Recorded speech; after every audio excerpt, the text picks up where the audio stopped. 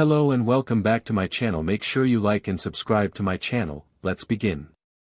It was a clear afternoon with a blue sky when Ash, Ketchum, Pikachu, and the rest of the Kalos team, except for Goodra and Greninja, arrived at the outskirts of Pallet Town after competing in the Kalos League in Lumio City. Although he lost to Hala in his final battle, Ash felt satisfied with his performance, having done better than in previous leagues. Almost home, Pikachu, Ash said excitedly. Pikachu responded with a cheerful, Pika, Pika. Let's go. As Ash and Pikachu ran towards their home, he opened the door and was greeted by Delia's Mr. Mime, affectionately known as Mimey. Mom, I'm home. Ash shouted. Ash, my son. You're back, welcome home. Delia exclaimed, wrapping her arms around him and Pikachu in a warm hug. I saw your performance in the Kalos League. You were amazing in every battle, especially against Sawyer and Hala. I'm proud of you. Thanks, Mom. I'm glad you supported me during the league. The battles with Sawyer and Hala were the toughest, reminding me of my past rivals, like Gary in Johto and Paul in Sinnoh, Ash replied. Indeed. You should go to the guest room. All of your former traveling companions and rivals are waiting for you there, Delia said. Really? Ash asked, his excitement growing. Then what are we waiting for? Let's go see them. Ash and Pikachu made their way to the guest room, where his former companions and rivals were gathered, Brock, Misty, Drew, May, Max, Dawn, Paul, Kenny, Trip, Syllan, Iris, Serena, Bonnie, Clement, and Calem. Guys, it's been a while since I last saw you all, Ash said, happy to see everyone. How have you been? Ash, where do I start? We think you should reconsider your dream of becoming a Pokemon Master, Misty said. What? Brock exclaimed, shocked. You can't say that, Misty. Ash has always supported you throughout our journey, and now you want him to give up. That's not fair. Misty is right, Ash. Remember when we were captured by Team Magma in Hoenn? You put us in danger, May added. We can't let that happen again. Max disagreed with May. You can't blame Ash for that. We were outnumbered, and he was there to support you in your journey to become a top coordinator. Without him, you might not have even known about Pokemon contests. Max, May is your sister. You should listen to her. Ash, face it, you can't become a Pokemon Master. I still beat you in a battle at Fall Arbor Town, Drew said confidently. May, I can't believe you'd say that to Ash. And Drew, if Ash battled you now, I'm sure he would win, Dawn said, disappointed. Ash has always been there for me, and I owe my success in the Wallace Cup to him. You haven't even won a grand festival, so what gives you the right to tell him to give up? Kenny, you're not helping either. Ash has been a better friend than you, Dawn continued, her tone icy. I'm glad I chose to travel with Ash instead of you. But, Kenny tried to protest.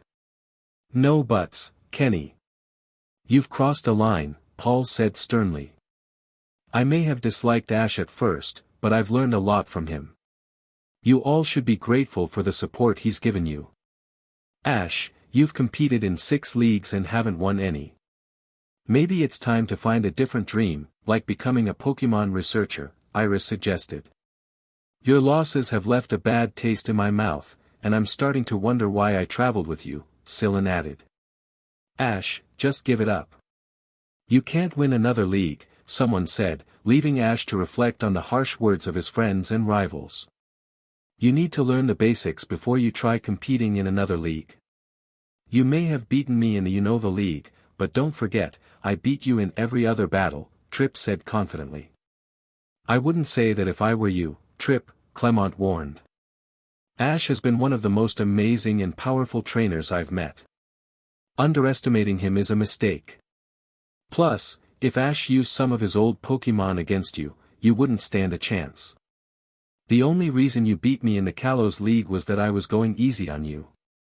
If I had used my best Pokemon, you wouldn't have won, Calem said, still frustrated about his loss to Ash.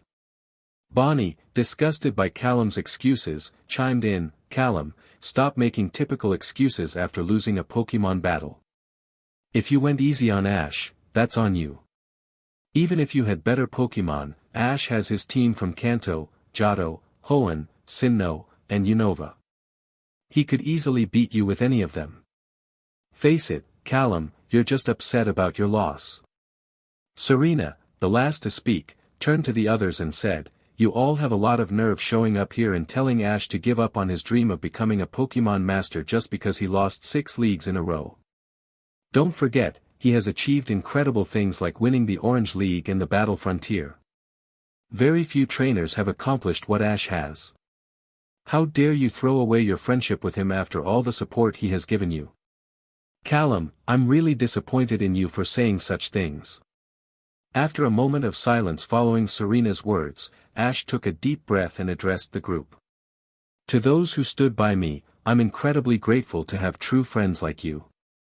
And to the rest of you, if you think I'm weak and can't win leagues or become a Pokemon master, I'll prove you wrong. When I achieve my goals, don't expect me to forgive you easily for what you've done." Pikachu exclaimed, ready to confront the others, but Ash stopped him. "Ignore them, Pikachu. They're not worth it," he said, running out of his house toward Professor Oak's lab.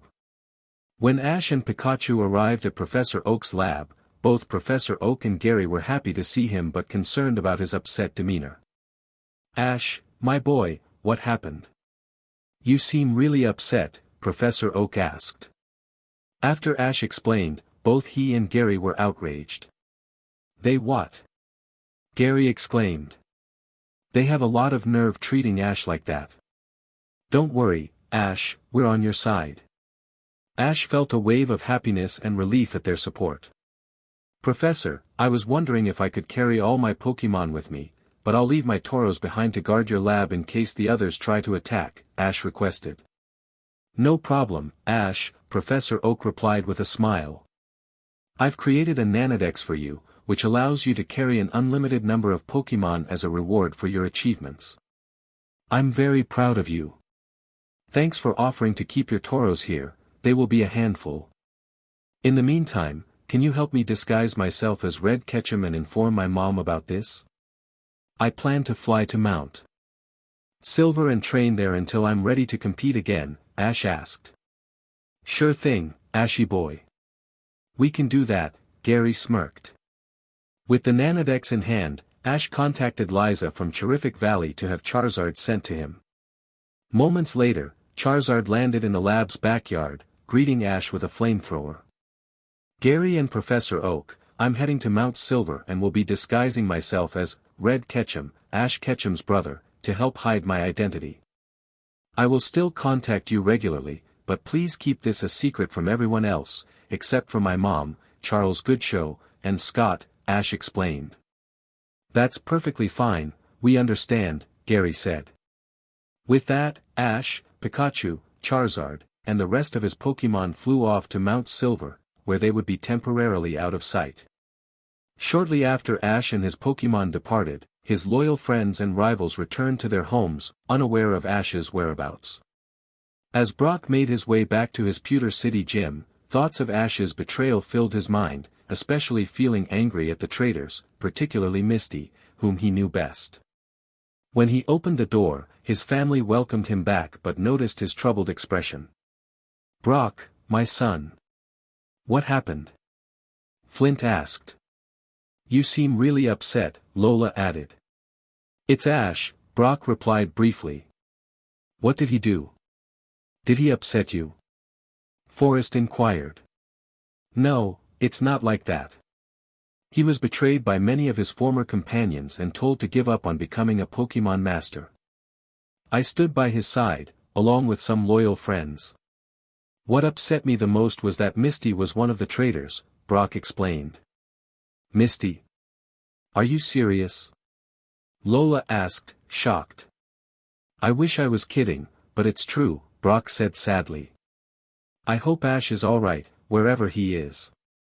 Just because they encountered many dangers throughout their journey didn't give May the right to blame Ash, Max thought as he returned to his gym in Petalburg City in Hoenn. May had decided to stay back with those who had turned against Ash, avoiding Max due to their disagreements. "Welcome home, Max," his father, Norman, said with a smile. "Where's May?" asked his mother, Caroline. "It's a long story, Dad," Max replied, explaining what had happened to Ash. "How dare she? After that, poor boy has always helped her throughout her journey in Hoenn and Kanto." "Don't worry, Max, we'll make sure May understands the consequences of her actions," Norman said, visibly upset. "I agree, darling. Ash deserves better than what happened and better friends like you, Max," Caroline said, smiling at her son, proud that he stood by Ash's side. Meanwhile, Dawn reflected on the betrayal of May and Drew. She couldn't believe that she had once considered them friends. At least May's younger brother, Max, was wise enough to stand by Ash. As she thought about her journey with Ash and Brock in Sinnoh, tears fell down her face. "Ash, thank you for always supporting me throughout our journeys together. Wherever you are, I hope you're okay and I wish to see you again. I love you, Ash," she whispered to herself. Abruptly, she stopped crying as she reached her home in Twin Leaf Town, where her mother, Johanna, welcomed her back. "Dawn, welcome home," she said. "Hi, Mum. It's good to see you again." "I have something to tell you," Dawn replied. "What happened, honey? Are you okay?" Johanna asked with concern. "It's about Ash. He was betrayed by many of his former friends and rivals, who told him to give up on his dream of becoming a Pokémon master. Along with Brock and Ash's loyal friends, I stood up for him. To make things worse, my childhood friend Kenny was one of the traitors," Dawn said sadly, tears starting to well up again. "Dear, it's okay. I hope Ash is alright, and I suggest you not interact with Kenny anymore," Johanna said gently. "Already done, Mum. The moment Kenny betrayed Ash, I ended my friendship with him. And I think that I'm in love with Ash," Dawn admitted, slightly blushing at the thought of potentially reuniting with him. "Really? You're in love with Ash? Then I suggest you go for him. Ash certainly cares for you as a close friend and has always supported you during Pokémon contests," Johanna said, happy that Dawn had found someone special. "Thank you, Mum. I'm really glad that you approve of Ash. He means a lot to us," Dawn replied with a smile. Meanwhile, Paul was returning to Veilstone City in Sinnoh, deeply concerned for his former rival and friend. As he reached his house, his older brother, Reggie, noticed Paul's grim expression. "Paul, you're back. What's wrong?" he asked. "You see, Reggie, Ash was betrayed by many of his former traveling companions and rivals.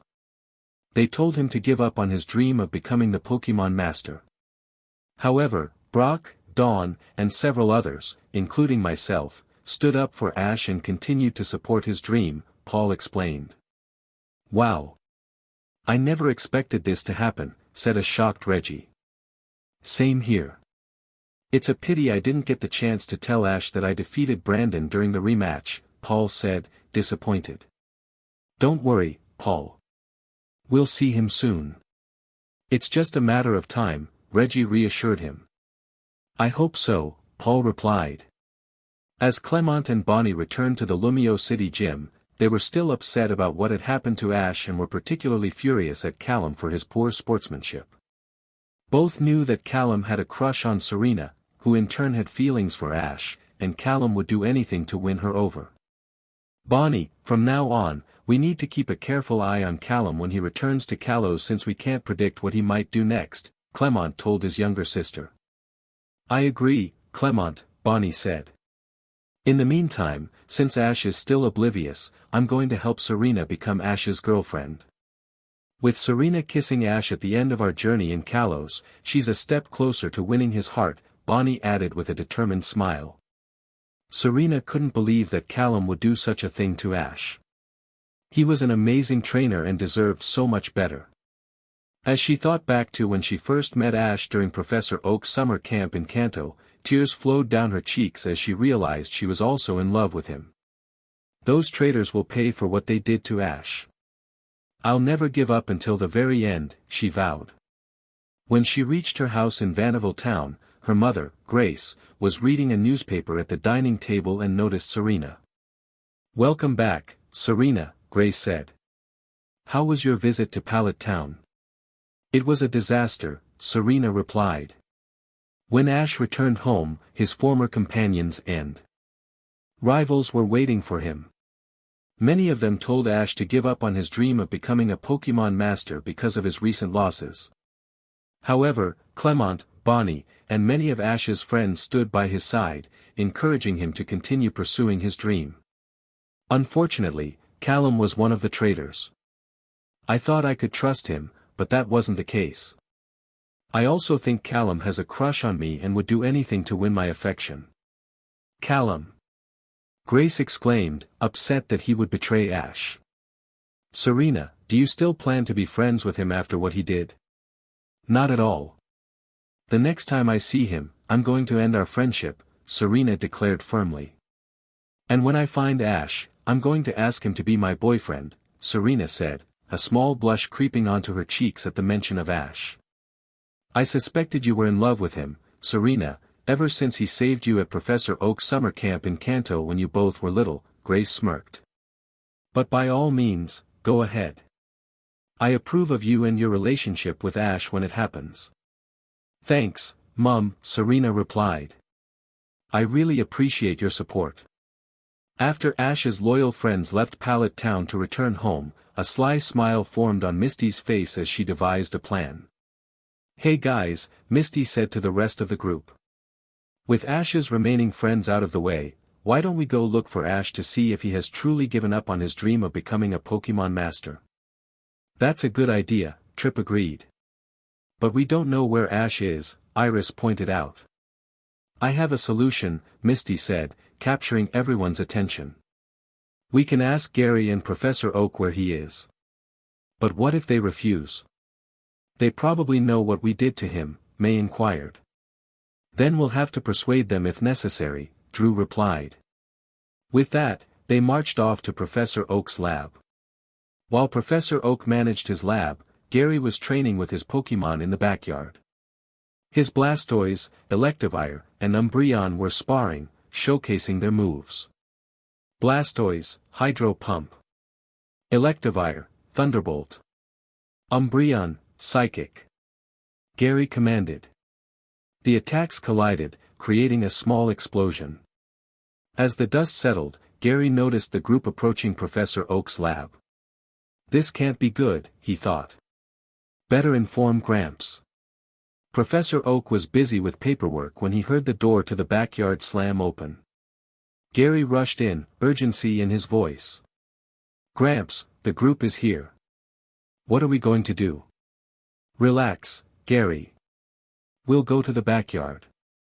If they try anything funny, we can intimidate them with Ash's Tauros, Professor Oak replied. They headed to the backyard, where the group awaited them. Both Gary and Professor Oak were furious but maintained their composure. What do you want? Gary asked, his tone cold. Where's Ash?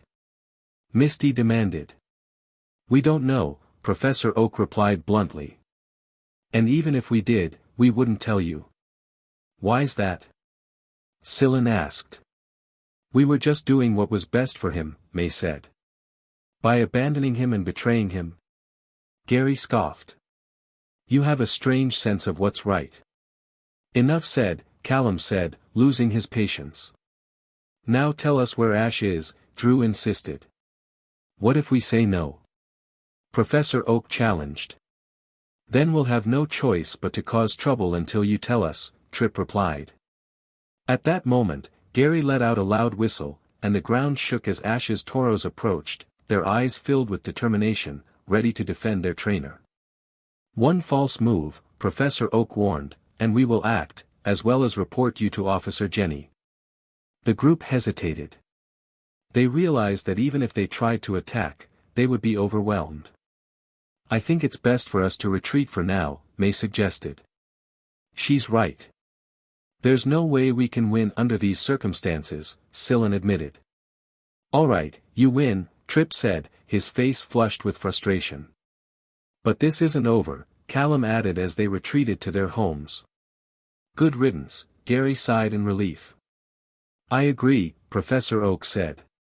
We need to inform Delia about what happened to Ash. They made their way to Ash's house. Gary and Professor Oak, Delia greeted them with a smile. What can I do for you? After they explained everything, Delia broke down in tears, clearly upset about what had happened to her son. Those traitors will pay for what they did to my son, she said furiously. Don't worry, Delia, Professor Oak consoled her. At least some of Ash's friends stood by him. That's true, Delia agreed. Gary, thank you for supporting Ash's dream.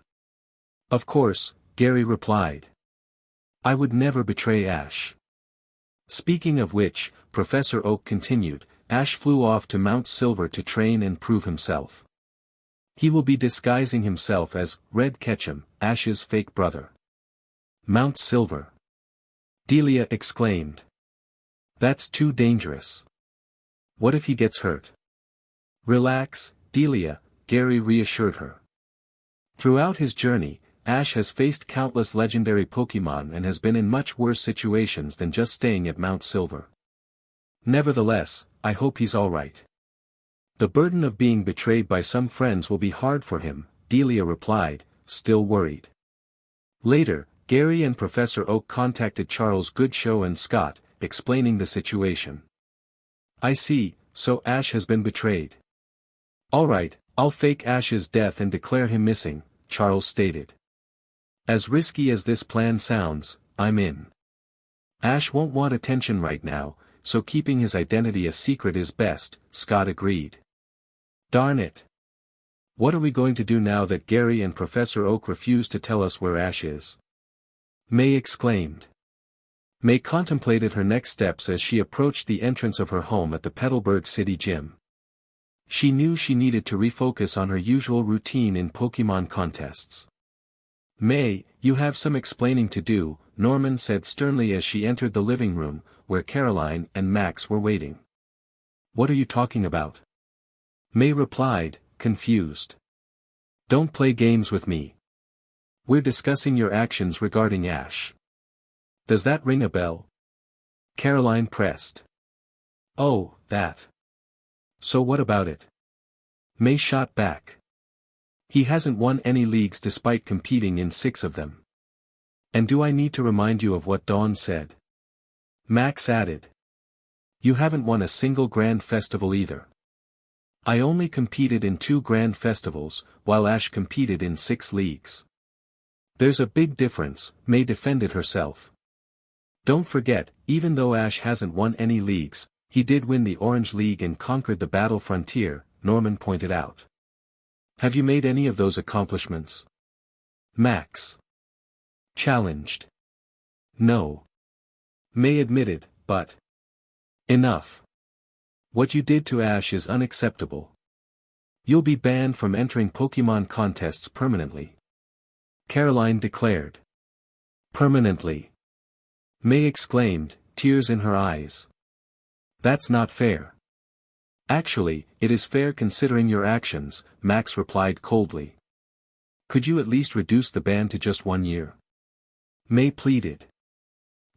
If you can beat me in a one-on-one battle tomorrow, I might consider it, Norman said. That's fine, I accept, May acknowledged, knowing it wouldn't be easy. The next day at the Petalburg City Gym, Max announced, this will be an unofficial one-on-one Pokémon battle, with no substitutions allowed. When one side's Pokémon is unable, the battle will be over. Please take out your Pokémon. Venusaur, Spotlight. May shouted as her Pokémon appeared. Slaking, prepare for battle. Norman commanded, and his Pokémon appeared, looking relaxed. May, you have the honor to go first, Norman said. As you wish, May replied. Venusaur, use Sludge Bomb, she commanded, and Venusaur launched a series of sludge bombs at Slaking. Slaking, dodge it and use Earthquake. Norman instructed. Slaking effortlessly rolled aside and unleashed an earthquake that shook the battlefield, causing Venusaur to lose its balance and take damage. That slaking may seem slow, but it dodged easily. However, its ability is truant, so it can't move every turn, May thought. Now, use Leech Seed, she ordered, and the vines wrapped around slaking, draining its health each turn. Use Giga Impact. Norman commanded as slaking charged at Venusaur, striking it and pushing it back. Even though Giga Impact requires a recharge, it won't matter because of slaking's ability, Norman explained. Smart strategy, as expected from Dad, May thought. But I won't lose. Use Toxic, she commanded. Venusaur released toxins at slaking, who was unable to move, causing it to be badly poisoned. If this continues, slaking will faint due to Leech Seed and Toxic, Norman thought. Use Aerial Ace, he commanded. May gasped, realizing Norman had taught Aerial Ace to counter fighting-type Pokémon. Use Giga Drain, she ordered, and Venusaur drained energy from slaking, recovering some of its lost health. As the battle continued, slaking looked exhausted from the combined effects of Leech Seed, Toxic, and Giga Drain. It's now or never. I need to finish this battle, Norman thought. Finish this with your final shot of Giga Impact, he commanded. Use Sludge Bomb to end this battle. May shouted. As slaking charged at Venusaur, Venusaur unleashed a barrage of sludge bombs, damaging slaking but not stopping its charge. They collided, resulting in a massive explosion. When the smoke cleared, both slaking and Venusaur had fainted. Both Pokémon are unable to battle. Therefore, this battle is a tie, Max announced. Thanks, slaking, you did well. Take a good rest, Norman said as he recalled his Pokémon. You too, Venusaur, May said, returning her Pokémon. Despite the tie, Norman expressed his disappointment in May's actions toward Ash. However, you fought well, so you have my permission to attend Pokémon contests, but only under one condition, he stated. What is it, Dad? May asked. You must stop interacting with Drew. I find him a bad influence, he replied firmly. But. May hesitated, then reluctantly said, fine. However, in her heart, she knew she wouldn't follow her father's order, as she had feelings for Drew. A month later, Charles Goodshow and Scott addressed the media. We have some very bad news, Charlie said solemnly. What is it? The reporter asked. It's about Ash Ketchum, Scott replied. We believe he is dead. He has been missing for a month, and there is no evidence of him being alive. I'll inform the world so people can commemorate him for saving many legendary Pokémon and protecting the world, the reporter assured. A few days later, the Global News reported, it is with great sympathy that Ash Ketchum of Pallet Town has been declared dead. He has been missing for a month, and there is no evidence of him alive. His death will deeply affect his friends and family, as many know he saved countless legendary Pokémon from destruction. Please allow a minute of silence so we can commemorate him for his significant contribution to the world, the news reporter stated. At Brock's Pewter City Gym, Flint pointed at the news displayed on the TV. Hey Brock, you need to look at this. What is it, Dad? Brock asked. After the news report, he broke down into tears. Impossible. I refuse to believe that he is dead. As much as I hate to admit it, he is gone, Lola said with a strong sense of sympathy. Ash. Brock thought to himself. Thank you for being my longtime brother and always there for me. I'll never forget our fun times together when we journeyed throughout Kanto, Johto, Hoenn, and Sinnoh. Despite what the media said, I know you're still out there somewhere. Meanwhile, at Max's father's Petalburg City Gym, Max was in disbelief. No. I refuse to believe that he is dead, he said, tears rolling down his cheeks after watching the news. Norman and Caroline comforted each other, knowing how much Ash meant to them. Ash, you have been my longtime idol, and you will always be. For you, I'll do my best and become one of the strongest Pokemon trainers in the world, Max thought to himself. In another part of town, May watched the news with a fake remorseful expression, but deep down, she felt relieved that Ash was gone. About time, she thought. At Dawn's house in Twin Leaf Town, she shouted in grief after watching the news. It can't be true. He can't be dead that easily. I agree, Johanna stated. He is too strong to be gone just because he has disappeared for a month. It will be a matter of time before he shows up again. Dawn, when he reappears, make sure you're ready to confess to him. No need to worry, Dawn said, half relieved. I'll be ready for him. In Veilstone City, Paul was training with his Pokemon when Reggie burst in. Paul, have you seen the news? Ash has been declared dead. Wait, what? Paul exclaimed, shocked. As he briefly watched the news, he felt a surge of anger. Ash, thank you for everything you have done for me. I'll forever be in your debt. I'll find a way to make things right. At the Lumio City gym, Bonnie cried, devastated by the news of her second brother. I doubt that Ash is dead.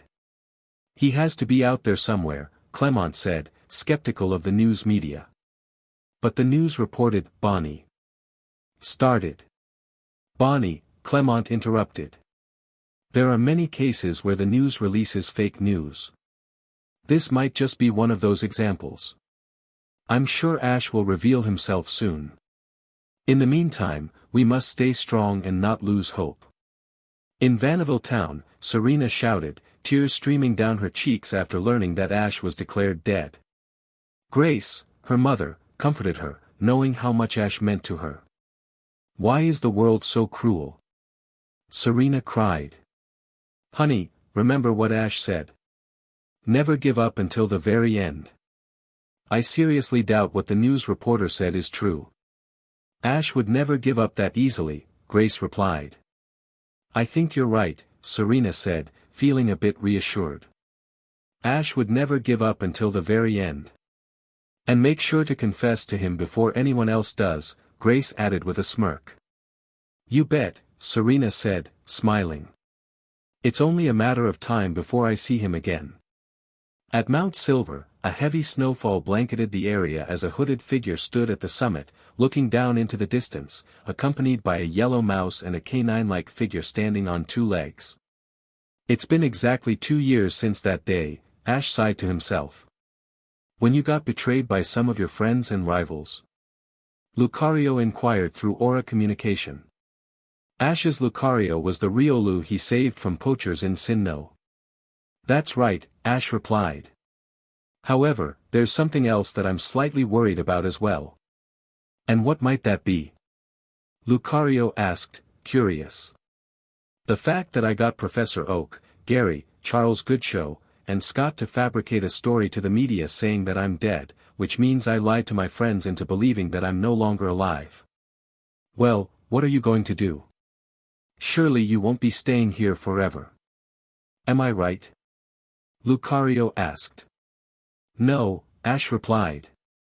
I do intend to leave this place when I'm ready, but not until my Pokemon have been trained to their full potential. He glanced back at his cottage, built by him and his Pokemon, with a massive backyard designated for training. Well, I hope your friends will take it well when they find out that you hid from them for 2 years, Lucario stated. I know, Ash replied. When the time comes, I'll have to face them again. In the backyard, all of Ash's Pokemon except for Pikachu and Lucario were sparring in pairs, training and practicing their movesets. Item, Septolite. Swellow, Brave Bird, Heat Wave, Steel Wing, Work Up. Crawdaunt, Crab Hammer, Night Slash, Aerial Ace, Swords Dance. Torkoal, Heat Wave, Solar Beam, Earthquake, Stone Edge. Glalie, Blizzard, Earthquake, Freeze Dry, Water Pulse.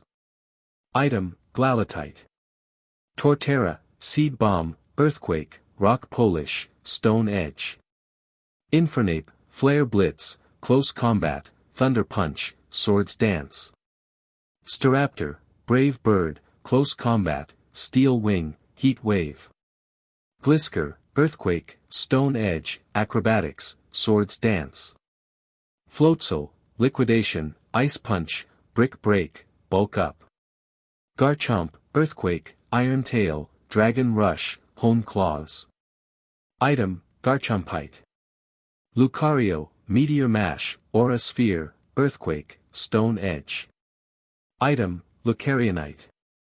Superior, Leaf Storm, Dragon Pulse, Aqua Tail, Iron Tail. Imbor, Flare Blitz, Scald, Thunder Punch, Brick Break. Samurott, Hydro Pump, Mega Horn, Ice Beam, Sacred Sword. Unpheasant, Aerial Ace, Steel Wing, Brave Bird, Heat Wave. Crocodile, Earthquake, Crunch, Bulk Up, Aerial Ace.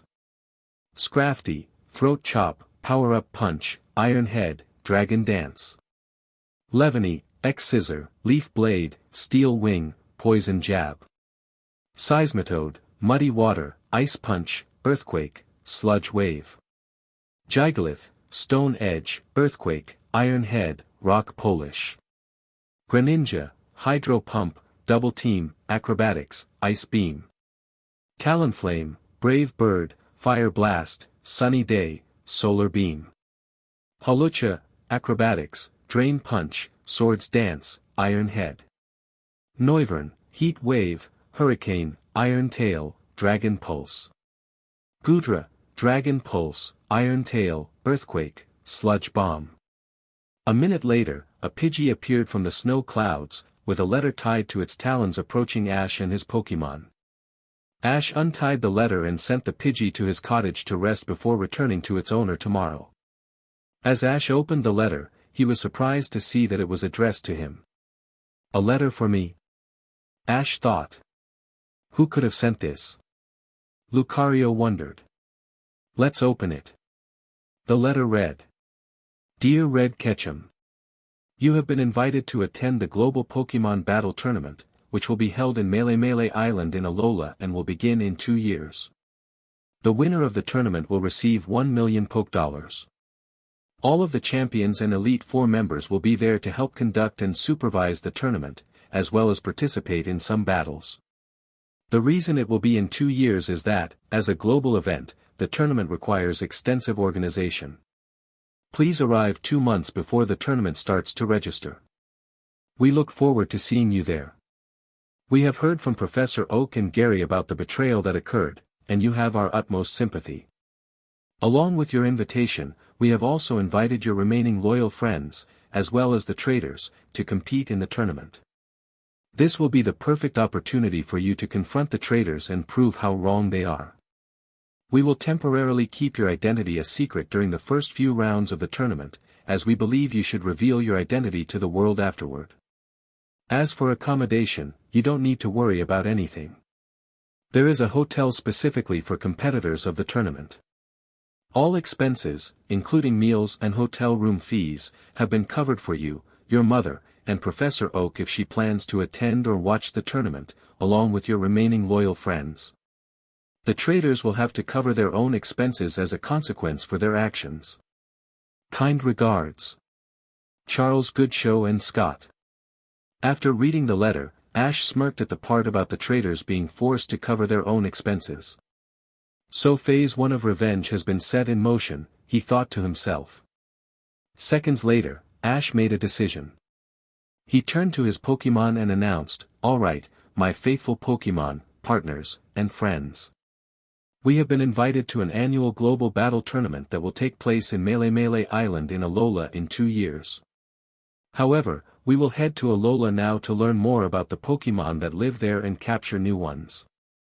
This will benefit us when we compete in the tournament. Is everyone ready to head to Alola?" Ash asked, and he was met with a loud roar of agreement. Very well. Let's head to Alola now. Ash said as he recalled all of his Pokémon except for Pikachu, who jumped onto Ash's shoulder. Before leaving, Ash got himself a new outfit but kept the cloak in case it was needed, along with a new mask to cover his face. A few hours later, Ash and his Pokémon arrived at Kanto Airport and boarded a plane to Alola, ready to start another new journey and adventure. After the 2-hour flight from Kanto, Ash's plane finally descended into Alola. As soon as Ash exited the airport, he took Lucario out of its pokeball and allowed it to walk freely with him. Looking at the map of Alola he recently obtained from the information center in the airport, he searched for any possible mountains in Melee Island. To his luck, there was one located in the 10-Carat Hill area. As Ash, Pikachu, and Lucario began their trek to 10-Carat Hill, he heard a commotion coming from a Pokemon school and a research lab located several meters ahead. What's going on, he thought.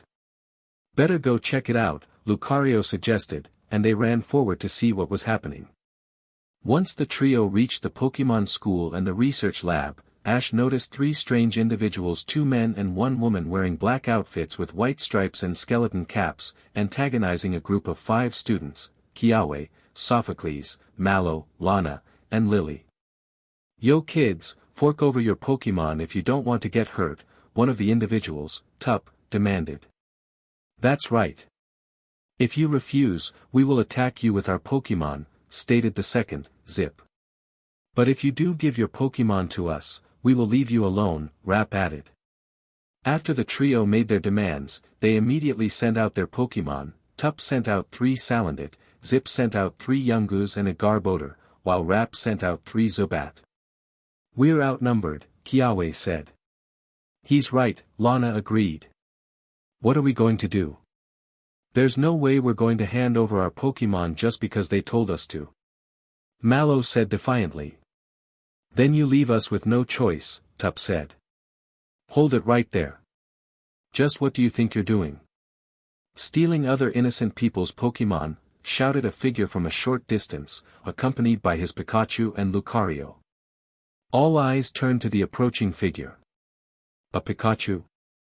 And a Lucario? Kiawe said, surprised at Ash. Wow, this is the first time I've seen a Pikachu in real life, said Sophocles, who was particularly interested in electric-type Pokemon. He looks strong. What is he going to do to them? Lily asked. If it's a battle you're asking for, it's a battle you're gonna get and regret, Ash said to the trio. Humph. Who on earth are you? Get out of our way. We have some business to deal with here, Zip snarled. Wait, Zip. Tup, are you willing to battle this person in front of us 3 against 1? Rap asked. Well, since he agreed to battle us, I don't see why not, Tup replied. He turned towards Ash. We accept your challenge, he said. But it's us 3 against you. That's the least of my concerns. It doesn't stop me from winning, Ash replied while shrugging his shoulders. You're a cocky one. We'll see about that. Now send out your Pokemon, Rap said. Pikachu, Lucario, ready to battle? Ash asked, getting 2 nods in agreement. Alright, Crocodile, I choose you. He took out Crocodile. As the large crocodile wearing sunglasses stood on its hind legs, it gave a growl at the opposing Pokemon. Key Stone, respond to my heart. Lucario, Mega Evolve.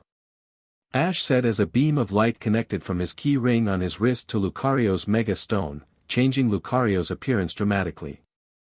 Wow! He can Mega Evolve. Kiawe stated. He must be very strong, Mallow said.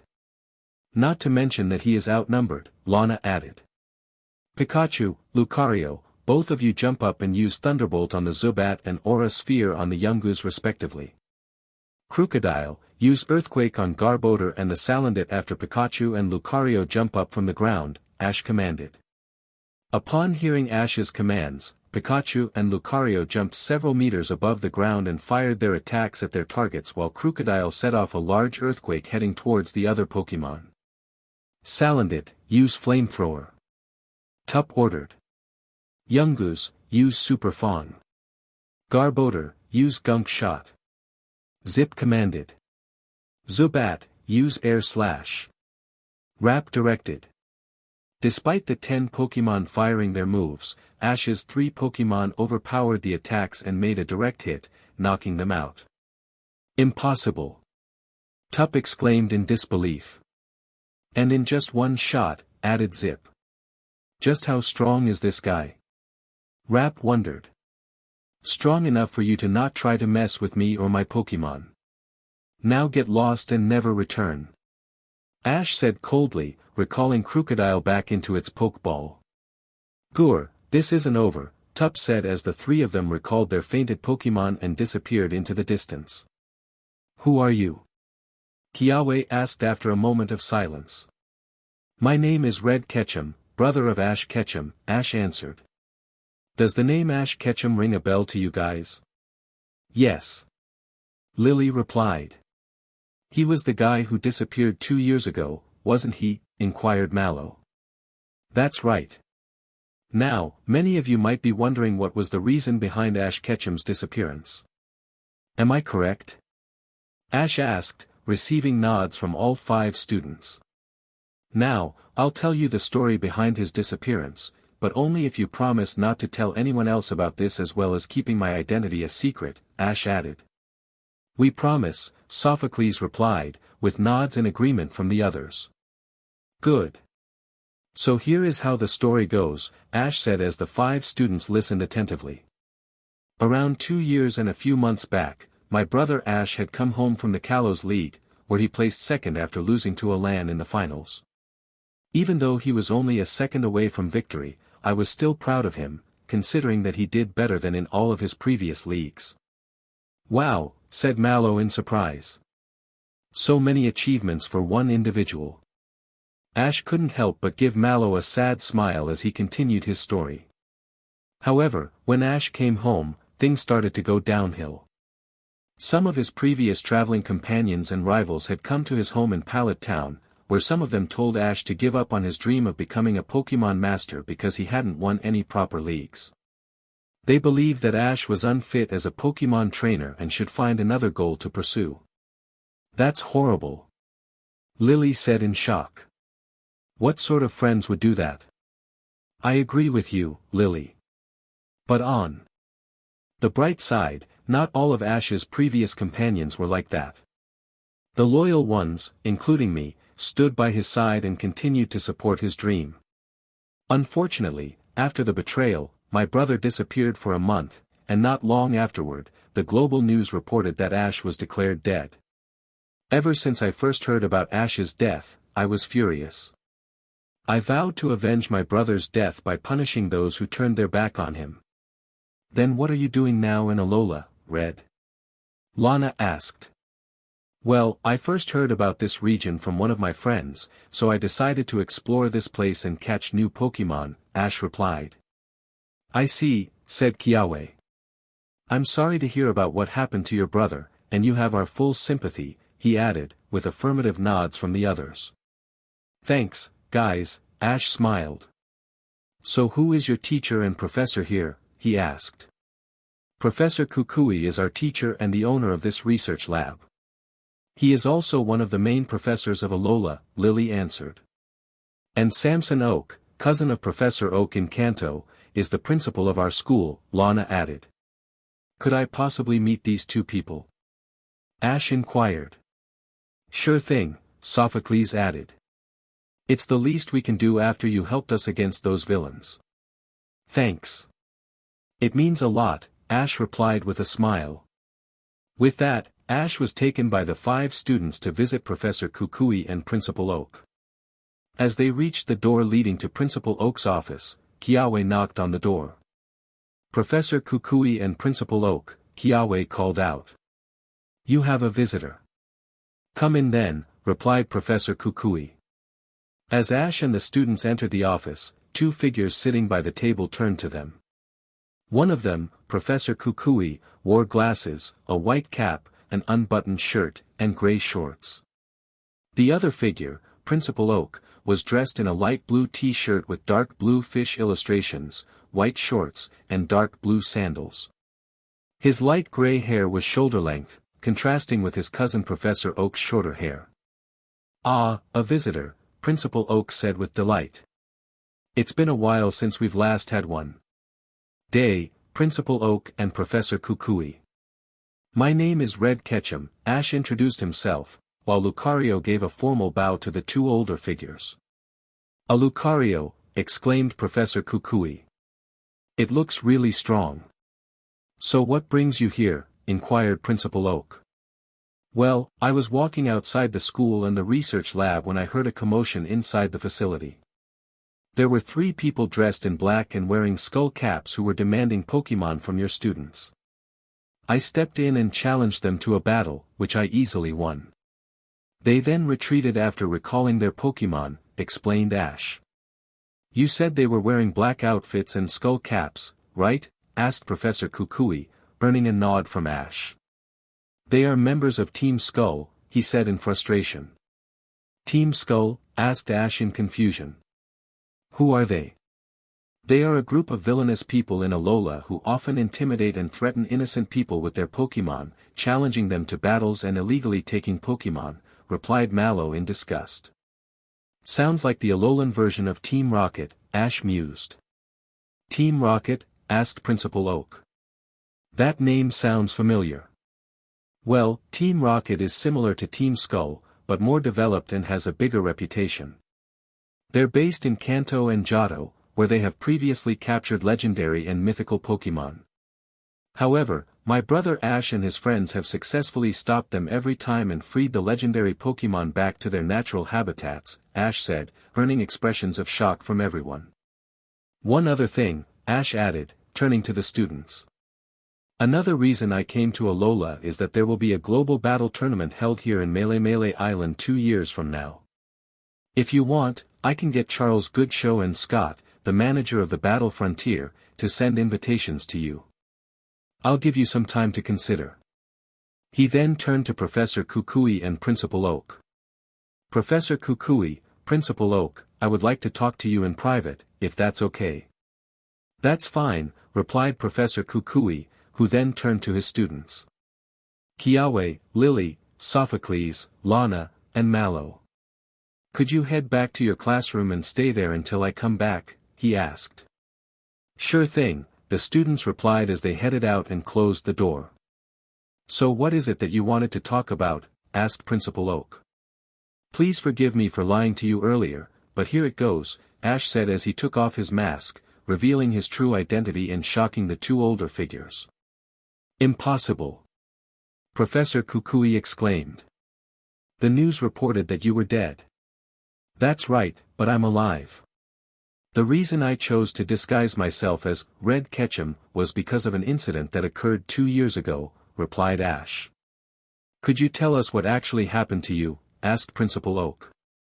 "That's fine with me, as long as you don't tell anyone about my identity," replied Ash, receiving nods in response.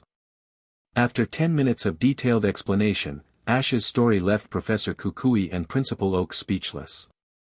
"So does that mean, aside from us two, only Professor Oak, Gary, your mother, Charles, and Scott know about your true identity?" asked Principal Oak. "That's right," replied Ash. "Before the tournament starts, I plan to train my Pokémon here and capture new ones." "Are there any gyms here in Alola?" "Unfortunately, no. You see, Alola is special, split into 4 islands, Melee, Akala, Ula, and Pony Islands. Each island has something called the Island Trial, which includes several challenges. Every challenge is different, ranging from battles to finding specific items under a time limit or tests of knowledge. To complete the trial, the trainer must defeat the totem Pokémon. However, it is not easy, as some totem Pokémon can call for allies," explained Professor Kukui. "Wow, that's something new. Maybe I should compete in these trials," Ash said. "Considering that you managed to scare off the Team Skull grunts by winning against them despite being outnumbered, I think you're more than capable of entering the trials." Principal Oak nodded in approval. Ash then turned to Principal Oak. "Principal Oak, could I borrow your videophone so I can contact Professor Oak, Gary, and my mother?" asked Ash. "Sure thing, not a problem." "Go ahead," Principal Oak said. A minute later, Ash turned on the videophone, and Professor Oak appeared on the screen. "Ah, my longtime cousin, Samson Oak, how have you been?" "Wait, Ash, is that you?" Professor Oak asked in shock and excitement. Indeed it is, Ash replied. So did you reveal your true identity to Professor Kukui and my cousin? Inquired Professor Oak. Yes, I did, answered Ash. So what are you doing in Alola? And most of all, what are you doing here in my cousin's office? Professor Oak asked. It's a long story, replied Ash. After briefly explaining the tournament and the Team Skull incident, Professor Oak was shocked. So what are you going to do now? Professor Oak asked. Well. Before Ash could continue, a recognizable voice came from the screen. No way. Ashy boy, is that you? What are you doing in Alola? I thought you were still in Mount Silver. Gary shouted excitedly, causing Ash to sweat drop at his behavior. Calm down, Gare Bear, Ash said, half annoyed. And yes, I am in Alola. I'll get Professor Oak to explain to you later. Alright, smell ya later, Gary said with a smirk. I'll get your mother now, he added, as Delia appeared on the screen a few seconds later. Ash, Delia said, with a few tears rolling down her face. How have you been? It's been a while since we last talked to each other, Ash said to his mother, Delia. Yes, it has, Mum, he continued. I'm really sorry about that. However, I am now in Alola for a tournament that will be held in 2 years. Perhaps you can come to attend the tournament to meet me there. Sure thing, but it's another 2 years, Delia replied sadly. Don't worry, Mom, Ash reassured her. Time flies faster than you think. Alright, see you soon, honey. Love you, and no matter where you are, I will always be rooting for you. Take care for now, Delia said. Bye, Mom, Ash replied. I love you. After a few seconds, he turned off the videophone. That was quite an eventful reunion, Principal Oak remarked with an amused expression. Yeah, it was, Ash said, smiling. So where do you plan to stay for the next 2 years? You can stay at my house if you don't have a place. Thanks for the offer, Professor Kukui, but I've already decided to stay in the 10-Carat Hill area. Don't worry, my Pokemon and I will build a cottage, Ash replied. But how many Pokemon do you have in total? With just Pikachu, Lucario, and Crocodile, it will take a long time to build one with just the 4 of you, Principal Oak inquired. That's where you're wrong, Ash said. I currently have 45 Pokemon stored in my Nanodex, including Pikachu and Lucario. I also have another 30 Tauros at Professor Oak's lab. That many? Professor Kukui gasped. Wow, that certainly is amazing. There is no doubt you are a powerful trainer. I look forward to seeing you complete the trials and compete in the tournament in 2 years. That means a lot. Thanks for having me here, and if any of you, including your students, need help, feel free to contact me through my Nanodex. However, please don't tell anyone about my real identity. I plan to reveal it after the first few rounds of the tournament, Ash said. No problem, the 2 older figures replied. Once again, thank you for saving our students from those Team Skull grunts. Take care for now. With that, Ash left the school, accompanied by his trusty Pikachu, Lucario, and the rest of his Pokemon.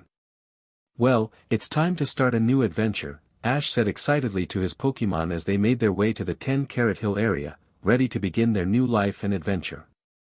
After spending an hour with all of his Pokemon building a cottage in the 10-Carat Hill area, Ash and his Pokemon took a 30-minute break, enjoying lunch and some berries they had collected upon arriving. After the break, Ash asked his Pokemon, ready for training, earning enthusiastic roars of agreement in return. Then let's get started. Before anything else, a cry echoed from somewhere in the mountains, and a figure approached Ash and his Pokemon. It resembled a strange creature, with yellow shields attached to its arms and yellow and orange bristles on its head, along with what appeared to be a mask. What's that? Ash wondered aloud. Judging by its stance, it looks like it wants to battle, Lucario observed. Well, before anything else, let's take a photo of it so I can show it to Professor Kukui, Ash said as he took out his Nanodex and snapped a picture of the Pokemon. Pika, Pika. Pikachu growled at the Pokemon, sparks crackling from its cheeks. Pikachu, do you want to battle it? Ash asked. Pika. Pikachu replied eagerly. Alright, Pikachu, start off with quick attack. Ash commanded. Pikachu leapt towards the Pokemon, but the opposing creature easily dodged the attack. It's fast, Lucario commented in amazement. Then use Thunderbolt on the ground, Ash ordered. Pikachu fired a Thunderbolt at the ground, causing splinters of earth to fly toward the Pokemon. The opposing Pokemon was unable to completely shield itself from the attack and took some damage as a result. After recovering, it presented Ash and Pikachu with two strange items, a small yellow rhombus-shaped crystal and a ring meant to be worn on the wrist. Ash looked at the Pokemon in confusion and asked, "Do you want us to use this in battle against you?" The Pokemon nodded and directed Ash and Pikachu on how to set up the two items. Ready, Pikachu? Ash asked after a minute of preparation. Pika, came the enthusiastic reply. As they began the dance, a strong beam of light enveloped Ash and Pikachu, releasing a powerful attack that was at least 3 times more powerful than Pikachu's Volt Tackle, striking the opposing Pokemon and creating a massive dust cloud. After the dust settled, the opposing Pokemon was revealed to have been knocked back and struggled to get up. Moments later, it finally stood up and flew off into the distance, letting out a loud cry, leaving Ash and his Pokemon in stunned silence. What power, Lucario said in awe, still processing what had just happened. Let's go to Professor Kukui to see what he knows about this, Ash suggested, recalling all of his Pokemon except for Pikachu and Lucario into his Nanodex as they headed to the trainer school and research lab. After 10 minutes, the trio found Professor Kukui, who was teaching 5 students about Mega Evolution. Professor Kukui. Ash called out. Red. What seems to be the matter? Professor Kukui asked, noticing the 2 items Ash had brought. Dear Arceus. Where and how did you get this? He exclaimed. That's what I'm trying to figure out, Ash replied, taking out his Nanodex. This Pokemon just appeared out of nowhere, challenged me to a battle, and gave me these 2 items, he explained, showing them to Professor Kukui and the students, who were all shocked at the sight. No way. That's Tapu Koko. Sophocles exclaimed. Tapu who? Ash asked in confusion. Tapu Koko, Mallow clarified. The guardian of Melee Island and a legendary Pokemon, Lily added. Impossible. Are you saying that I ran into a legendary Pokemon? Ash asked in shock, receiving nods from everyone. And what exactly are these 2 items? Ash inquired. That's a Z-Crystal, specifically an Electrium Z, and a Z-Ring, Professor Kukui explained. You receive one of these Z-Crystals after completing an island trial challenge, Kiawe explained. And exactly how does it work? Ash asked, intrigued. I can explain that, Kiawe replied. These 2 items you were given perform a Z-move, which can be used only once in a battle. The power of Z-moves depends on the strength of your base move. What was your Pikachu's base move? Volt Tackle, Ash responded. Then that would be very powerful. The Z-move you performed was Gigavolt Havoc, Sophocles added. But why did Tapu Koko challenge me to a battle? Ash inquired, curiosity evident in his voice. Well, legends say that if a person in Alola does a notable good deed, the Island Guardian will meet them and reward them with a Z-Ring and a Z-Crystal, as well as challenge them to a battle, Professor Kukui explained. So I guess Tapu Koko was watching me when I saved you guys from Team Skull then, Ash said in awe. Most likely so, Lana confirmed. And if I finish all of the island trials and the grand trial, does that mean I will get a bunch of these Z-Crystals? Ash asked excitedly. That's right, Professor Kukui replied. Well, Ash, even though you have been in Alola for only today, you have certainly made many accomplishments here already.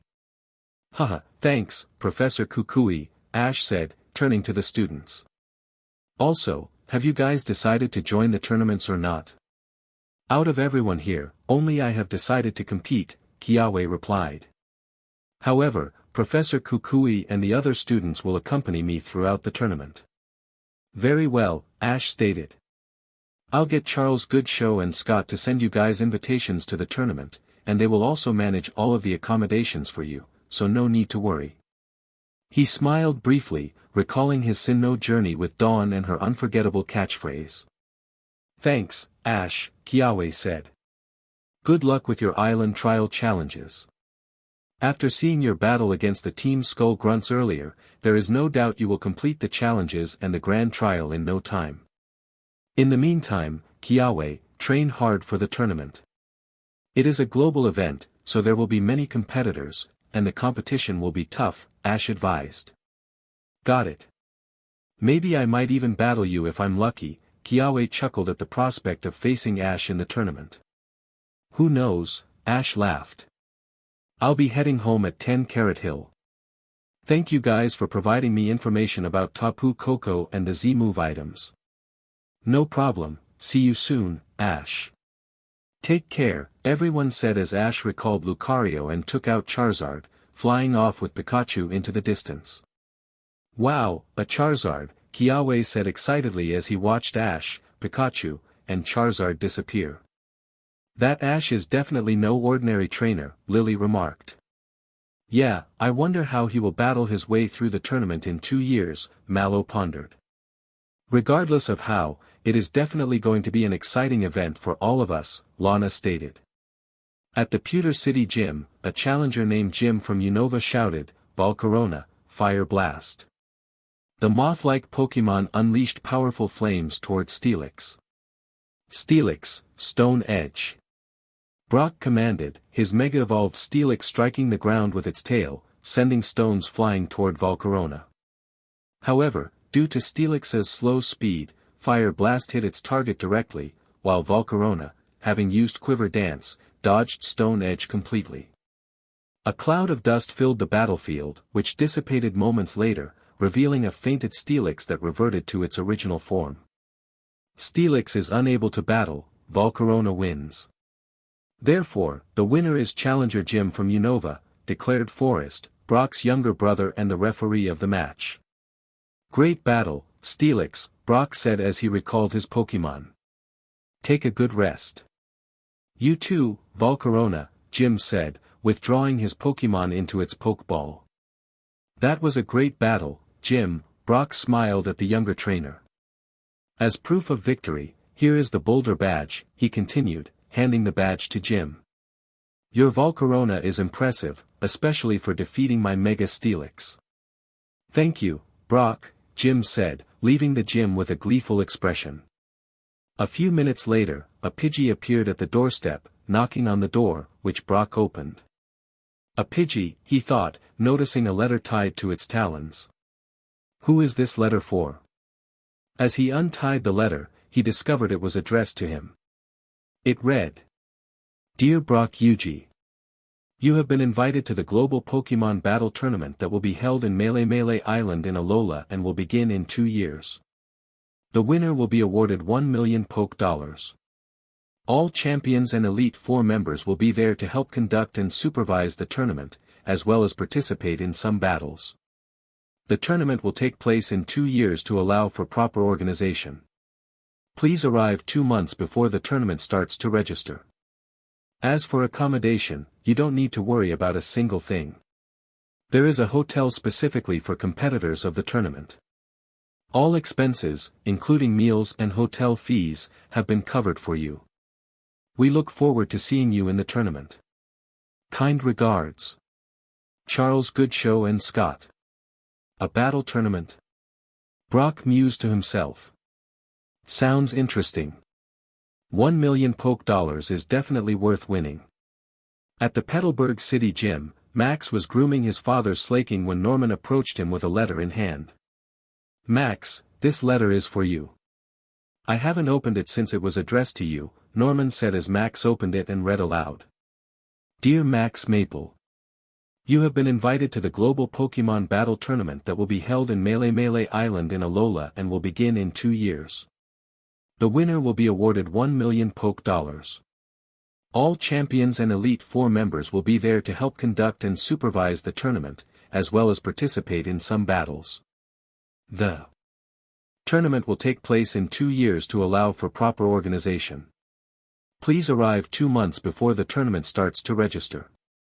As for accommodation, you don't need to worry about a single thing.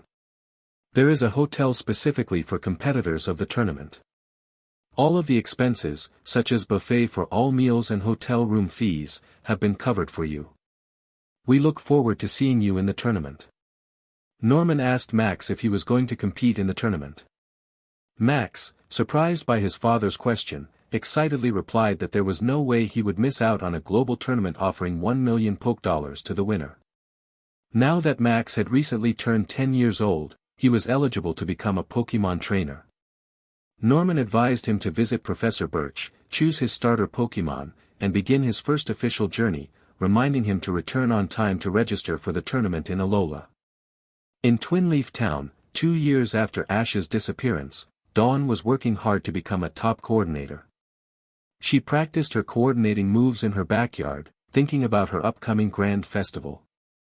A month prior, she had faced her longtime rival, Zoe, and emerged victorious, earning the title of top coordinator. While practicing, a starly flew into her backyard with a letter tied to its leg. Curious, Dawn untied the letter and discovered it was addressed to her. The letter revealed that she had been invited to the global Pokemon battle tournament in Melee Island, Alola, starting in 2 years. The tournament promised 1 million Poke Dollars for the winner and would feature champions and Elite Four members supervising and participating in battles. Dawn was instructed to arrive 2 months early for registration. Her mother, Johanna, approached and asked about the letter. Dawn explained the invitation to the tournament, and Johanna expressed excitement, asking if Dawn would register. Dawn confidently replied that she would, seeing the opportunity as too good to pass up. Johanna playfully mentioned that she might run into Ash again, causing Dawn to blush. Determined to train for the tournament, Dawn hoped to see Ash and confess her feelings for him. Johanna encouraged her with a smile. Meanwhile, in Veilstone City, Paul was training his Pokemon in his backyard with his brother, Reggie. After a training session, a Starly approached Paul with a letter tied to its leg. Upon opening it, Paul discovered he had also been invited to the global Pokemon battle tournament in Alola, starting in 2 years. Intrigued, Paul decided to participate and informed his Pokemon about the tournament. He planned to leave 6 months before registration to train in Alola and catch new Pokemon. Reggie, confused by the excitement of Paul's Pokemon, listened as his brother explained the invitation and his plans. Interesting. Alola, huh? Reggie remarked, intrigued by the prospect. This will be your first time in Alola. It will definitely be an exciting event. As much as I wish to accompany you, I still have work, but I will be watching every battle you and Ash compete in from TV, Reggie said. Don't sweat it, Reggie, Paul reassured his older brother. Also, since it is 18 months before I plan to head to Alola, I wish to challenge the Unova League. There's no point in simply idling here and just training my Pokemon in Sinnoh. It will get too boring. Then what are you waiting for? Go ahead and challenge it. I heard that Ash got top 8 after losing to one of his latest Unovan rivals, Cameron, so try to beat his position of top 8 and win the whole thing, Reggie advised. And good luck there as well. The trainers there are going to be very tough, he added. Thanks, Reggie. I'll be heading there now, Paul said as he recalled his Pokemon, bid farewell to his brother, and headed off to Sinnoh Airport, ready to begin his 5th adventure. At the Lumio City gym, Clement was working on his new invention in his room when suddenly it began to rattle and shake, eventually causing a small explosion that sent soot flying everywhere around him. Not again, he groaned. Why does this always happen to me? Because you need to improvise on your inventions as well as give them proper names, replied Bonnie, smirking as she walked into his room. Wait, what's that? she asked when she noticed a small figure flying towards Clement's room window, which appeared to be a fletchling carrying a letter on its leg. "I think that fletchling wants to give us that letter it has," Clement said as he opened the door, allowing the fletchling to fly in and land on his desk.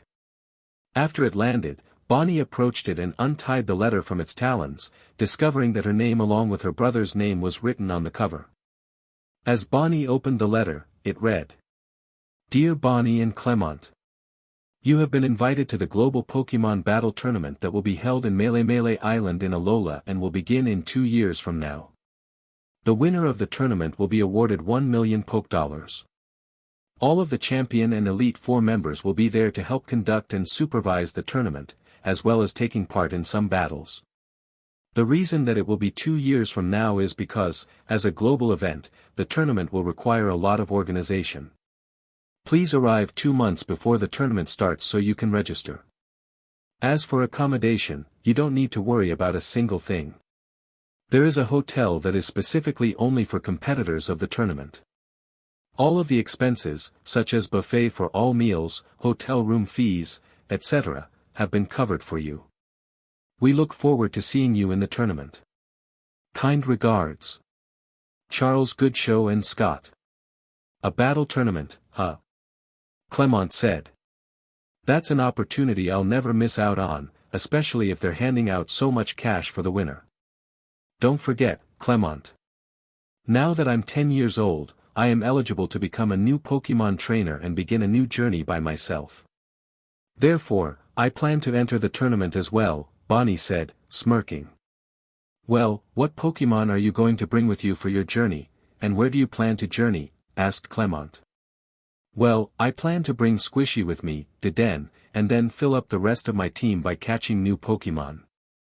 And for your information, I plan to journey in Kalos so I can compete in the Kalos League. I'll be back before we head together towards Alola for the tournament," Bonnie replied. "And when do you plan to leave on your journey?" inquired Clement. "Tomorrow, if possible," replied Bonnie. "That's fine with me," said Clement, smiling. "Take care and be careful. Let me know when the Kalos League starts so I can cheer for you."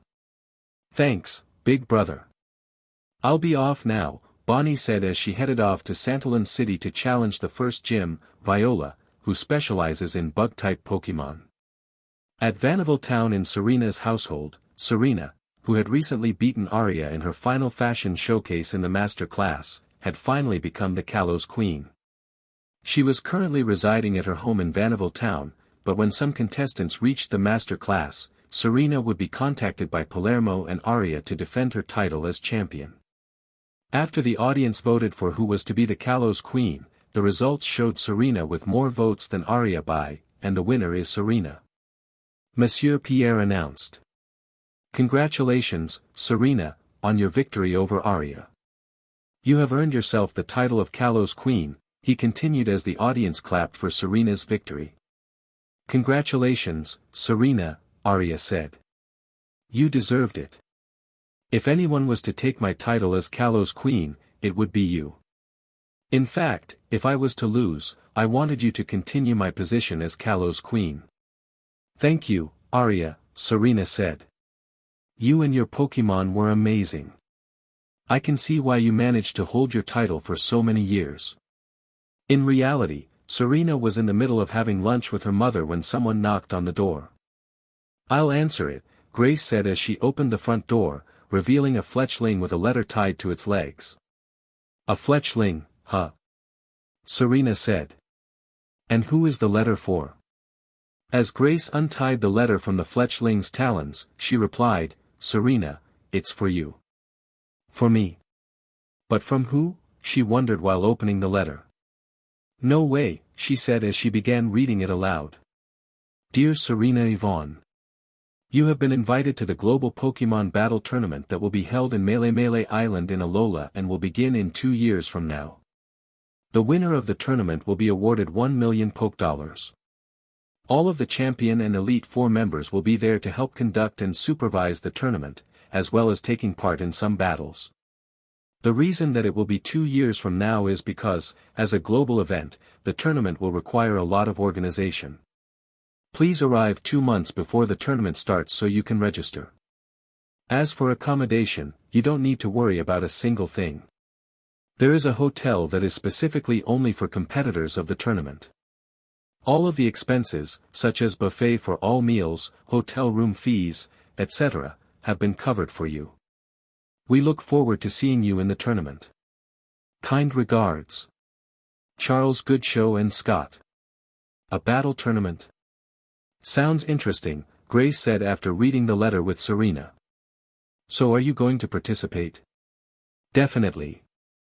1 million poke dollars is not worth missing, and knowing Ash, he is most likely going to compete in this, Serena replied. Well, someone's eager to see her crush, Grace teased, causing Serena to blush. Mum, she replied, half exasperated. Anyway, since this is an annual global tournament, Grace continued, there will be many competitors, so winning will be tough. As the Kalos queen, show everyone what you're made of. You bet, Serena said with a smile. Ash, wherever you are, stay safe. I hope to see you at the tournament. I love you, she thought to herself as she began preparing for the annual global Pokemon Battle Tournament, set to take place 2 years from now on Melee Island, Alola.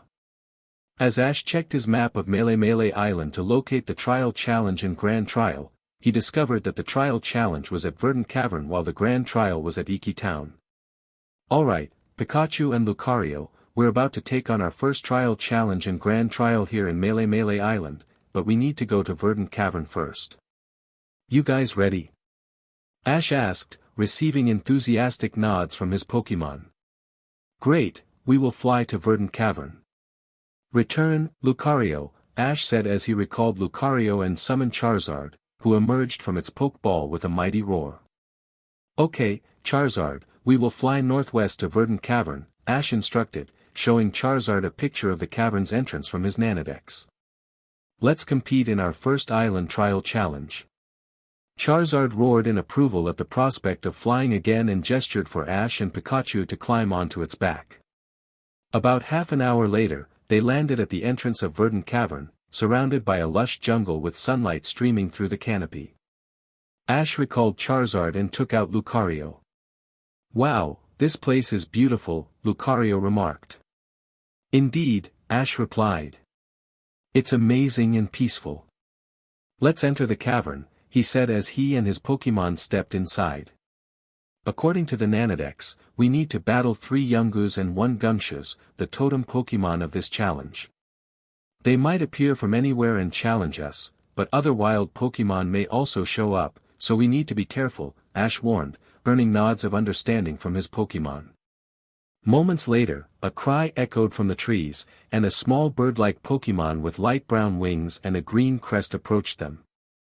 What Pokemon is that? Ash wondered as he checked his Nanodex. Rowlet, the grass quill Pokemon. It feels relaxed in tight, dark places and has been known to use its trainer's pocket or bag as a nest.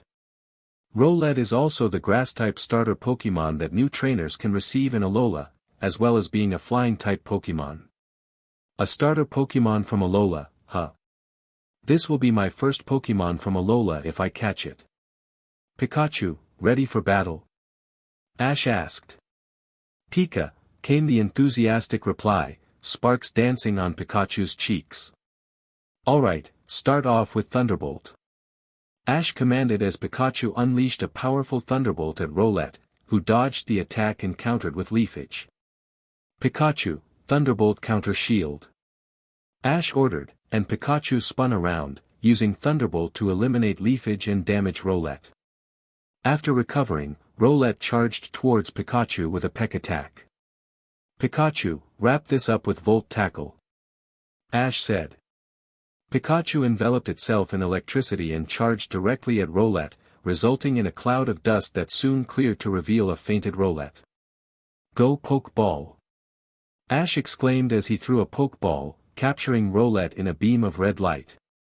A few beeps later, the Pokeball stopped shaking, indicating a successful capture. Capture successful. Lucario noted.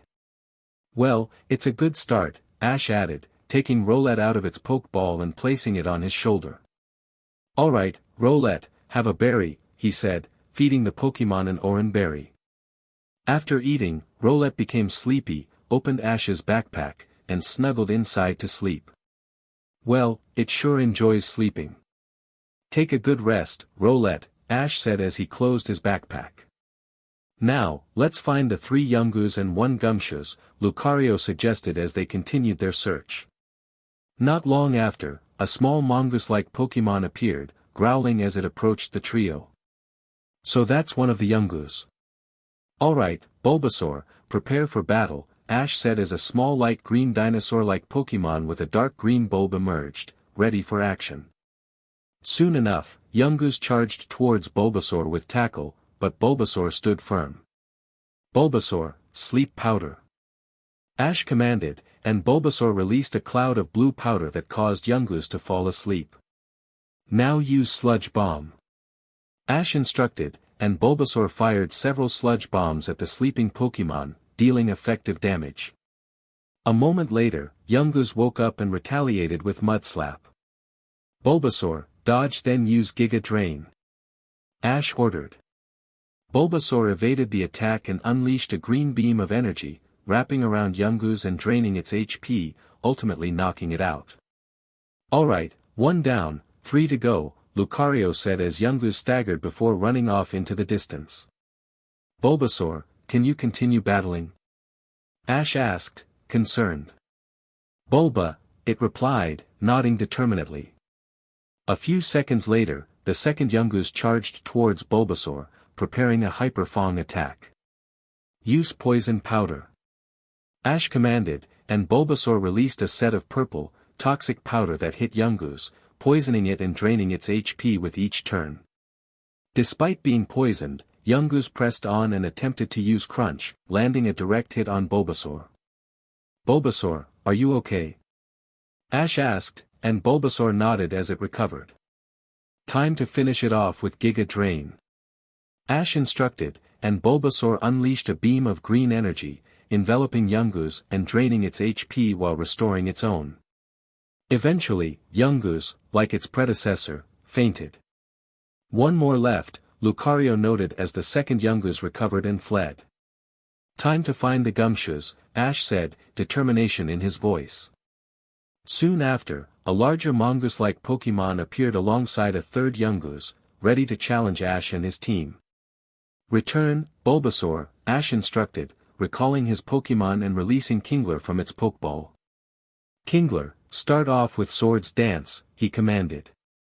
Kingler's pincers glowed as it danced, sharply increasing its attack power. While Kingler was performing Swords Dance, the third Yungoos used Leer, landing a hit that lowered Kingler's defense. "Now use Crabhammer," Ash ordered.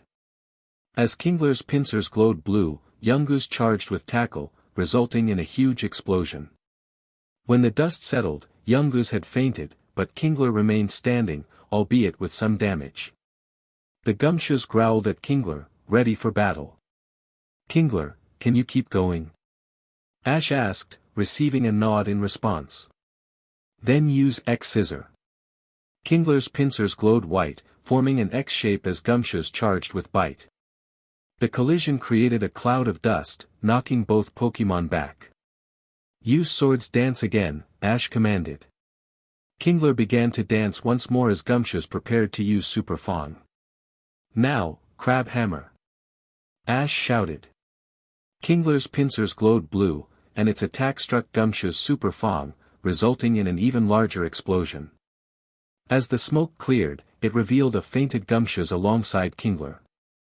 "Seems like it was a tie," Ash remarked. "Actually, you won," a figure with long, light pink hair said as he approached Ash, Pikachu, Lucario, Kingler, and Gumshoos. "My name is Ilima, the captain of this trial you just completed. You managed to defeat both Yungoos and Gumshoos with only your Kingler, making you the winner. Congratulations on your first island trial challenge. Here is your Normalium Z," Ilima continued, handing Ash a small white diamond-shaped crystal. "Now that you've completed this trial, you're eligible for the Melee Island Grand Trial, where you'll battle Hala. Your battle was impressive, there's no doubt you're a strong trainer, Elima said with a smile. Thank you, Elima, Ash replied. If you don't mind me asking, what's your name? Elima inquired, prompting Ash to hesitate for a moment. Alright, I'll tell you my true identity, but please keep it a secret, Ash said, removing his mask, shocking Elima. No way. You're Ash Ketchum. The news reported that you were dead, Elima exclaimed in surprise. It's a long story, Ash replied, explaining the incident of betrayal and what followed. I see. I promise to keep your identity a secret. Good luck with your battle against Hala. It was a pleasure meeting you, Ash, Elima reassured him. Thanks again, Elima. I'll be heading off now, Ash said as he exited the cavern, recalling Lucario and Kingler and sending out Charizard. They flew off together, returning to Ash's cottage in 10-Carat Hill. Truly a shocker, Elima thought as he watched Ash, Pikachu, and Charizard disappear into the distance. I wonder if Ash will tell the other Island Trial Challenge and Grand Trial captains about his identity. At Professor Birch's lab in Littleroot Town. Alright, Max, which one of the 3 starters would you like to choose? Professor Birch asked, gesturing to Trico, Torchic, and Mudkip standing in front of their Pokeballs on the table. I choose Trico, Professor Birch, Max replied, pointing at the wood gecko Pokemon. Trico, it exclaimed happily, while Torchic and Mudkip looked a bit sad. I'm sorry, Torchic and Mudkip, Max said sympathetically. But don't worry. Professor Birch said there will be 2 other new trainers coming soon, and they'll definitely choose you as their starter Pokemon, he continued, earning cries of happiness from the 2 Pokemon. Max turned to Professor Birch. Thank you for giving me my first starter Pokemon, he said gratefully. No problem, Max. Here are 5 Pokeballs and a Pokédex. Good luck collecting your gym badges and competing in the Hoenn League, Professor Birch replied, handing Max the items. The first gym is in Rustboro City, so you'll have to go through Oldale Town and Petalburg City first, he added. Right. Since my home is in Petalburg City, I'll show my parents my first starter Pokemon before heading to Rustboro City, Max said. That's a good idea. Good. Luck and take care on your first journey, Professor Birch advised. I will. Thanks again, Professor Birch, Max replied as he exited the lab and began his journey to Petalburg City. At Route 101. While walking from Littleroot Town to Oldale Town, Max decided to stop by the Preserve Center, a place he had visited during his early travels in Hoenn. After knocking on the door, he was greeted by a woman with green hair named Katrina. Hi Max, it's been a long time. How have you been? Katrina asked.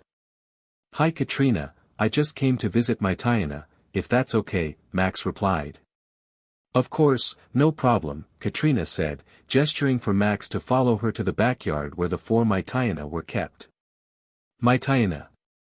Max exclaimed, catching the attention of the 4 Pokemon, who ran towards him and tackled him into a hug, causing him to fall backward. It's been too long. How have you been? Max asked, smiling. Katrina watched the joyful reunion and approached Max with a decision in mind. Hey Max, would you like to take the Mytiana that evolved latest from Poochyena with you on your journey? I know you just started and received a Pokemon from Professor Birch, but would you like to accept a Mytiana as your second Pokemon? She asked. Max, now standing after his fall, was surprised by Katrina's offer. But what about the other 3, he asked. Don't worry about them. They'll stay here to help me look after the Preserve Center, Katrina assured him. Alright, then, Max said, taking out a Pokeball and facing the Mytiana that had evolved last. Mytiana, would you like to join me on my journey through Hoenn? He asked. The Bite Pokemon nudged its head against Max's Pokeball, accepting the invitation and being drawn into its new Pokeball. After a few beeps, the Pokeball stopped shaking. Max expressed his gratitude to Katrina for allowing him to take Mytiana on his journey in Hoenn. She assured him not to worry and asked him to take good care of it. With a promise to do so, Max set off toward Petalburg City. The next day, upon arriving in Petalburg City, Max greeted his parents as he entered the gym. Norman welcomed him back, and Caroline inquired about his starter Pokémon. Max proudly revealed that he had chosen Trico and also had Mytiana with him. His parents were impressed, especially since he had already acquired a final evolved Pokémon early in his journey. Max mentioned his plan to challenge the gym leader, Roxanne, in Rustboro City. Norman reminded Max that Roxanne was a rock-type gym leader, which would give Trico a type advantage. Max acknowledged that he needed to train Trico a bit more before the challenge. Caroline then offered Max a Slakoth as his third Pokémon, which he happily accepted. After a brief visit, Max prepared to leave for Rustboro City, promising to return for a battle with his father once he had collected 4 gym badges. As night fell, Max arrived at the Rustboro City Pokémon Center and decided to challenge the gym the next morning. He approached Nurse Joy to heal his Pokémon and received a key for a cabin to stay in for the night.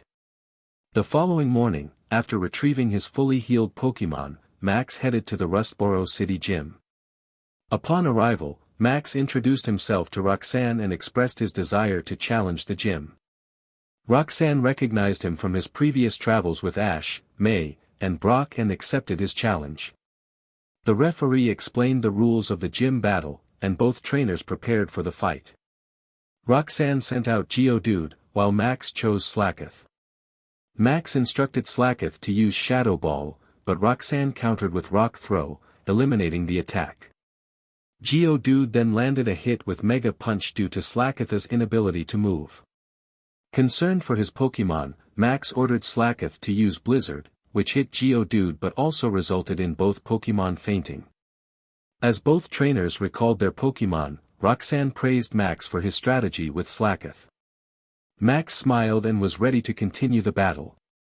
Roxanne sent out Nosepass, and Max called on Trico. Max directed Trico to use Mega Drain, which drained energy from Nosepass. Roxanne retaliated with Sandstorm, causing minor damage to Trico. Roxanne then commanded Rock Tomb, trapping Trico.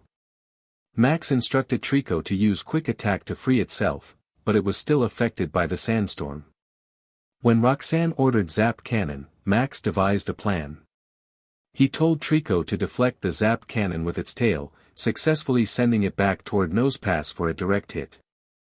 Due to being hit with Zap Cannon, Nosepass was paralyzed. Great, now finish it off with Mega Drain, Max instructed as Trico released a green beam of energy towards Nosepass. Nosepass, dodge it, Roxanne called out, but the paralysis prevented Nosepass from moving, resulting in Mega Drain scoring a direct hit. Trico regained some of its lost energy, ultimately knocking Nosepass out. Nosepass is unable to battle. Trico wins. Therefore, the winner of this match is Max, the referee announced. Well done, Trico. You were amazing, Max said as Trico ran towards him for a hug. Congratulations, Max, Roxanne said, recalling Nosepass and approaching him. Even though I lost, I enjoyed this battle with you. You surprised me with your strategy of deflecting that Zap Cannon and directly hitting Nosepass. Very impressive, she continued. As proof of victory, I hereby present you the stone badge, Roxanne stated, handing the badge to Max. Thanks, Roxanne, Max replied as he accepted it. Good luck with your next gym battle in Dewford Town. To get there, you will need to catch a boat from Route 104, located between Petalburg City and Rustboro City, Roxanne advised. Thanks, Roxanne. I'll be heading there now, Max said as he exited the gym and began his journey towards Slateport City. Shortly after arriving at Unova Airport, Paul obtained his map and brochure of the Unova region from the information center. Let's see, Paul thought. The first gym is located in Aspertia City, which is not far from here. Perfect. I'll head there now. With that, Paul made his way towards Aspertia City, which took about 15 minutes of walking. Upon arriving at the Aspertia City Pokémon Center, it had started to become dark, so Paul decided to rest for the night. His Pokémon were already fully healed from their last battle, so there was no need for them to be treated again by Nurse Joy. After receiving his cabin key from Nurse Joy, he headed to his cabin and began researching the Aspertia City gym leader in his brochure. So Charon's a normal type gym leader, huh? Normal type gym leaders aren't as common as those of other types, like water types. The only other normal type gym leaders are Whitney from Johto and Norman from Hoenn, Paul mused. Later that night, he decided which Pokemon he would use for his gym challenge the next day. The next morning, after returning the cabin keys to Nurse Joy, Paul made his way to the Aspertia City gym, which took just a few minutes. Upon entering the gym, he was greeted by a man with shoulder-length black hair, similar to Paul's, except Paul's hair was purple. The man wore a white long-sleeved shirt with a red tie and dark blue jeans. "Good day, Challenger.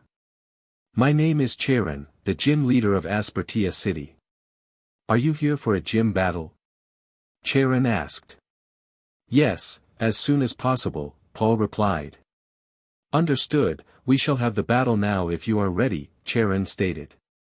"Sure thing. Let's get started," Paul said as they took their positions on opposite sides of the battlefield. This will be a 3-on-3 official gym battle between the challenger Paul and the gym leader Charon. Only the challenger has the right to substitute his Pokemon, and the battle will end when all of one side's Pokemon are unable to battle. "Are both the gym leader and challenger ready for the battle?" the referee asked. "Yes," Paul and Charon replied. "Alright, battle begin," the referee announced. "Weavile, stand by for battle." Paul shouted as the weasel-like Pokemon appeared from its Pokeball and took its place on the battlefield. "Cinccino, come on out," Charon said as the chinchilla-like Pokemon emerged, adorned with a white scarf. "Weavile, swords dance," Paul commanded as Weavile's claws began to glow purple, sharply raising its attack. "Cinccino, use Work Up," Charon instructed, surrounding Cinccino with a beam of red energy to boost its attack and special attack. "Weavile, use Swords Dance again," Paul ordered, and Weavile's claws glowed purple once more. "Cinccino, use Sing," Charon commanded, and Cinccino began to sing a melody that approached Weavile. "Weavile, dodge it," Paul urged, but it was too late, the melody put Weavile to sleep. "Weavile, wake up," Paul called, trying to rouse his Pokemon, but to no avail. "Now use Wake Up Slap," Charon ordered as Cinccino delivered multiple slaps to Weavile, causing significant damage and waking it up. "I got outsmarted," Paul thought. One more hit from that wake-up slap could make Weavile faint due to its weakness to fighting-type moves.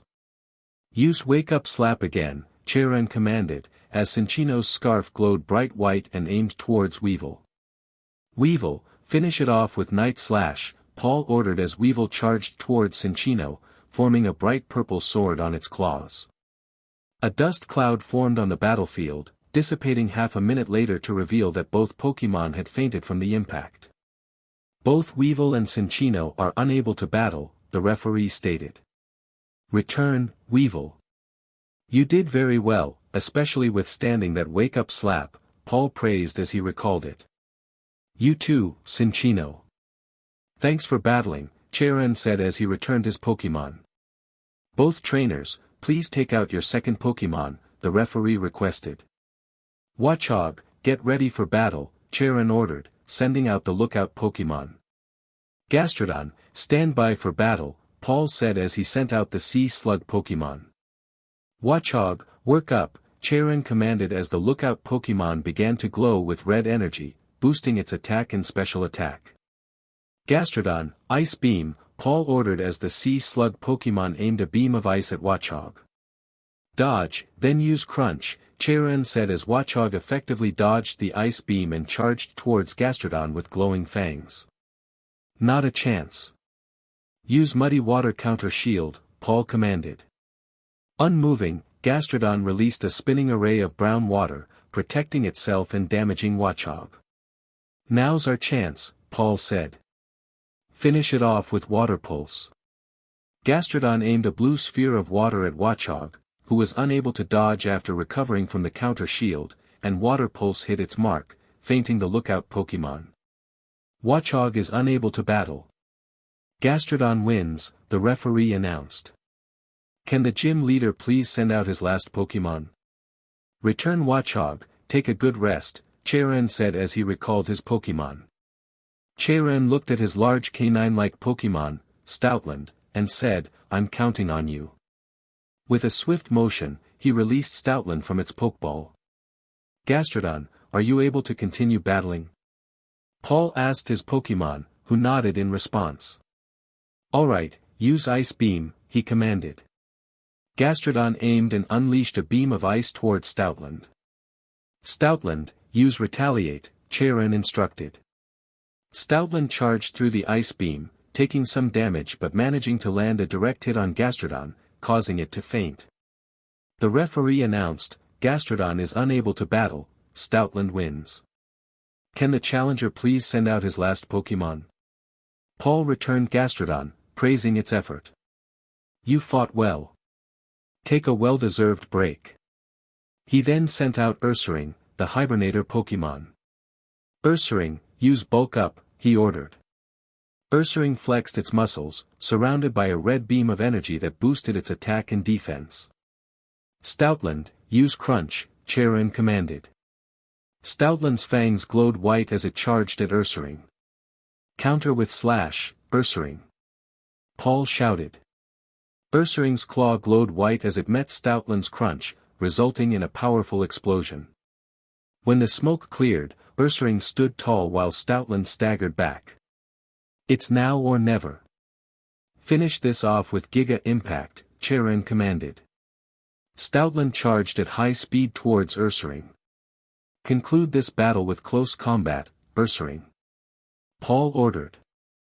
As Stoutland closed in, Ursaring's arms glowed white, delivering a series of powerful punches while taking some damage from Giga Impact. Another cloud of dust enveloped the battlefield, and as it settled, Ursaring remained standing while Stoutland had fainted from the impact. Stoutland is unable to battle. Ursaring wins. Therefore, the winner is the challenger, Paul, the referee declared. Well done, Ursaring. Your training really paid off, Paul said, recalling his Pokemon. Return Stoutland. You fought well, take a good rest, Cheren said, returning Stoutland and approaching Paul. That was a well-fought battle, Paul. Your Pokemon are impressive. I'm amazed at how your Weevil withstood that attack despite its weakness to fighting-type moves. That counter shield took me by surprise, and your Ursaring is very powerful, Cheren complimented. Thanks, Cheren. Your Pokemon are well-trained too, Paul replied. As proof of victory, I hereby give you the basic badge, Cheren said, handing Paul the badge. The next gym is in Verbank City, and the gym leader is Roxy, who specializes in poison-type Pokemon. Poison types, huh? Paul mused. Aside from normal-type gym leaders, poison-type leaders are rare. The only other one is Koga from Kanto. This will be interesting. With the way you battled my Pokemon, I'm sure you'll do well against Roxy. Best of luck when challenging her, Paul, Cheren encouraged. Thank you, Cheren, Paul said as he exited the gym, already planning his next challenge. At Route 4 in Kalos, Bonnie was on her way from Lumio City to Santalon City. She decided to explore the vibrant area filled with colorful flowers in search of a second Pokemon to add to her team, which currently consisted only of Deden. A moment later, a Flababy with a red flower appeared in front of Bonnie and Deden. Excitedly, Bonnie exclaimed, "A Flababy. Let's catch it." Deden nodded in agreement. Deden, use Thunderbolt, Bonnie commanded. Deden unleashed a thunderbolt that was met by Flababy's fairy wind, resulting in a large explosion. When the dust settled, both Pokemon remained standing. Use Nuzzle this time, Bonnie instructed as Deden approached Flababy. The attack connected, paralyzing Flababy. Now finish it off with Parabolic Charge, she ordered, and Deden released a yellow beam of energy that wrapped around Flababy, fainting it. Go, Pokeball! Bonnie shouted, tossing the ball at Flababy. It shook a few times before signaling that the capture was successful. Yay, a Flababy. Bonnie cheered, thanking Deden for its help. Soon after, Bonnie, Squishy, Deden, and Flababy made their way to the Santalon Pokemon Center, planning to challenge the gym the next day. The following morning, after collecting her healed Pokemon from Nurse Joy, Bonnie felt ready and headed to the gym. "Hi Viola, I would like to challenge you to a gym battle today," Bonnie said as she approached the gym leader. "Sure thing. Shall we battle now?" Viola replied. "Yep, that would be fine," Bonnie confirmed as they took their places on opposite sides of the battlefield. This will be an official 2-on-2 battle between gym leader Viola and challenger Bonnie. Only the challenger can substitute her Pokemon, and the battle will end when all Pokemon on either side are unable to battle. "Are both trainers ready?" the referee asked, receiving nods from both. "Alright, battle begin," the referee declared. "Flababy, come on out," Bonnie called as the single bloom Pokemon emerged from its Pokeball. "Surskit, let's battle," Viola said as the Pond Skater Pokemon took its place. "You can go first, Bonnie," Viola offered. "As you wish," Bonnie replied. "Use Fairy Wind," she commanded, sending a pink gust of wind toward Surskit. "Use Bubble Beam," Viola ordered, and Surskit fired a barrage of bubble beams at the approaching Fairy Wind, creating a dust cloud that cleared moments later. "Both sides seem equally powerful, but I won't lose," Bonnie thought. "Use Vine Whip," she commanded as Flababy unleashed a green vine toward Surskit. "Use Tackle," Viola instructed, and Surskit dodged the vine, charging toward Flababy. "Don't let it escape. Hit it from the side," Bonnie urged. Flababy redirected the Vine Whip, striking Surskit's legs and causing damage. "Surskit, please get up," Viola pleaded. "Don't let it recover. Finish it off with Fairy Wind," Bonnie commanded, and Flababy sent another gust of pink wind toward Surskit. Unable to dodge while recovering, Surskit was hit and fainted. "Surskit is unable to battle.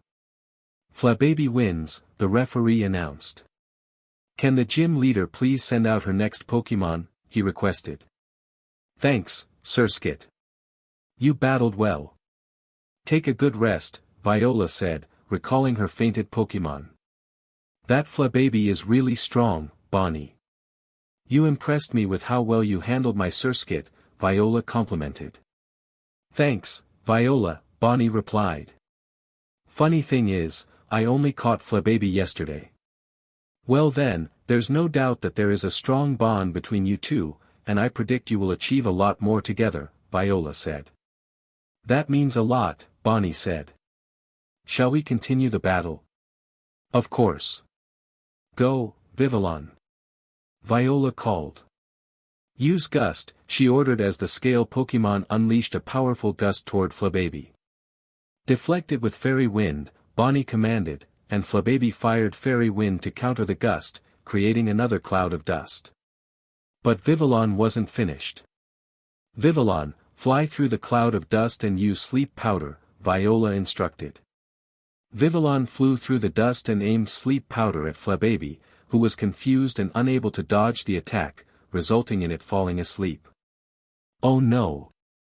Flababy, please wake up," Bonnie begged, but Flababy remained asleep. "Now finish with Gust," Viola commanded, and Vivillon unleashed another gust of wind that struck Flababy, knocking it out. "Flababy is unable to battle. Vivillon wins," the referee stated. "Can the challenger please send out her next Pokemon?" he requested. "Return, Flababy. You fought really hard, take a well-earned break," Bonnie praised as she recalled her Pokemon. "Deden, I'm counting on you," she said as Deden hopped out of her backpack, ready for battle. "Vivillon, use Bug Buzz," Viola ordered, and the Scale Pokemon released a series of buzzes toward Deden. "Dodge, then use Tackle," Bonnie instructed, and Deden successfully dodged the attack, charging toward Vivillon. "Not a chance. Use Sleep Powder," Viola commanded, releasing blue powder at Deden.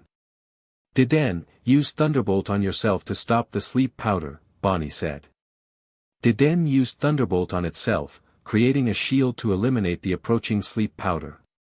"Now's our chance," Bonnie said. "Use Nuzzle." Deden approached Vivillon, nuzzling it with electricity and paralyzing it. With Vivillon's speed reduced, it struggled to move.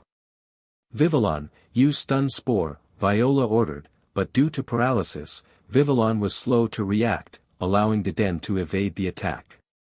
"Jump up, Deden, then finish it off with Thunderbolt," Bonnie commanded. Deden jumped and fired a powerful Thunderbolt at Vivillon, who was unable to dodge due to paralysis, resulting in a direct hit that fainted it. Vivillon is unable to battle. Deden wins. "Therefore, the winner is the challenger, Bonnie," the referee announced. "We did it!" Bonnie exclaimed in delight, picking up Deden and hugging it as Deden nuzzled her cheek. "Thank you for earning us our first gym battle." Viola, who had returned to her poke ball, smiled at Bonnie despite her loss. "Well done, Bonnie," she said as she approached her. "That was a really good battle. Here is the bug badge as proof of victory," she continued, handing the badge to Bonnie. "Thank you, Viola. I really enjoyed the battle," Bonnie replied. "Now that you have cleared your first gym battle, your next challenge will be in Sillage City. It will take a while to get there. You'll need to return to Lumio City and head southwest through Route 5, Camphor Town, Route 7, and the connecting cave. So be careful and take care on your journey," Viola advised. "Thanks, Viola. I'll keep that in mind," Bonnie replied as she headed out of the gym and went to the Pokémon Center to heal her Pokémon. At the Shady House on Ulaula Island, Plumeria reported to Guzma, the Team Skull leader. "Guzma, our 3 grunts, Tup, Zip, and Rap, are approaching the Shady House." "Let them in," Guzma replied, and Plumeria unlocked the front door. As the 3 grunts entered, they made their way to the second floor, where Guzma's room was located. Hearing their footsteps, Guzma opened his door. "Well, how did it go?" he asked, a hint of annoyance in his voice. "Failed again," Rap replied miserably. "Humph, I figured as much," Guzma said, disappointed. "But this was different," Tup added. "Our plans were thwarted by a mysterious trainer we had never encountered before," Zip continued. "A mysterious trainer?" Guzma asked, concerned. "Tell me more about him." "Well, first off, he was wearing a mask, a red cap, a red and white t-shirt, and blue jeans," Tup answered. "Yeah, he had a Pikachu and a Lucario with him when he confronted us," Zip added. "So what happened during your encounter with him?" Guzma inquired. "Initially, we were demanding the school students to hand over their Pokémon, but we were stopped by the trainer who challenged us to a battle, which involved all 3 of us against him," Rap replied. "Yeah, he accepted our challenge and sent out a crocodile. Even with all our Pokémon combined, he managed to defeat us," Zip said. "And worst of all, he took us down in one shot, and all our Pokémon fainted after being hit," Tup concluded. "Just one shot?" Guzma exclaimed in frustration. "How strong is that guy? Did any of you manage to get his name?" "Unfortunately, no," Zip answered. "We were too focused on trying to steal Pokémon and dealing with that mysterious trainer," Rap added. "Alright then. Since we don't know his name or identity, I need you 3 to create a plan similar to your last one to attract his attention again and try to get his name," Guzma instructed. "Sure thing," Tup replied. "Why don't we attack the same place as last time, but this time bring Plumeria and a few extra grunts to outnumber him," suggested Rap. "Good idea," Guzma said approvingly. "We should first disguise ourselves as normal visitors to the school. Then, when the time comes, we can reveal ourselves and surround Professor Kukui, Principal Oak, and the students to get the trainer's attention, threatening to harm them unless he tells us his name," Plumeria added. "Perfect, it's decided. We will need to gather more grunts, bring disguises, and organize our plan," Zip said. "Wonderful. The plan will start a week from now," concluded Guzma. "It's time for our first step of revenge on that trainer." A few days after returning to the cottage at 10 Carrot Hill, Ash and his Pokémon were ready to challenge the island kahuna, Hala, and complete their first grand trial. Not long after making their way through Route 1 and arriving at Iki Town, a large, formidable man approached Ash and his Pokémon. He wore white mid-length pants, a blue shirt, and a yellow outer shirt. "Excuse me, are you the trainer who completed the Melee Island Trial Challenge a few days ago with just Bulbasaur and Kingler?" he asked. "Yes, I am." "How do you know about that?" Ash replied. "Ilima told me about it. He said your battle with the Yungoos and Gumshoos was amazing," the man said. "By the way, sorry for the late introduction. My name is Hala, the island kahuna of Melee Island." "What is your name?" Ash hesitated, feeling a bit uncomfortable. Can we go somewhere quiet so I can explain?" he requested. Hala nodded and led him and his Pokémon to his house.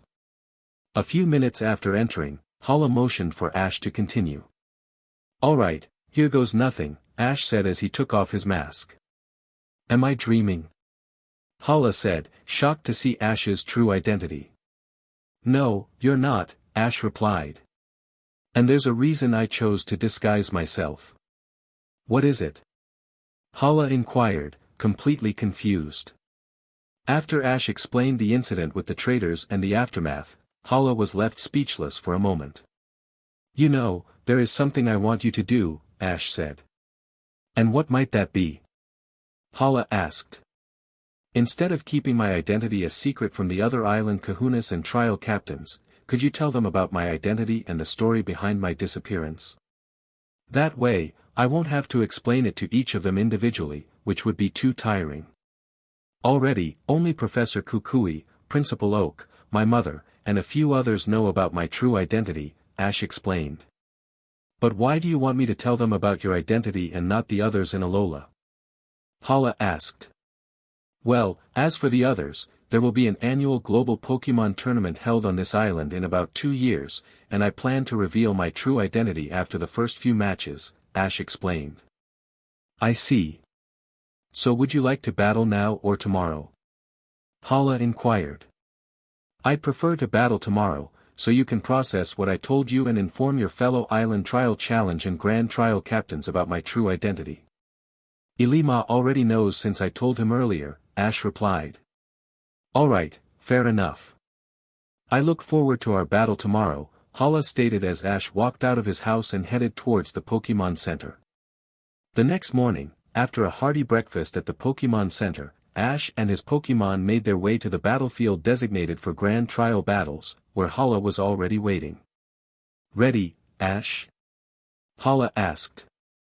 "Ready as ever," Ash replied confidently. "This will be a 3-on-3 official battle between Island Kahuna Hala and Challenger Ash. Only the Challenger is allowed to substitute Pokémon, and the battle will end when neither side's Pokémon can continue. Are both trainers ready?" the referee announced. "Ready," both Hala and Ash declared. "Alright, battle begin," the referee called. "Mankey, come on out," Hala said as the pig monkey appeared from its pokeball. "Pikachu, want to battle?" Ash asked. "Pika." Pikachu responded eagerly as it entered the battlefield. "You can go first, Ash," Hala offered. "Gladly. Pikachu, start off with quick attack." Ash commanded as Pikachu dashed toward Mankey at high speed. "Mankey, use Karate Chop." Hala ordered, as Mankey's hand glowed and aimed at the approaching Pikachu. However, Pikachu's speed allowed it to dodge the Karate Chop and land a direct hit on Mankey, causing it to stumble back. "It's fast," Hala remarked, impressed. "But that won't stop us from winning. Use focus energy," he continued, surrounding Mankey with a light blue aura to enhance its critical hit ratio. "Pikachu, use Thunderbolt." Ash commanded, and Pikachu unleashed a powerful Thunderbolt toward Mankey. But Mankey, boosted by focus energy, was ready. "Use Karate Chop again." Hala commanded, and Mankey struck through the Thunderbolt, hitting Pikachu and causing it to take damage. Pikachu, are you okay? Ash asked with concern as Pikachu took a moment to recover and gave a thumbs up. Alright. This time, use Thunderbolt on the battlefield. Ash instructed, and Pikachu released several Thunderbolts, creating a cloud of dust. Mankey, since we can't predict Pikachu's next move, use Focus Energy for now, Hala ordered, enhancing Mankey's critical hit ratio again. Pikachu, finish this with Volt Tackle. Ash commanded, and Pikachu charged toward Mankey, surrounded by a bright yellow beam of electricity. Hala, noticing the source of the attack through the dust, thought quickly. Mankey won't have enough time to dodge the Volt Tackle, so it's now or never, he decided. Use Karate Chop straight at Volt Tackle, he ordered. The two moves collided, creating a dust cloud. When it cleared, both Pikachu and Mankey had fainted. Both Pokémon are unable to battle. Can both sides please send out their next Pokémon, the referee requested. Return Pikachu, you did well. Take a good rest, Ash praised as Pikachu returned to his side. You too, Mankey, Hala said as he recalled his Pokémon, looking impressed. That was quite an interesting battle, Hala complimented. I can see what Elima was talking about regarding your skills. Thanks, Hala, Ash replied with a smile. Shall we continue? Of course. Go Crabominable. Hala called, sending out a large white crab. Go Crawdaunt. Ash said, releasing the rogue Pokémon. A battle between two crabs, very interesting, Hala mused. Though I have the type advantage. Let's see if that helps you win. Crawdaunt, start off with Swords Dance. Ash ordered, and Crawdaunt's pincers began to glow as it danced. Use Leer. Hala commanded, and Crabominable glared at Crawdaunt, lowering its defense. Now use Power-Up Punch. Hala instructed, and Crabominable's claws glowed as it aimed at Crawdaunt. Use Aerial Ace. Ash ordered, and Crawdaunt jumped, spinning in the air toward Crabominable, causing their attacks to clash. It seems neither attack is giving way, Ash observed. However, since my Crawdaunt is blocking your Power-Up Punch, it can still attack with its free pincers. Oh no. Run, Crabominable. Hala said in a panic. Too late, Ash replied. Use Crabhammer with both pincers, he commanded, and Crawdaunt struck with two powerful hits. Crabominable faltered from the damage. Better finish this off quickly, Hala thought. Wrap this up with Reversal, he commanded, surrounding Crabominable's claws with spiraling energy. Crawdaunt, let's conclude this with one more shot of Crabhammer. Ash ordered, and Crawdaunt's pincers glowed again, aiming for Crabominable's Reversal. The resulting explosion stirred up a dust cloud. When the dust settled, both Pokémon had fainted. Again, both Pokémon are unable to battle. Can both trainers please send out their final Pokémon, the referee requested. Well done, Crabominable. You fought very well. Take a good rest, Hala said, recalling his Pokémon. You too, Crawdaunt, Ash said as he returned Crawdaunt to its Pokeball. Go Hariyama. Hala called, sending out the arm-move Pokémon. Alright, Garchomp, it's your turn, Ash said as he sent out the mock Pokémon onto the battlefield.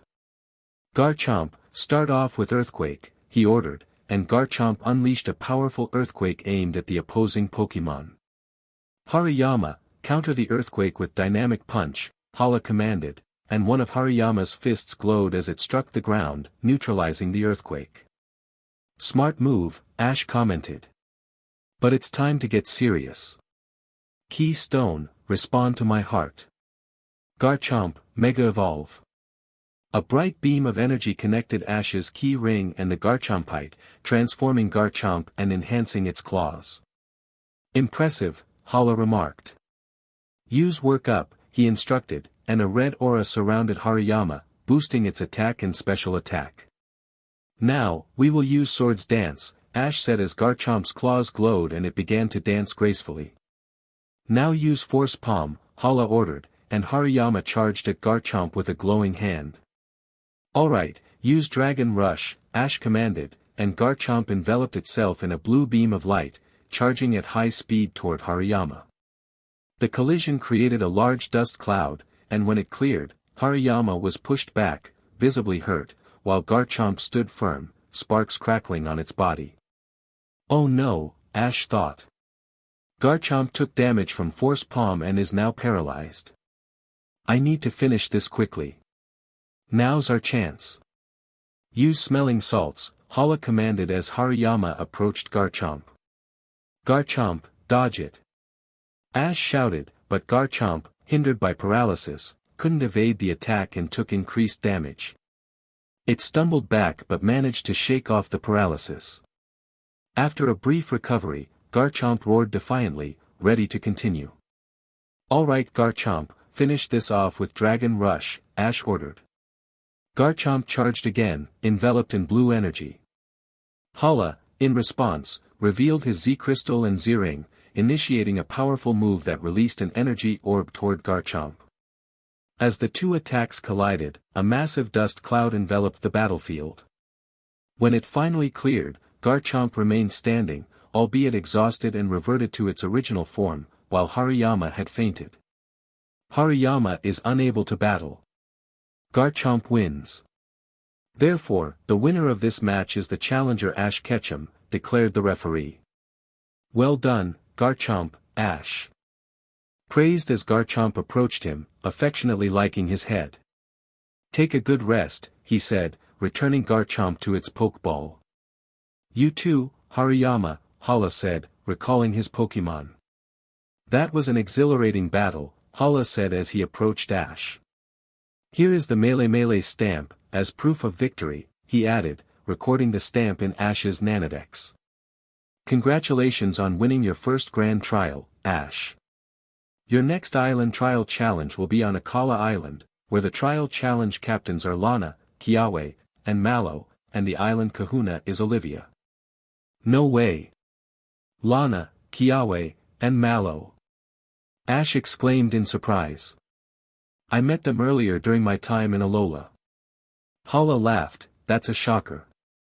Congratulations again on your victory, and good luck with the rest of your Island Trial Challenges and Grand Trials. Thank you, Hala. I'll be heading back now, Ash replied, taking out his Charizard and flying off with Pikachu back to 10-Carat Island. Amazing, Hala thought as he watched Ash, Pikachu, and Charizard disappear into the distance. There's no doubt that Ash is a powerful trainer.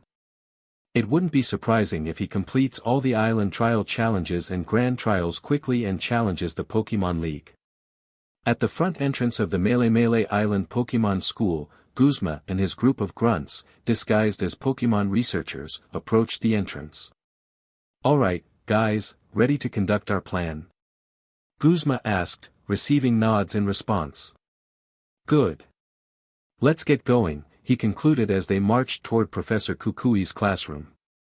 Meanwhile, in Professor Kukui's classroom, the professor was finishing his lesson on Mega Evolution when the disguised Team Skull members entered. Hello there, greeted Professor Kukui. What do you need? Wow, what a friendly approach, Plumeria commented. But it's a pity you will regret it, she said as the grunts surrounded Professor Kukui and the students, revealing their true identities. You! Professor Kukui exclaimed.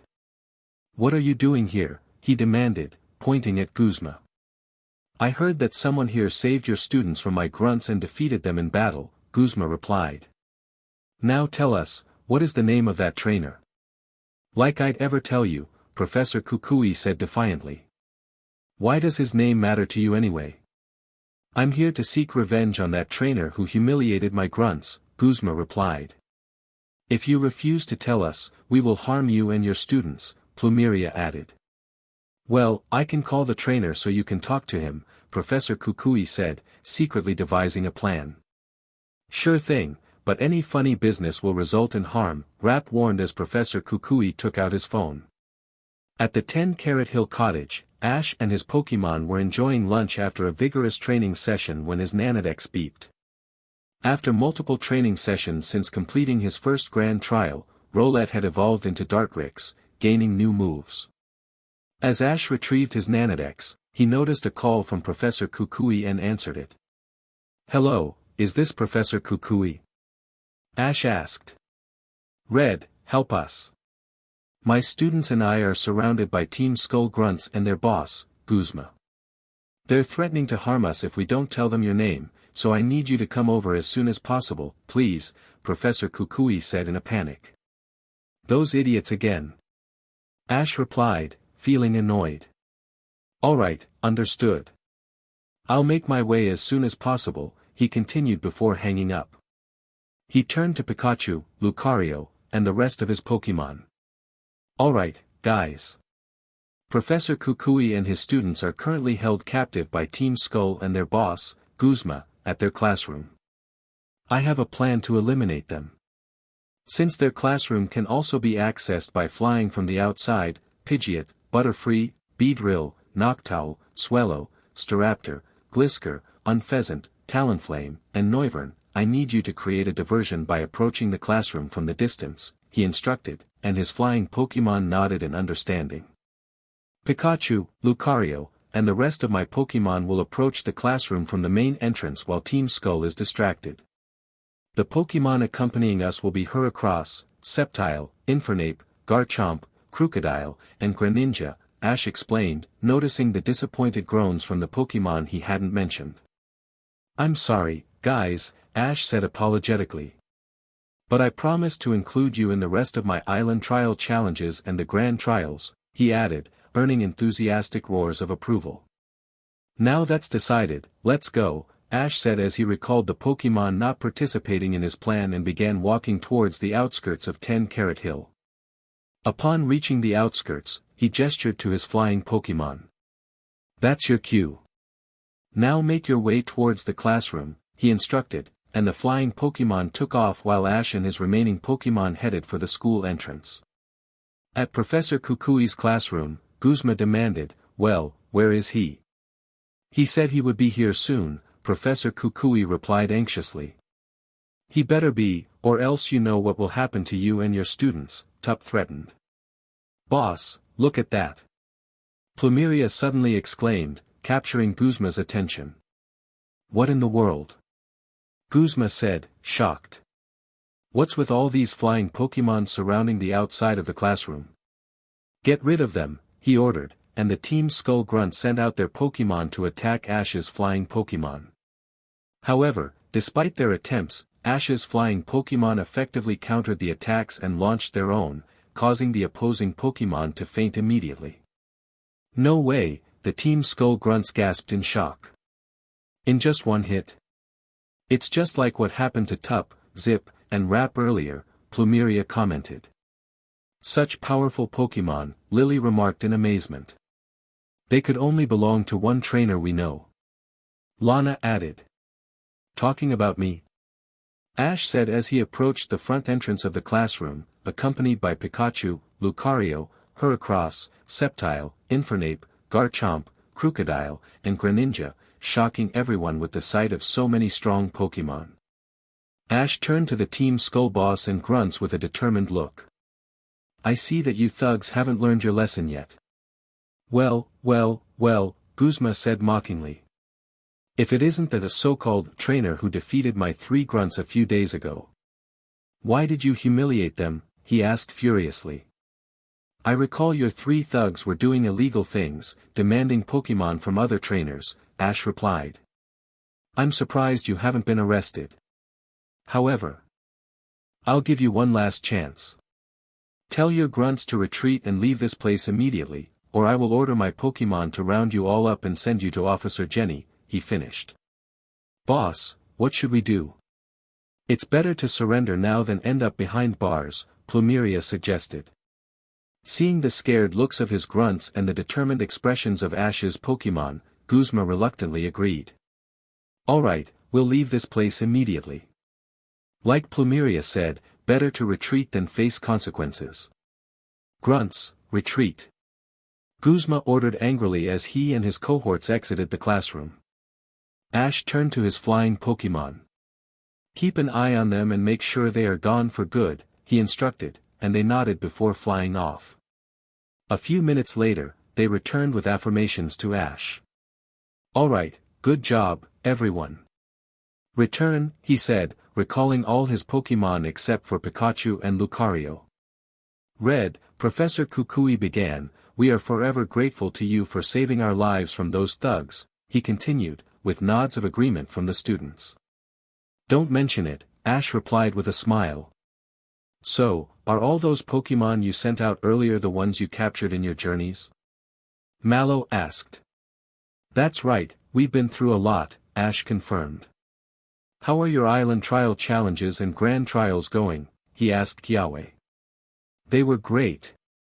I finished the Melee Island Trial Challenge and the Grand Trial a few days ago," Ash answered. "Hala, the island kahuna, told me that you, Lana, and Mallow are the island trial captains on Akala Island," he continued. "That's right," Sophocles said. "And I happen to be the island trial captain of Ula Island," he added. "Alright," Professor Kukui said. "Now that Red is ready to challenge the Akala trial challenges and Grand Trial, we shall go together as a class trip to Akala Island to help him complete his second trial challenges and Grand Trial," he announced. "Red, is it okay if you accompany us on this trip? I will book several cabins at the Pokemon Paradise Resort for you to stay with my students," Professor Kukui requested. "Of course. It's the least I can do, especially if you guys are helping with my challenge," Ash replied. "Well, it's decided," Professor Kukui concluded. "We'll head to Akala Island tomorrow to assist Ash with his second set of trial challenges and the Grand Trial," he said, earning cheers of excitement from his students. Lana, Kiawe, and Mallow then turned to Ash. "I look forward to facing your trial challenge," they said. "Likewise," Ash replied. "This will be a very exciting event," Ash replied with a smile. On the way from Rustboro City to the harbor located on Route 104, Max decided to stop by a small city to visit the Shroomish that he and Ash had befriended during their previous journey. The large abandoned mansion had been replaced with a small forest where the Shroomish were currently residing. The particular Shroomish that Max wanted to see again was the one he and Ash had given a white bandana to, making it more recognizable compared to the rest of the Shroomish. As Max approached the outskirts of the forest, the herd of Shroomish spotted him and decided to greet him, with the Shroomish wearing the white bandana leading the group. "Hi Shroomish!" Max exclaimed as he neared the group of mushroom Pokemon, who tackled him into a hug. "Hey, stop, that tickles," he laughed. "It's been so long. I'm now on my own journey, so I decided to drop by and pay you a visit," he continued. Upon hearing this, all of the Shroomish turned to the Shroomish wearing the white bandana, giving it an encouraging nod, which confused Max. The white bandana Shroomish nodded in understanding and approached Max, gesturing at his backpack, which showed the lumps of Max's Pokeball. "Wait, do you want to accompany me on my journey?" Max asked. The white bandana Shroomish nodded and posed in a fighting stance. "But you want to battle me first, right?" Max inquired, earning another nod in reply. "Alright then. Go Trico," Max said as the wood gecko Pokemon appeared from its Pokeball. The white bandana Shroomish prepared for battle, and the remaining Shroomish stepped back, giving space for the two Pokemon to face off. "Okay, Trico, start off with Pound," Max ordered as Trico approached Shroomish and struck with its tail. Shroomish, however, was prepared and released an array of orange powder, which was aimed at the wood gecko. "Evade the stun spore by using Quick Attack," Max commanded. Trico used Quick Attack to dodge the approaching stun spore and landed a direct hit on Shroomish, causing it to move backwards. Shroomish quickly recovered from the damage and charged towards Trico with Headbutt. "Deflect it with your tail," Max ordered. Trico faced the approaching mushroom Pokemon and attempted to hit it back with its large green tail. However, Headbutt proved stronger and overpowered Trico's tail, causing the wood gecko to fall backwards. "Oh no!"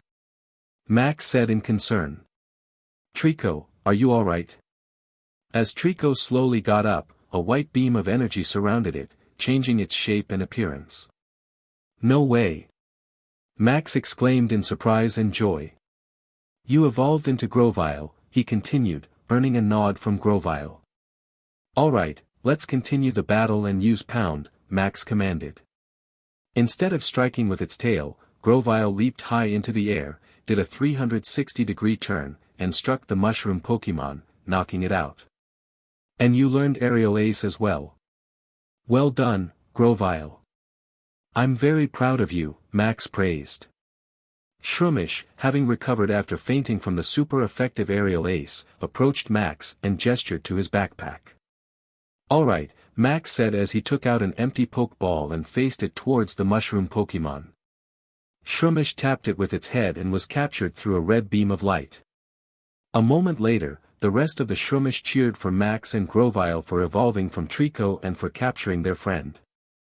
Thank you, Shroomish, Max said. I promise to take good care of your friend, he assured, receiving nods of approval from the rest of the Shroomish herd as they bid farewell to Max and his Grovyle. The next day, after healing his Grovyle and Shroomish at the Pokemon Center and staying overnight, Max collected his recovered Pokemon and soon arrived at the southern section of route. Upon arrival, he reached Mr. Briny's cottage and knocked on the door. Hello there, Max. Mr. Briny greeted as he opened the door. What can I do to help you? Hi Mr. Briny. I recently completed my first gym battle at Rustboro City and I'm on my way to Dewford Town to challenge the second gym. Could you take me across the sea and drop me off at Dewford Town? Max replied. Of course. Let's go now, Mr. Briny said as he and his Wingull, nicknamed Pico, led Max to his boat at the pier. Soon enough, the boat set off, and about 10 minutes later, they arrived at Dewford Town. Alright, Max. Since the third gym is in Mauville City and requires sailing across Route 107, 108, and 109, you will arrive at Slateport City. To get to Mauville City, head north through route. I will wait for you to finish your gym battle this afternoon and stay here overnight, so I can take you across the eastern section and drop you off at Slateport City tomorrow morning, Mr. Briny explained. Sure thing, that sounds great, Max said. Thanks for staying with me until I reach Slateport City, he added gratefully. Don't mention it, Mr. Briny smiled. Say, do you mind if I watch you challenge your second gym battle? Of course not, Max replied. It's the least I can do after everything you've done for me. Alright. For now, let's find a restaurant for lunch before your gym challenge, Mr. Briny suggested. Awesome. Let's go, Max agreed as they made their way to a local restaurant for a hearty lunch. After lunch, the duo headed to the gym. Max, before your gym battle, could I see what Pokemon you've caught during your journey? Mr. Briny asked. Of course, Max replied, taking out Grovyle, Mytiana, Slakoth, and Shroomish. Wow, they certainly look well trained, Mr. Briny said, impressed after inspecting Max's Pokemon. Thank you, Mr. Briny. Let's go into the gym, Max said as he recalled his Pokemon. Right, let's go, Mr. Briny stated as they entered the Dewford Town gym. Greetings, Max and Mr. Briny, the gym leader Brawly said as they entered. It's been a long time. Hi Brawly, Max said. I'm here to challenge the Dewford Town gym. Oh, so you're on your own journey now? Brawly said, intrigued as Max nodded in reply. Yes, replied Max. Alright, shall we start the gym battle now? Inquired Brawly. Sure thing, answered Max, as both trainers took their positions on either side of the battlefield, with Mr. Briny and Pico watching from the spectators area. This will be an official gym battle between the Dewford Town gym leader Brawly and the challenger Max. Each side is allowed to use 3 Pokemon, and only the challenger can substitute their Pokemon. The battle ends when all of either side's Pokemon are unable to battle. Can both trainers please send out their first Pokemon, requested the referee. Shroomish. Come on out, Max said as he sent out the mushroom Pokemon from its Pokeball. A Shroomish, huh? Interesting. Battle stance, Machop, Brawly said as he sent out the superpower Pokemon. Now, battle begin, declared the referee. Max, who had devised a plan, ordered, Shroomish, use headbutt, as Shroomish charged towards Mach-Hop, lowering its head. Mach-Hop, block it with Karate Chop, Brawly commanded, and Machop's hand glowed white as it defended against the attack. Both moves struggled for dominance, but neither gained the upper hand. Mach-Hop, hit Shroomish with your other hand, Brawly ordered, and Machop's other hand glowed white, aiming for the mushroom Pokemon. Now's our chance, Shroomish. Use poison powder, Max instructed, and Shroomish released a cloud of purple powder that hit Mach-Hop at close range. Mach-Hop, affected by the poison powder, faltered and became poisoned. Smart move. So it was a trap that I fell into, Brawly thought. I need to finish this battle quickly or inflict as much damage as I can. Use cross chop on the ground, Brawly commanded as Machop's arms glowed white, forming an X shape and striking the ground. This caused splinters of earth to fly towards Shroomish, creating a cloud of dust. Shroomish, protect yourself by spinning and release stun spore, Max ordered. Shroomish spun around, creating a ring of orange powder around it. However, the splinters still managed to inflict some damage. Now finish it off with cross chop, Brawly commanded. Mach-Hop emerged from the dust and aimed its cross chop at Shroomish. Despite the stun spore, it hit Mach-Hop, causing it to become paralyzed and slow down. Mach-Hop, get up, Brawly urged, but Mach-Hop struggled to rise. Now finish it off with Mega Drain, Max said as Shroomish released a green beam of energy that drained Machop's energy, allowing Shroomish to recover some of its own. Due to the effects of being poisoned in the Mega Drain, Mach-Hop fainted. Mach-Hop is unable to battle. Shroomish wins. Could the gym leader please bring out his next Pokemon, requested the referee. Go Meditite, Brawly said as the Meditate Pokemon appeared from its Pokeball. Shroomish, are you able to continue battling? Max asked, and Shroomish nodded. Great. Use Headbutt, he ordered as Shroomish charged at Meditite. No way we're falling into the same trap, Brawly said confidently. Use Reflect, he commanded, and Meditite created a blue barrier that increased its defense. Shroomish's Headbutt hit, but the damage was reduced. Use Bulk Up, Brawly commanded, and a red aura surrounded Meditite, boosting its attack and defense. Now use Force Palm, he instructed. Shroomish, still a distance away, prepared for the attack. Spin again like you did last time, but use Poison Powder, Max ordered, and Shroomish began spinning, releasing a ring of poison powder. Meditite managed to push through the poison powder and struck Shroomish with Force Palm, causing it to be paralyzed and poisoned. Shroomish was pushed back, while Meditite lost some energy due to the poison. Quick, use Drain Punch, Brawly ordered as Meditite's fist glowed green and aimed at Shroomish. Shroomish, please dodge it, Max pleaded, but due to paralysis, it couldn't move in time and was hit by Drain Punch, causing it to faint and allowing Meditite to recover some energy. Shroomish is unable to battle, said the referee. Meditite wins. Could the challenger please send out his next Pokemon, asked the referee. Go Mytiana, Max said. Brawly thought to himself, a dark type against a fighting type. What is Max up to? That would be a type advantage for me, but my experiences in battles tell me that you can never rely solely on type advantages to win. Mytiana, start off with Bite, ordered Max as the Bite Pokemon charged towards Meditite, bearing its fangs. Use Drain Punch, Brawly commanded as Meditite's fist glowed green again. Both attacks collided. Neither giving way. Now use your other hand, Brawly said, unaware of Max's strategy. Oh no you don't. Mytiana, use Scary Face, Max commanded, and Mytiana created a frightening expression that drastically reduced Meditite's speed.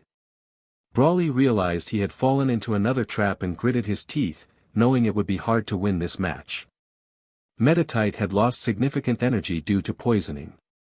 Finish it off with Play Rough, Max ordered as Mytiana approached Meditite. Dodge it, Meditite, Brawly said, but due to the effects of Scary Face, it couldn't evade the attack and was hit multiple times, causing it to faint. Meditite is unable to battle. Maitayana wins, the referee announced. Can the gym leader please send out his final Pokemon, requested the referee. Go Hariyama, said Brawly as the large arm move Pokemon appeared from its Pokeball. Max looked at Hariyama in awe, feeling slightly pressured by its strong appearance. This won't be easy, he thought. Use swagger, Brawly commanded as Hariyama crossed its arms and gave a challenging look at Maitayana, sharply boosting its attack but also confusing it. This is going to be risky. Use scary face first, Max instructed, as Maitayana, confused by swagger, managed to create another scary face to sharply reduce Hariyama's speed, giving Maitayana a better chance to dodge incoming attacks. Use arm move, Brawly commanded, as both of Hariyama's hands glowed white and aimed at Maitayana. Dodge it quick, Max urged, but due to the confusion, Maitayana hurt itself and was unable to evade the attack, allowing arm move to strike multiple times. The super effective move inflicted significant damage on the bite Pokemon, causing it to faint. Maitayana is unable. Hariyama wins. Could the challenger please send out his final Pokemon, the referee requested. Grovyle, I'm counting on you, Max said as the wood gecko emerged from its Pokeball. Start off with Leer, he commanded, and Grovyle glared at the arm move Pokemon. With its defense lowered from the earlier scary face, it was unable to dodge. Now use quick attack, Max ordered as Grovyle sped toward Hariyama, preparing to execute a fast physical attack. Hariyama, catch it, Brawly commanded, and Hariyama stood still until the last moment, catching Grovyle with both hands. Now use seismic toss, he ordered, and Hariyama jumped into the air with Grovyle in its grasp, descending while spinning, causing a large explosion upon impact. As the dust settled, both Pokemon showed signs of serious damage. What am I going to do? Max pondered. There has to be a way to land the attack without being caught by Hariyama. Wait, I know. A smile crossed Max's face, causing Brawly to look confused and slightly concerned. Use quick attack again, Max commanded as Grovyle sped toward the arm move Pokemon. Not going to work. Grab it, Brawly instructed, preparing Hariyama to catch the approaching Grovyle. However, Max had a different plan. Grovyle, jump up into the air and use aerial ace on its head, he concluded. Grovyle leaped above Hariyama, performing a 360-degree somersault and striking directly on Hariyama's head with the slender green leaf, causing the arm move Pokemon to stumble back several meters and faint. Hariyama is unable to battle. Grovyle wins. Therefore, the winner of this match is the challenger Max, declared the referee. Congratulations, Grovyle, we did it. Max shouted joyfully as he ran to his Pokemon and hugged it. Return, Hariyama. You fought well, take a good rest, Brawly said, recalling his Pokemon. That was a very tough battle, and I thoroughly enjoyed it, Max. As proof of victory over me, here is the knuckle badge, he said, smiling at the young trainer as he handed him the badge. Thank you, Brawly, Max replied happily as he accepted the badge. Your Pokemon are really strong, and I enjoyed battling you too. Quite an impressive battle, Max and Brawly. I enjoyed watching every moment of it, Mr. Briny commented as he approached them. Once again, Max, congratulations on winning your second gym badge, and best of luck in challenging the remaining gyms. Take care for now, Brawly praised Max. Thanks again, Brawly. I'll be leaving now, Max said as he and Mr. Briny exited the gym, heading toward the Pokemon Center to heal his Pokemon and stay overnight at a cabin while preparing for their next phase of the journey toward Slateport City. The day after the Team Skull incident, Ash, Pikachu, and Lucario made their way to the classroom, where Professor Kukui and his 5 students were already gathered. Alright, Red, before we leave for Akala Island, there is something I would like to give you, Professor Kukui said, gesturing for a brown dog-like Pokemon with a tuft of grayish-white fur around its neck to approach Ash. Oh, wow, it's so cute and adorable, Ash exclaimed, surprised by the Pokemon as he took out his Pokédex. Rockruff, the puppy Pokemon. It's considered a good Pokemon for beginners because of its friendliness, but its disposition grows rougher as it matures. When it rubs the rocks on its neck against you, that's proof of its love for you. However, the rocks are sharp, so the gesture can be quite painful, the Pokédex stated. So this is for me. Thanks a lot, Professor Kukui, Ash said gratefully. You're welcome. It is our gift of thanks for saving us from those Team Skull goons, replied Professor Kukui with a smile. Not to mention twice for us students, added Kiawe, with nods of affirmation from Sophocles, Lily, Lana, and Mallow. Ash smiled in return, knowing how grateful they were to him. So Rockruff, would you like to be my Pokemon? I promise you will become stronger and benefit from being my partner, Ash assured Rockruff. After a moment of examination, Rockruff nodded in satisfaction. It seems satisfied with you, Lucario commented as Ash took out an empty Pokeball and pointed it toward the puppy Pokemon. Instantly, Rockruff jumped up and tapped the Pokeball, disappearing in a red beam of light. After a few moments, the Pokeball stopped shaking and gave a final beep, signaling that Rockruff was successfully captured. Congratulations on capturing Rockruff, Red, Professor Kukui praised Ash while the students clapped. Thanks, guys, Ash said with a smile. He then turned to Professor Kukui with a serious expression. Professor Kukui, I would like to talk to you about something in private, Ash requested. Professor Kukui, slightly confused by Ash's seriousness, nodded and turned to his students. I'll be right back, guys. Please wait here for a while, he said. Alright, take your time, Mallow replied. Strange, commented Lana. What could Red possibly be up to? Lily wondered as the other students watched Ash and Professor Kukui disappear. Once outside the classroom where they could speak privately, Professor Kukui asked, What's the matter, Ash? Are you alright? You seem to have suddenly changed your mood. Don't worry, Professor Kukui, Ash replied. It's nothing bad for you guys, and I'm sorry if I scared you. The thing is, do you remember how I mentioned earlier that I plan to reveal my true identity to the rest of the world during the annual Global Battle Tournament in less than 2 years, he asked. Yes, I remember that. What about it? Professor Kukui inquired. Well, on second thoughts, I plan to give you students an exception.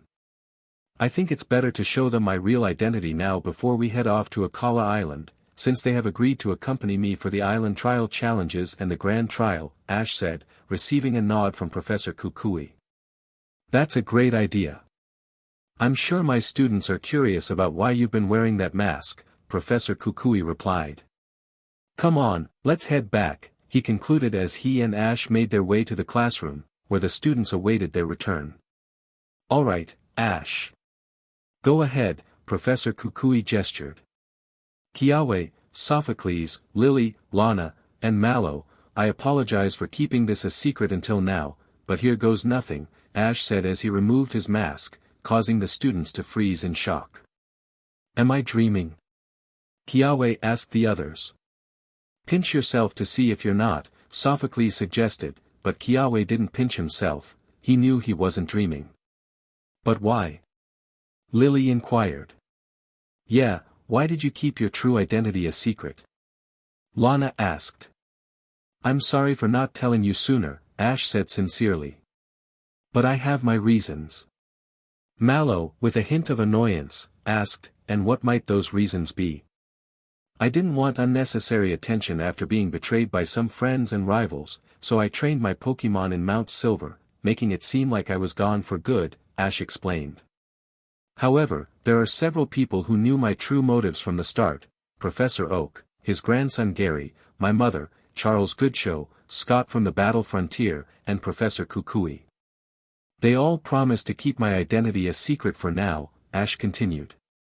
I was going to reveal my identity at the end of the first few matches of the annual Global Pokemon Battle Tournament, but since you all are the Island Trial Challenge captains for Akala and Ula Islands, I thought it was better to tell you now, Ash concluded. I see, Kiawe said, initially annoyed but now feeling sympathy for Ash. It's alright, we understand, Mallow said, her anger dissipating. I apologize for being upset earlier, she added.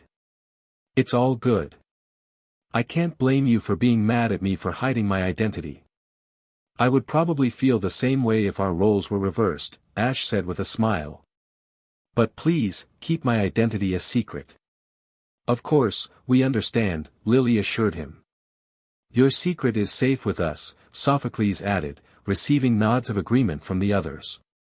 Professor Kukui, Lucario, and Pikachu watched the scene unfold, relieved that Ash was safe.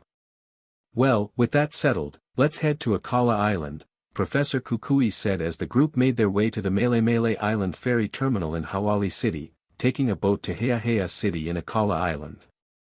Okay, Ash, when we arrive at Heahea City, the Grand Trial Captain, Olivia, will be waiting for us to take us to the resort, Professor Kukui explained. Sounds like a great plan. Thanks for taking us to the resort, Ash replied. No problem, Professor Kukui said. I told Olivia about you, and she already knows from Hala. That's right, all the Island Trial Challenge captains and Grand Trial captains know about my true identity from Hala, and they agreed to keep it a secret, Ash confirmed. Awesome. We're almost there, Professor Kukui said as the outline of Heahea City and Akala came into view. Professor Kukui, shouted a figure with black hair and dark skin from the pier, running toward the boat and tripping, causing everyone to sweat drop. Ash, that's Olivia. She tends to trip occasionally, Professor Kukui said as the group disembarked and approached the Grand Trial Captain. Hi, Professor Kukui, Kiawe, Sophocles, Lily, Mallow, and Lana, Olivia greeted. It's great to see you again. She then turned to Ash. So you're Ash, right? Olivia asked, eyeing Pikachu and Lucario with interest.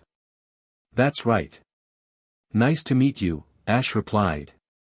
Hala told me about you. You must be a strong trainer. However, before you battle me, you need to complete Lana, Kiawe, and Mallow's trial challenges first, Olivia explained. Yep, I'm aware, Ash replied. Alright, let's head to the Island Paradise Resort, Professor Kukui said as the group made their way to the resort entrance. Once at the registration desk, Professor Kukui gestured for the others to stay put. I'll get our cabin keys. The cabin arrangements are, me and Ash, Olivia and Lily, Mallow and Lana, and Kiawe and Sophocles, he said, and the rest nodded in agreement. A few minutes later, Professor Kukui handed out the keys, and they headed to their cabins, Professor Kukui and Ash in cabin 110, Olivia and Lily in 111, Kiawe and Sophocles in 112, and Lana and Mallow in, Hey Ash, is it okay if we start your first island trial challenge tomorrow since it's now afternoon? Professor Kukui asked after entering cabin. Sure thing. I think it's best to let my Pokemon relax tonight before we begin the challenges, Ash replied. The next morning, after enjoying the afternoon at the pool and getting a good rest, Ash and his Pokemon were ready for their first Akala Island trial challenge with Lana. It was about 7 a.m. when Ash, Pikachu, Lucario, and Professor Kukui woke up. Professor Kukui asked if they enjoyed the previous day's activities, to which Ash responded enthusiastically, though he reflected on past betrayals with a hint of sadness. Professor Kukui, sensing the shift in mood, quickly suggested they head to breakfast. After a hearty meal, the group decided to explore the area, while Ash, Pikachu, Lucario, and Lana prepared for the upcoming trial challenge at Brooklet Hill. Lana explained the challenge, detailing how Ash would need to investigate the mysterious rippling water in the lake, where the totem Wishiwashi would challenge him to a battle. She warned him that the totem would summon an ally Wishiwashi or sometimes an Alamamala, depending on the situation. Ash felt ready for the challenge, but Lana reminded him about Wishiwashi's ability, schooling, which affected its form and strength. She advised him to be cautious, as the totem would be powerful in its school form. Ash checked his Nanodex, which provided information about Wishiwashi and its abilities, further fueling his determination. Lana instructed Ash to take 3 Pokemon with him on the boat while leaving the rest behind. Ash decided to leave Pikachu and Lucario for this challenge, promising them they would participate in future battles. He then called out Floatzel, Scrafty, and Levany, who were excited to join him. After explaining that they needed to row together to reach the rippling water, Ash and his Pokémon set off in the boat. Once they arrived, Ash prepared his fishing rod and cast it into the water. After a few moments, he felt a strong tug and began to reel in the line, revealing a large Wishiwashi that challenged them. "Are you ready, Floatzel?" Ash asked, and Floatzel nodded in agreement. He commanded Floatzel to use Bulk Up, enhancing its attack and defense.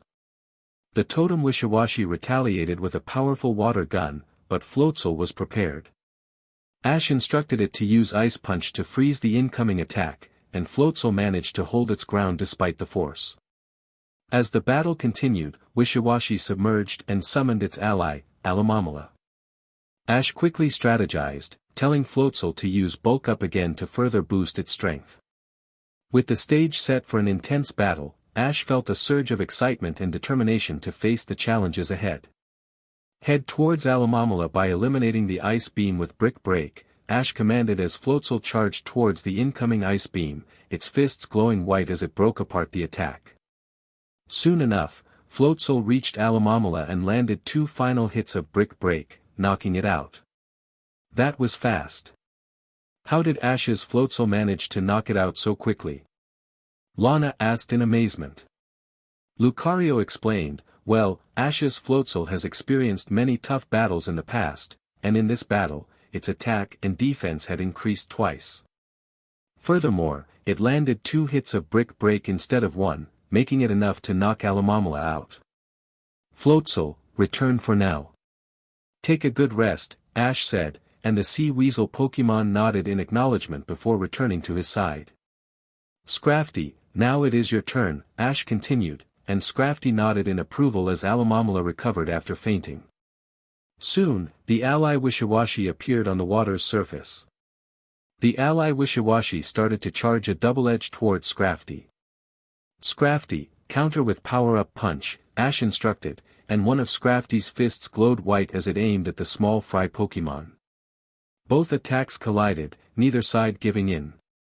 "Scrafty, now attack with your free hand," Ash ordered, and Scrafty's spare hand glowed white, scoring a direct hit on Wishiwashi and sending it flying backward a few meters. Due to Power-Up Punch hitting Wishiwashi twice, its attack increased by 2 stages. "Use Dragon Dance," Ash commanded, and Scrafty began to dance, increasing its attack and speed. Wishiwashi then dove below the water's surface to attack Scrafty when it was unsuspecting. "Scrafty, don't move and listen to the movements of the water surface and below.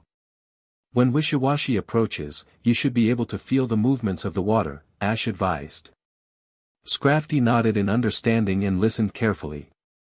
A few seconds later, Scrafty gestured to Ash, indicating it could feel Wishiwashi approaching. "Okay, jump up from the water," Ash instructed. Scrafty jumped up just as Wishiwashi pursued it. Thanks to Dragon Dance, Scrafty's speed had increased enough to dodge the dive attack. "Now that Wishiwashi is above water, finish it with Throat Chop," Ash commanded. One of Scrafty's hands glowed red and struck Wishiwashi, knocking it out due to the enhanced effects of Power-Up Punch and Dragon Dance. Soon, the ally Wishiwashi recovered and dived back into its den, and the totem Wishiwashi reappeared on the water's surface. "Scrafty, return." "Levany, your turn," Ash said as Scrafty returned to the boat and Levany emerged onto the water's surface.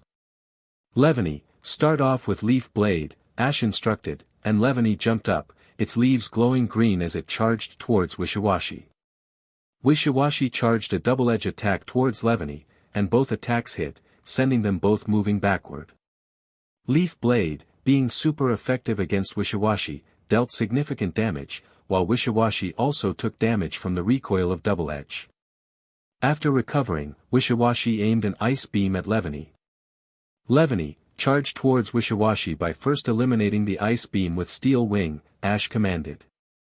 Levany's arms glowed bright gray as it charged towards the small fry Pokémon, negating the Ice Beam in the process. As Levany got close to Wishiwashi, Ash gave another order. Now use Leaf Blade again, he directed, and the leaves on Leaveny's arms glowed white, striking Wishiwashi and causing it to revert to solo form. Now finish it with X Scissor, Ash concluded. Leaveny's arms formed an X shape, and a blue beam of energy charged towards Wishiwashi. The totem Wishiwashi attempted to counter with Hydro Pump, but X Scissor proved stronger, scoring a final direct hit and fainting it. Soon after, the totem Wishiwashi recovered and dived back underwater towards its den. Once the totem Wishiwashi returned to its den, Ash and his 3 Pokémon paddled back to shore, where Lana, Pikachu, and Lucario approached them.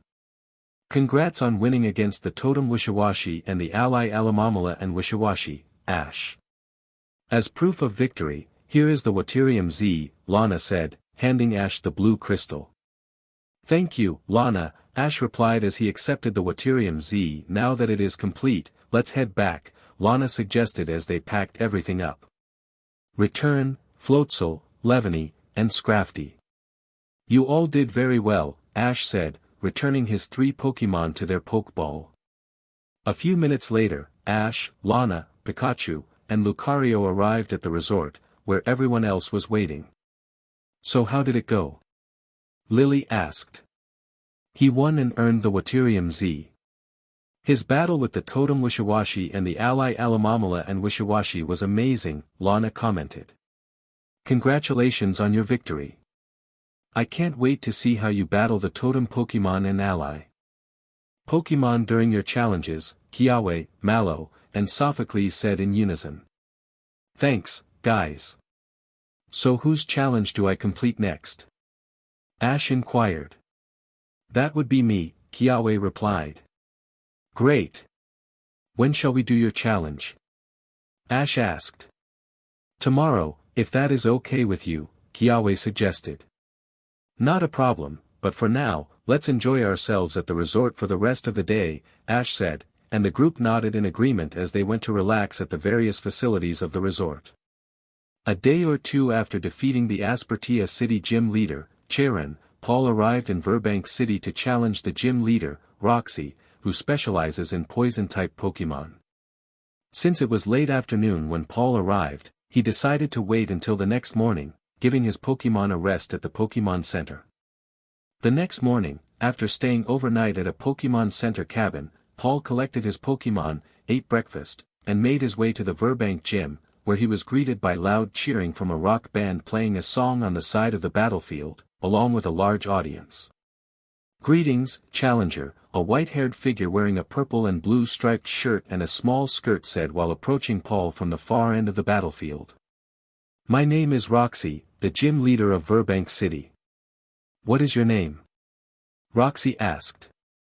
Paul, who was taken aback by the vibrant atmosphere of the gym, replied, My name is Paul, and I'm from Veilstone City in Sinnoh. Sinnoh, huh? Interesting. You seem surprised by my rock band, Roxy said with a laugh. Are you here for a gym battle? Yes, and I would like to battle now, Paul answered. Great. Here are the rules, you can use 6 Pokémon while I use 3, Roxy stated, catching Paul off guard. Me use 6 while you use only 3. Paul exclaimed in shock. Doesn't that put you at a disadvantage?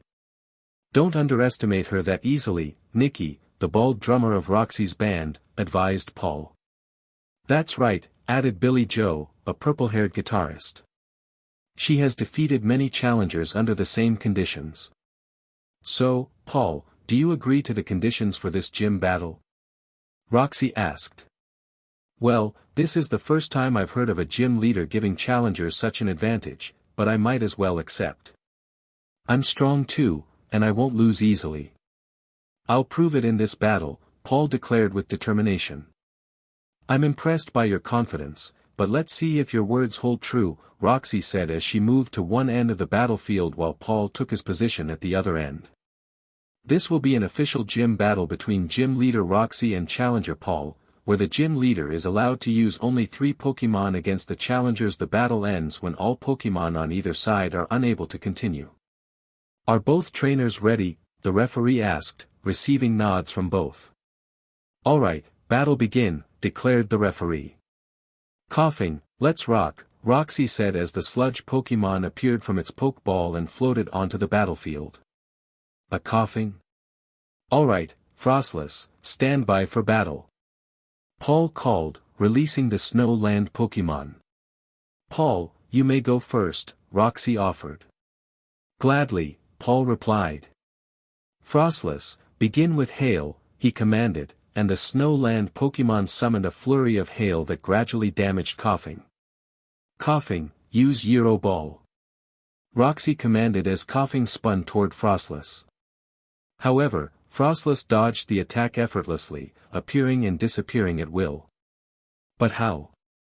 Roxy asked, surprised. That's Frostless's ability, Snow Cloak. When it hails, it has an extra chance to evade attacks, Paul explained with a smirk.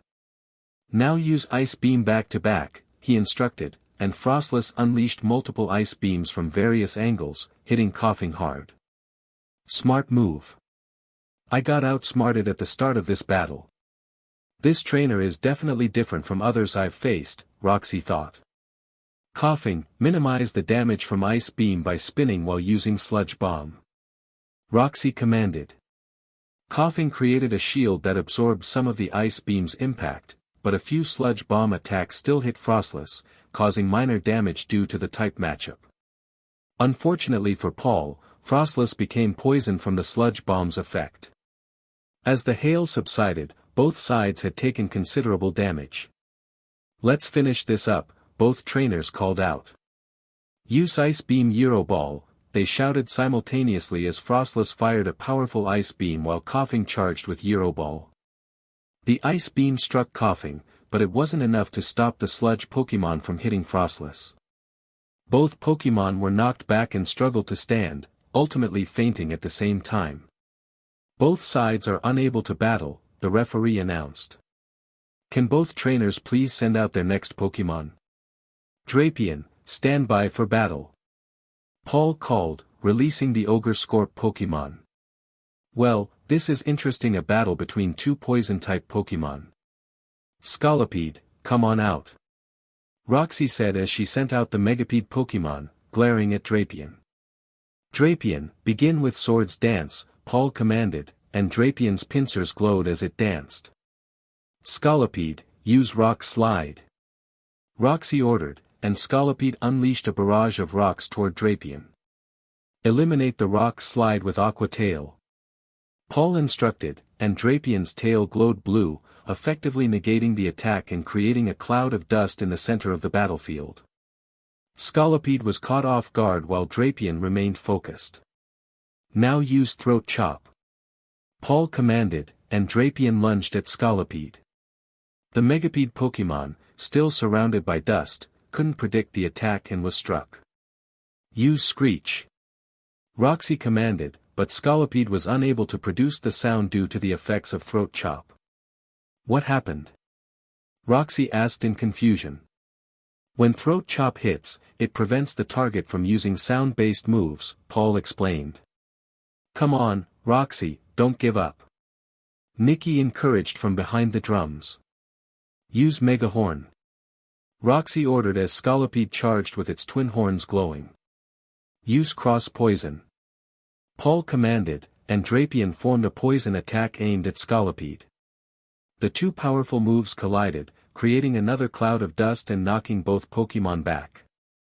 They struggled to rise, both showing signs of fatigue from the battle. However, Scolipede was unable to continue after being hit by two of Drapion's attacks, while Drapion had only been struck by Megahorn. The referee announced, Scolipede is unable to battle. Drapion wins. Can the gym leader please send out her final Pokemon? Roxy, after recalling Scolipede, called out, Garbodor, I'm counting on you. Drapion, use Aqua Tail, Paul commanded. Drapion's tail glowed blue as it aimed at Garbodor. Garbodor, dodge it by lifting yourself above the approaching Drapion, Roxy instructed. Garbodor extended its arms and avoided the Aqua Tail. Now land on Drapion and use Double Slap, Roxy said. Garbodor landed on Drapion, striking it twice. Use throat chop on the bottom of Garbodor, Paul ordered. Drapian's pincers glowed red and hit Garbodor, causing damage. Garbodor, finish with Hyper Beam, Roxy commanded. Garbodor unleashed a powerful red beam that struck Drapian directly, causing it to faint. Drapian is unable to battle. Garbodor wins. Can the challenger please send out his next Pokémon? The referee announced. Return Drapian. You fought well, Paul said, recalling Drapian. He reflected on the quick battle, knowing he had 4 Pokémon left but wanting to choose carefully for the next match. Torterra, stand by for battle, he declared, releasing the large Pokémon from its Pokeball. Roxy thought to herself, a Torterra? That means Paul has the type advantage. But I won't lose just because of a type disadvantage. Use Giga Drain, Paul commanded. Torterra released a green beam of energy towards Garbodor. Garbodor, dodge the attack by lifting yourself above the ground, Roxy ordered. Garbodor managed to avoid the attack and approached Torterra. Torterra, use Crunch when it gets close, Paul instructed. Torterra's fangs glowed as it bit Garbodor. Escape from it, Roxy urged. Not a chance, wrap it with Giga Drain, Paul countered, and the attack hit, draining energy from Garbodor. Torterra eventually released Garbodor, who appeared damaged from the combination attack. Finish this off with Giga Drain, Paul said confidently. As the attack approached, Garbodor struggled to get up. Garbodor, get up and dodge it. Roxy commanded. Garbodor managed to lift itself just in time to avoid the attack. So it managed to dodge, huh? Predictable. Now use Stone Edge towards its arms, Paul ordered. Torterra created a double set of rings of sharp stones and fired them at Garbodor. Garbodor, dodge it, Roxy instructed. Garbodor managed to evade the incoming attack, but Paul was ready. Change up, he said, and Torterra adjusted the direction of Stone Edge, catching Garbodor off guard and hitting it. Impossible! Billy Joe exclaimed in shock. This is the first time I've seen anyone manage to pull off such a trick. Now finish this with Earthquake, Paul concluded. Torterra slammed its front legs on the ground, creating a tremor that reached Garbodor, who was unable to dodge in time and was hit directly. The super effective move knocked Garbodor out. Garbodor is unable to battle. Torterra wins. Therefore, the winner is the challenger Paul, the referee stated. Well done, Torterra. Great job as always, Paul praised, patting his Pokémon on the head. The audience, including Roughneck Nicky and guitarist Billy Joe, were amazed that Paul had defeated Roxy with just 3 Pokémon and applauded his accomplishment. Paul, that was one of the toughest battles I have ever faced. Despite losing, my Pokémon and I thoroughly enjoyed it, Roxy said as she recalled Garbodor and approached Paul. As proof of victory, here is the Toxic Badge, she offered. Thank you, Roxy, Paul replied with a smile as he accepted the badge. Even though I won with only 3 Pokémon, you are still a strong gym leader, and all of your Pokémon are impressive, especially Garbodor. That tactic to dodge my Giga Drain was clever, he continued. Thanks, Paul. I'm proud of my Pokémon. Your battle reminded me of a challenger I faced a few years ago, who was determined to win, Roxy commented. What was his name? Paul asked curiously. His name was Ash, who carried a Pikachu on his shoulder. Do you know him? Roxy inquired. Yes, I do, Paul replied. He was my rival in Sinnoh, but he comes from Pallet Town in Kanto. I see. Even though he won against me, he had to use all 6 of his Pokémon against the same 3 I used against you, Roxy said, causing Paul to frown slightly at the thought. Alright, Roxy. I better be off now, Paul said as he recalled Torterra and began to leave the gym. Wait, before you go, there's one last thing I want to do, Roxy said, turning to her band and the audience. Can we give our challenger Paul one final applause for the amazing battle he gave us today? She shouted, prompting the crowd to erupt in cheers as Paul waved back, smiling while making his way outside the gym. Ash, are you ready for my challenge? Kiawe asked after breakfast. Ready as ever, replied the raven-haired trainer. Well then, let's head to Wella Volcano Park, Kiawe said as the duo exited the resort. Due to having to head north through Route 6, east through Royal Avenue, north through Route 7, and finally west to Wella Volcano Park, the trek took about an hour. Upon arriving at the volcano park, Kiawe explained the challenge. You need to find the totem Marowak and battle it. It will summon its ally Salazzle on its first turn, he advised. Ash nodded in acknowledgement. As they explored Wella Volcano Park, a short figure holding a bone with blue flames approached Ash and challenged him to a battle. So that is an Alolan Marowak. Is it a fire and ghost type? Ash asked. That's right. Now send out your first Pokemon, Kiawe responded. Alright, Rockruff. I choose you, Ash declared as the puppy Pokemon appeared from its Pokeball and growled at the opposing Marowak. Begin with Accelerock, Ash instructed. Rockruff surrounded itself with a white aura and charged towards the Bone Keeper Pokemon at high speed. However, the Alolan Marowak stood firm and countered with a Bone Club, causing significant damage to Rockruff. After deflecting the Accelerock, the Marowak summoned its ally Salazzle, which soon appeared in front of Rockruff while the totem Marowak temporarily retreated. Ash, noticing the situation, devised a plan and smirked slightly, catching Kiawe's attention. Rockruff, use Stone Edge, Ash commanded. The puppy Pokemon's eyes glowed blue, and 2 rings of stone surrounded it, launching towards the toxic lizard Pokemon. Salazzle, still at a distance, fired a flamethrower, which negated the stone edge and created a cloud of dust, obscuring Salazzle's view while Rockruff remained able to see. Now use Accelerock, Ash said as Rockruff took advantage of the dust cloud, sneaking behind Salazzle and striking it directly, knocking it back. Salazzle quickly recovered and retaliated with an array of sludge bombs.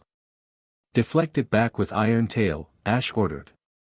Rockruff's tail glowed silver, successfully striking back every approaching sludge bomb, causing no damage due to its steel-type immunity. Despite being hit, Rockruff sustained only minor damage. Don't let it recover, and finish it with Accelerock, Ash commanded. Rockruff charged quickly towards Salazzle, hitting it before it could dodge. The toxic lizard fainted from the super effective move. 1 down, 1 to go, Kiawe remarked as Salazzle disappeared and the totem Marowak reappeared. Rockruff, would you like to take a rest or continue battling? Ash asked. Rockruff growled at the opposing Marowak and barked back at Ash. Oh, so you want to continue battling? Ash inquired, receiving a nod in reply. Very well, use Stone Edge, he ordered. Rockruff's eyes glowed blue, creating 2 rings of stone and launching them at the Bone Keeper Pokemon. Marowak countered with a Bone Club, which eliminated some stones, but not all, leading to significant damage. After recovering, the totem Marowak spun its bone, enveloped in purple flames, and aimed at Rockruff. Use Accelerock, Ash instructed as Rockruff charged towards the Bone Keeper Pokemon. Both moves collided, neither backing down. Now use Bite, Ash commanded. Rockruff's fangs glowed white as it aimed for Marowak. The totem Marowak countered with Flame Wheel, and both attacks struck each other, causing minimal damage to Rockruff while Marowak took substantial damage from Bite. Both Pokemon were sent back several meters and struggled to stand. Ultimately, both fainted. Well Ash, you've won the challenge. Congratulations. Even though this was Rockruff's first battle, it did really well, Kiawe complimented. As proof of victory, here is the Firium Z, he said, handing Ash a red Z crystal. Thanks, Kiawe, Ash replied, accepting the prize.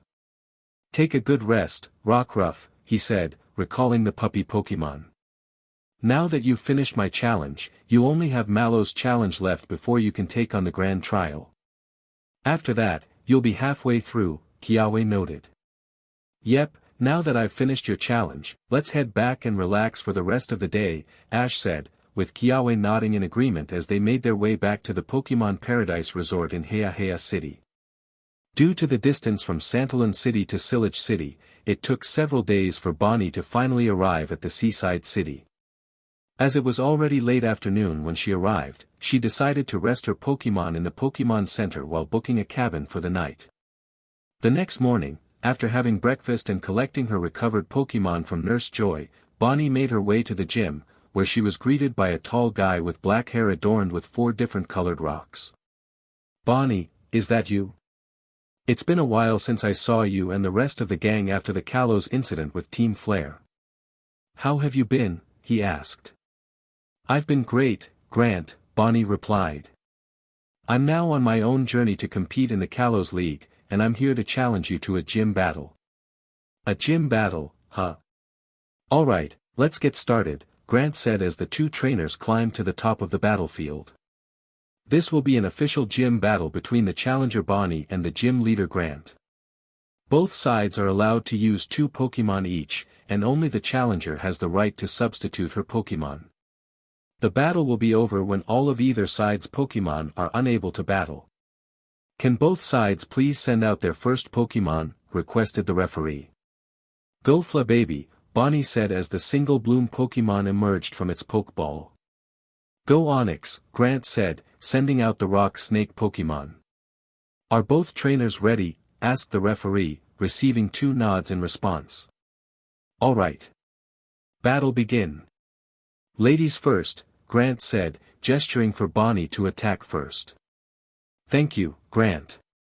"Flababy, start off with Fairy Wind," Bonnie commanded, and the single bloom Pokemon released a pink gust of wind towards the opposing Onix.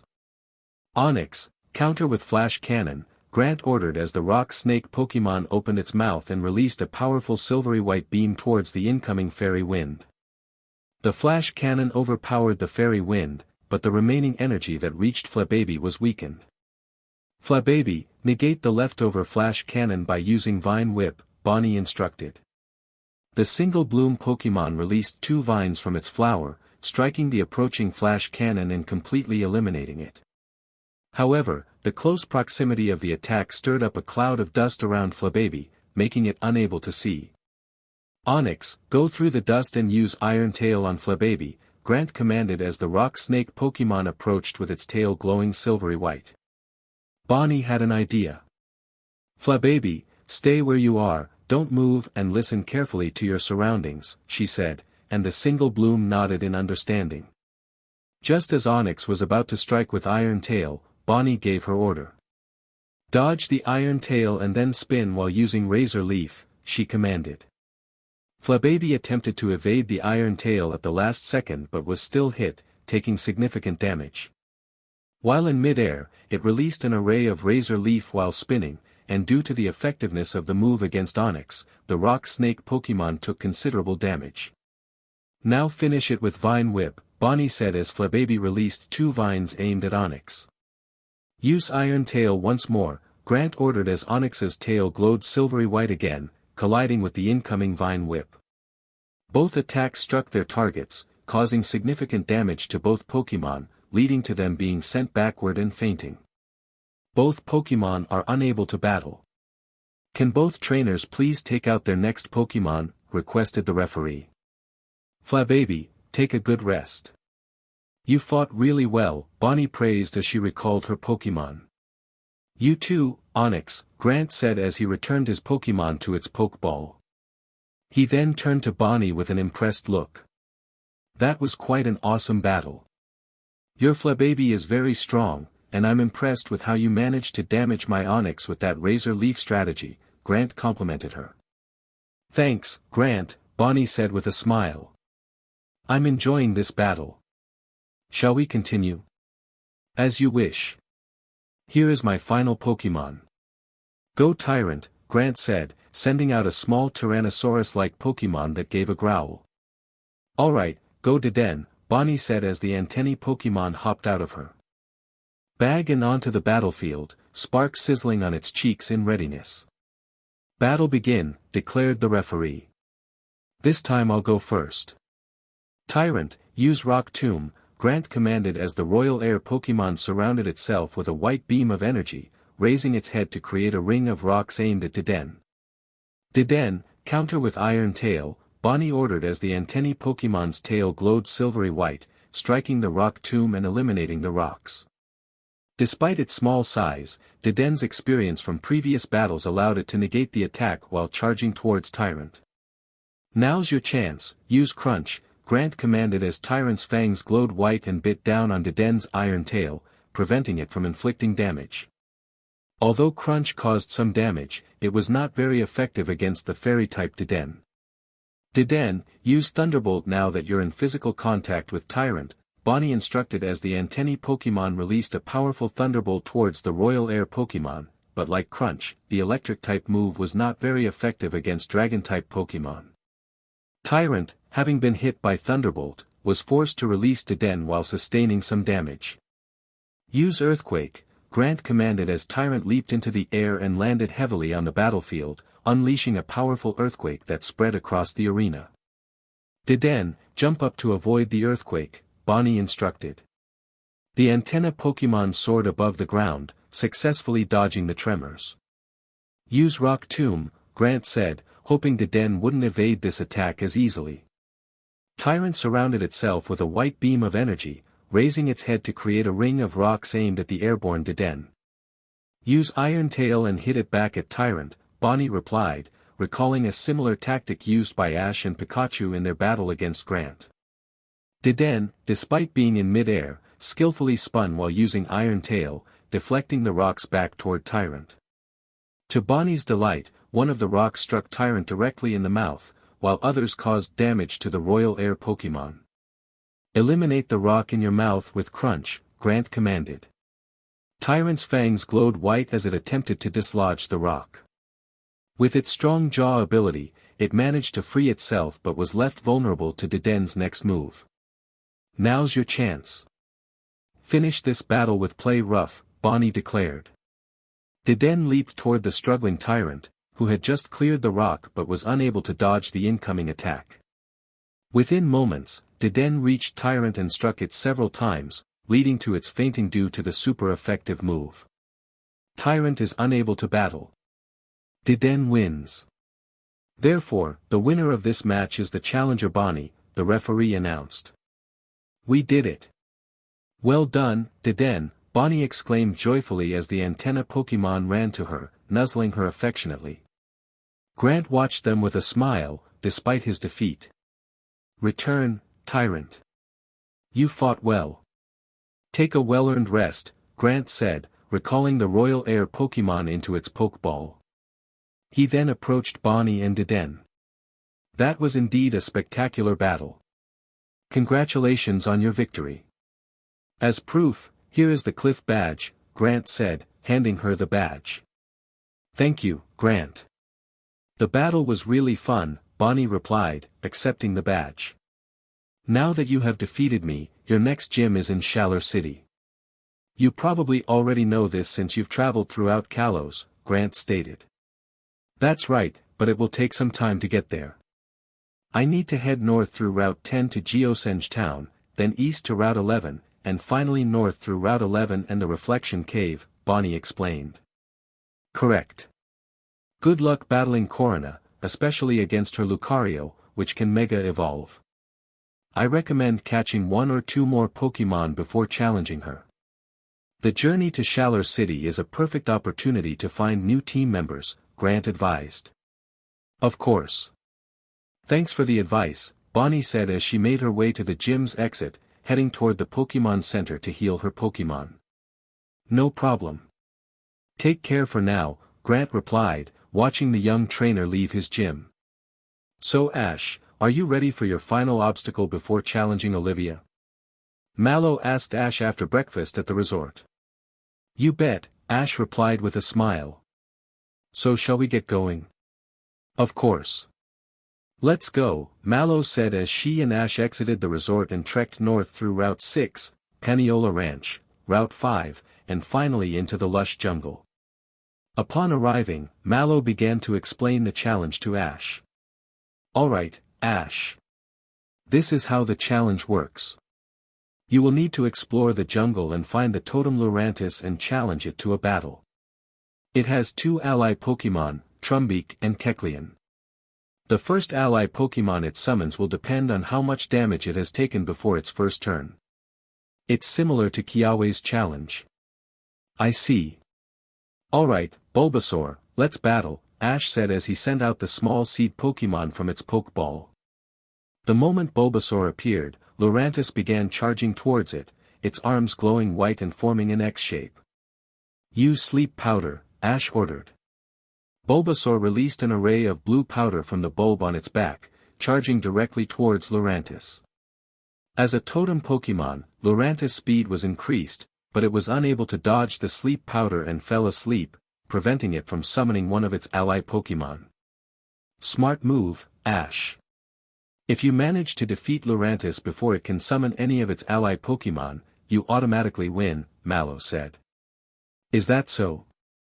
Then I'll try to defeat Lurantis before it wakes up, Ash said.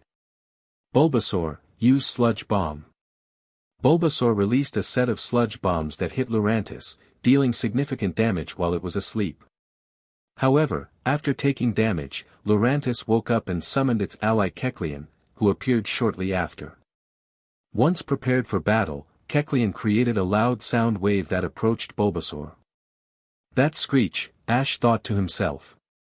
I better be careful when dodging any incoming attacks, otherwise, Bulbasaur could be knocked out quickly.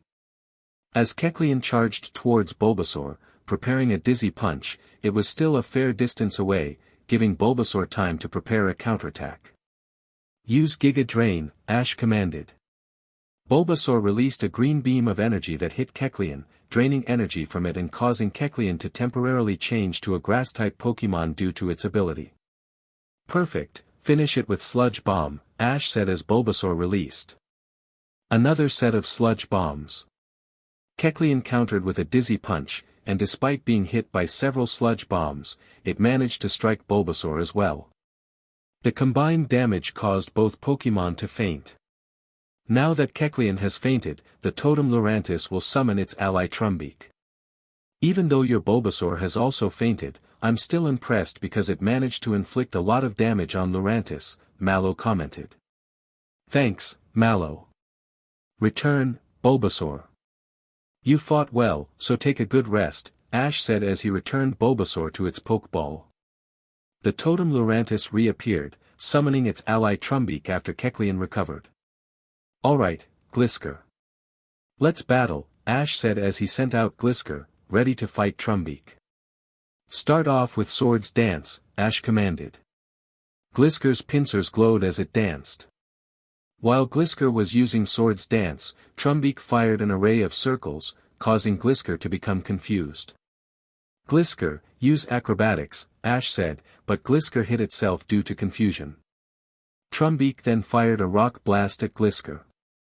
Counter with Stone Edge, Ash ordered.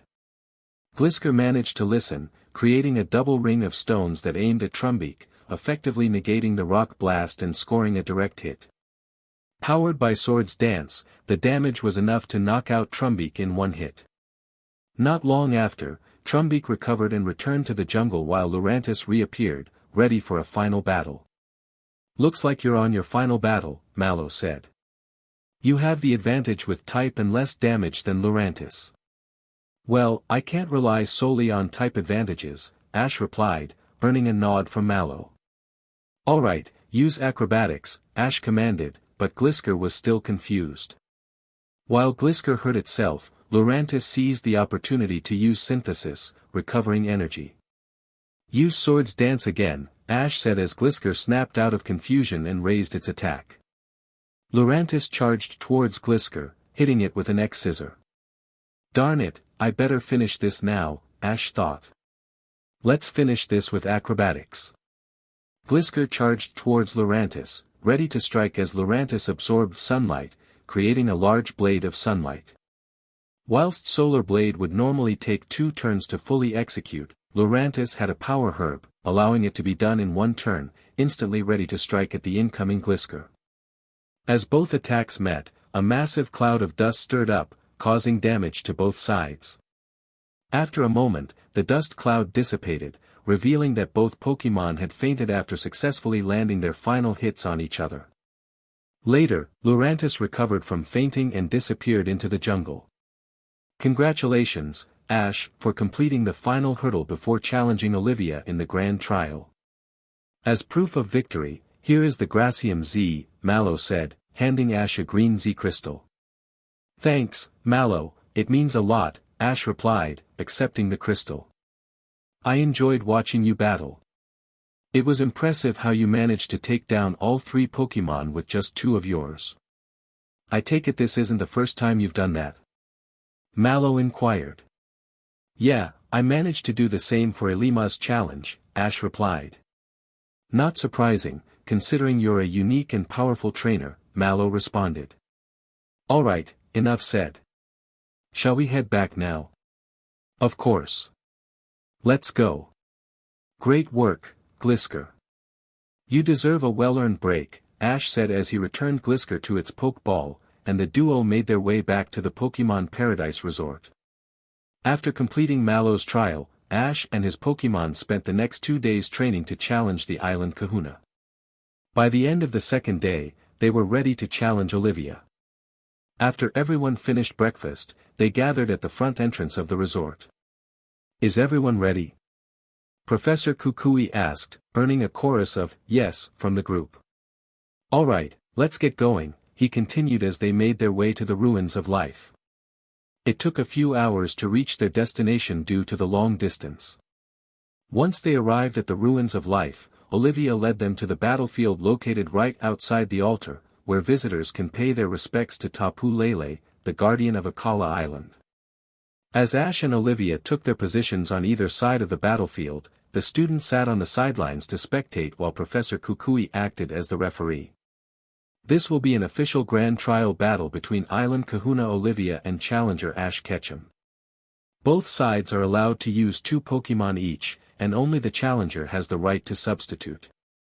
The battle will end when all of either side's Pokémon are unable to battle. Can both trainers please send out their next Pokémon? Professor Kukui announced.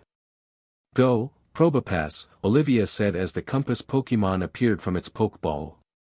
A Probopass, huh? Ash thought to himself. Alright, go Typhlosion, he said, and the volcano Pokémon appeared. A Typhlosion. How many starter final evolution fire-type Pokémon does Ash have? Kiawe exclaimed in shock. Well, Kiawe, I have Charizard, Typhlosion, Infernape, and Emboar, so that makes 4, Ash replied. Wow, just wow, Kiawe said. I wish to battle one of your fire-type Pokémon, if that's okay with you. That's fine, but that will have to wait until later, Ash said, focusing back on the battlefield.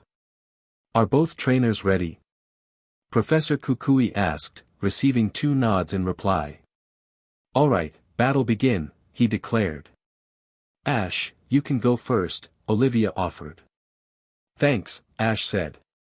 Begin with Lava Plume, he commanded as Typhlosion created a large explosion around it, causing a mix of smog and flames to cover the area and aim towards Probopass. Such power, Kiawe said in amazement. If only Ash had used his fire-type Pokémon in my trial. Probopass, use Stone Edge, Olivia instructed as Probopass slammed itself on the ground, creating several jagged stones that charged towards the incoming lava plume, resulting in a huge explosion and stirring up a cloud of dust. When it cleared, both Pokémon had taken damage from the opposing attacks. It seems like both sides are equal in power, Lily commented. But not for long, Olivia said confidently, knowing her next move was an attack that never misses. Use Magnet Bomb, she commanded as Probopass created a silver orb and fired it towards Typhlosion. Destroy the Magnet Bomb with Focus Blast, Ash ordered, and Typhlosion created a blue orb of energy that negated the Magnet Bomb and scored a direct hit on Probopass. That would cause a lot of damage, Mallow noted. Yeah, with Probopass being a Steel Rock type, it has a 4 times weakness to fighting type moves, Lana added. It's not just fighting type attacks, Sophocles pointed out. Probopass also has a 4 times weakness to ground type attacks. Now that you mention it, Sophocles, Kiawe said, I'm starting to wonder if Ash's Typhlosion has Earthquake. Alright, Typhlosion. Use Earthquake, Ash commanded as the volcano Pokemon unleashed a powerful earthquake that surged towards Probopass. Olivia smirked as she commanded, use Magnet Rise. Probopass's body glowed yellow and began to float above the ground. I knew it, just like the last time I saw her battle, Kiawe commented. It's a great tactic to shield against ground-type moves, especially since Probopass is weak to them. Now use Zap Cannon, Olivia instructed. Probopass created a bright yellow ball of electricity and launched it toward Typhlosion. Caught off guard, Ash struggled to give an order until the last moment. Typhlosion, dodge it. Ash urged, but it was too late.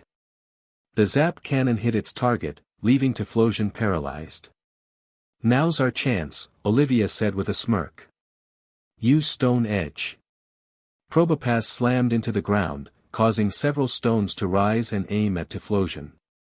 Typhlosion, use Earthquake to eliminate the Stone Edge. Ash commanded. Fortunately, Typhlosion managed to move and unleashed a powerful earthquake that effectively cleared the stones. Use Zap Cannon again, Olivia ordered. Probopass created another bright yellow ball of electricity aimed at Typhlosion. Dodge it.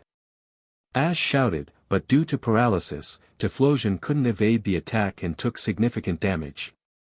I need to finish this, Ash thought. Use Lava Plume as a shield. Typhlosion created an explosion of flames and smog that engulfed the area and aimed at Probopass. Use Stone Edge, Olivia commanded, and Probopass struck the ground again, sending stones toward Typhlosion, though the attack was weakened by the Lava Plume. Negate the Stone Edge with Focus Blast. Ash shouted. Typhlosion formed a blue sphere of energy and fired it at the remaining stones, causing an explosion and a cloud of dust. After a moment of silence, the battlefield cleared to reveal both Pokemon had fainted. Probopass and Typhlosion are unable to battle. Can both trainers please send out their next Pokemon? Professor Kukui requested. Return Probopass, you fought well. Take a good rest, Olivia said, recalling her Pokemon. You too, Typhlosion, Ash said, returning his Pokemon to its Pokeball. Now, go Lycanroc, Olivia called as the wolf Pokemon appeared on the battlefield. So that's the evolved form of Rockruff, huh?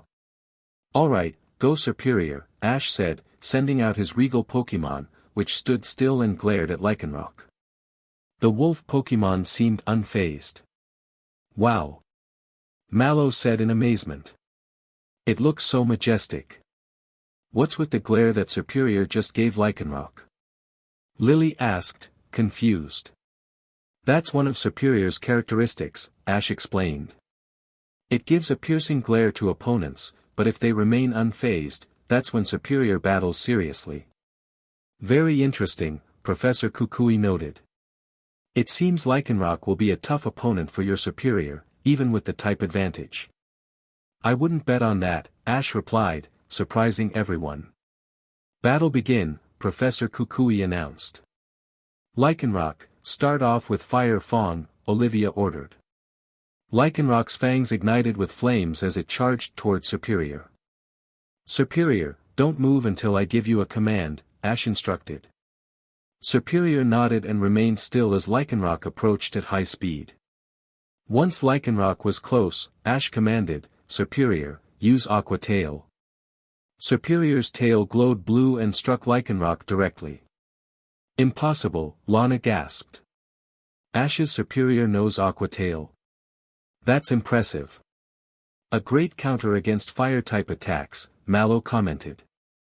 Never did I expect this, Olivia said in shock as Lycanroc's Fire Fang was negated, taking damage from the super-effective Aqua Tail. But that won't stop me.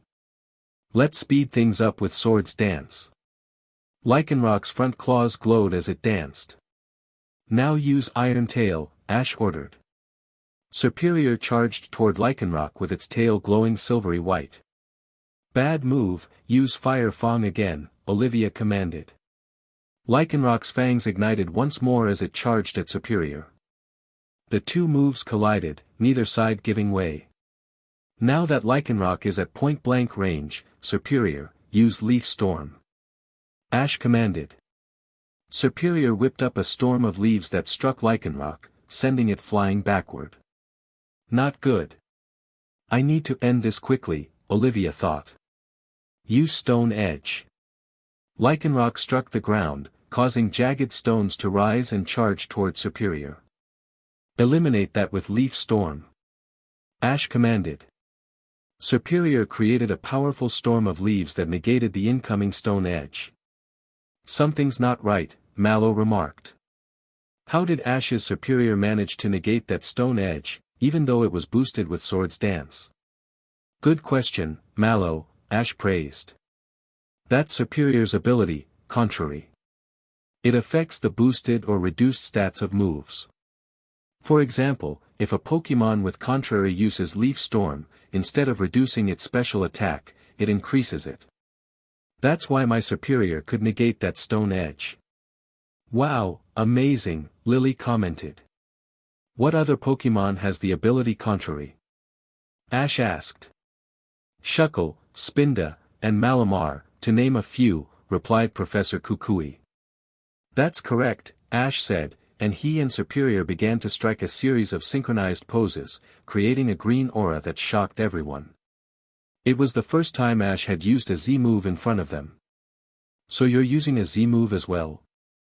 Alright, here we go, Olivia said as Lycanroc jumped into the air, performing several synchronized poses with its trainer. It summoned multiple rocks from the ground, eventually forming a large boulder and hurling it at Superior. However, Ash and Superior were ready. Their Z-move was charged up, covering the entire battlefield with flowers, which was the effect of the Z-move Bloom Doom. Within seconds, both Z-moves collided, causing a massive explosion that engulfed the battlefield. After a minute, the dust cleared, revealing that Superior was still standing while Lycanroc had fainted. Lycanroc is unable to battle, Superior wins. Therefore, the winner is the challenger, Ash, declared Professor Kukui. Return, Lycanroc. You fought well, Olivia said, recalling her Pokémon and approaching Ash with an Akala stamp. Congratulations, Ash. That was a fierce but enjoyable battle, she continued. As proof of victory, here is the Akala stamp, which means you can now take on the next set of trial challenges and the grand trial on Alola Island. Thanks, Olivia. It was fun battling you, Ash said as he accepted the Akala stamp. Alright, to celebrate, let's head back and enjoy dinner at the buffet restaurant near the resort. We'll head to Alola Island tomorrow so Ash can complete Sophocles Island Trial Challenge, Professor Kukui announced, and the rest cheered in approval at the prospect of dining at a buffet after a long time. The next morning, after a hearty breakfast at the Pokémon Center, Mr. Briny and Max made their way to Slateport City from Dewford Town. About 30 minutes later, after sailing across routes 107, 108, and 109, they finally arrived at the seaside city. Well, here we are, Mr. Briny said as they reached the harbor of Slateport City and disembarked. Thanks a lot for accompanying me, Max said gratefully. It was great seeing you again. You're welcome, Max, the elderly man smiled. Always a pleasure. Best of luck challenging the rest of the gym leaders and the Hoenn League. Once again, thank you. I'll be off now, Max said as they waved farewell to each other. After a short time passing Route 110, Max finally arrived at Mauville City. Since it was noon, he decided to have a quick lunch at the Pokémon Center before heading to the gym. After a substantial lunch and tending to all his Pokémon, Max made his way to the gym and entered the building, greeted by Watson.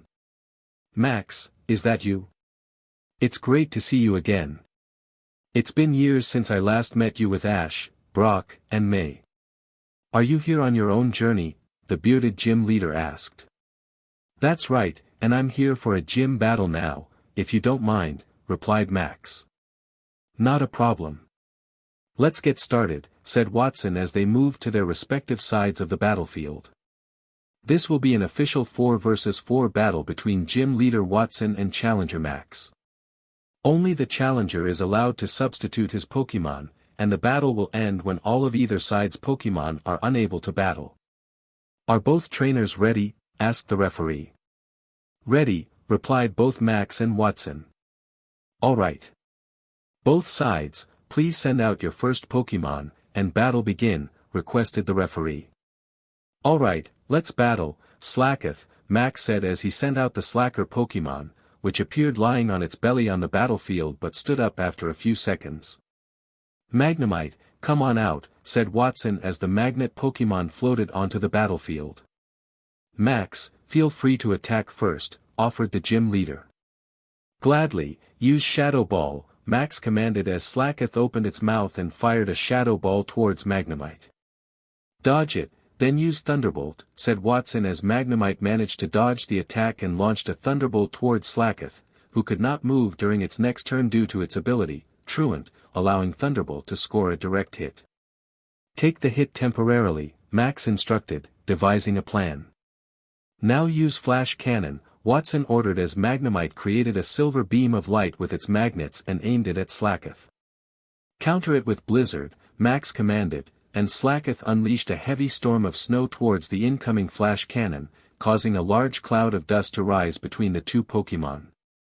Now that Slacketh cannot move due to Truant, use Thunderbolt this time, ordered Watson as Magnemite fired another beam of electricity at Slacketh, scoring another direct hit. It's almost time, Max thought to himself. Just wait until the next turn.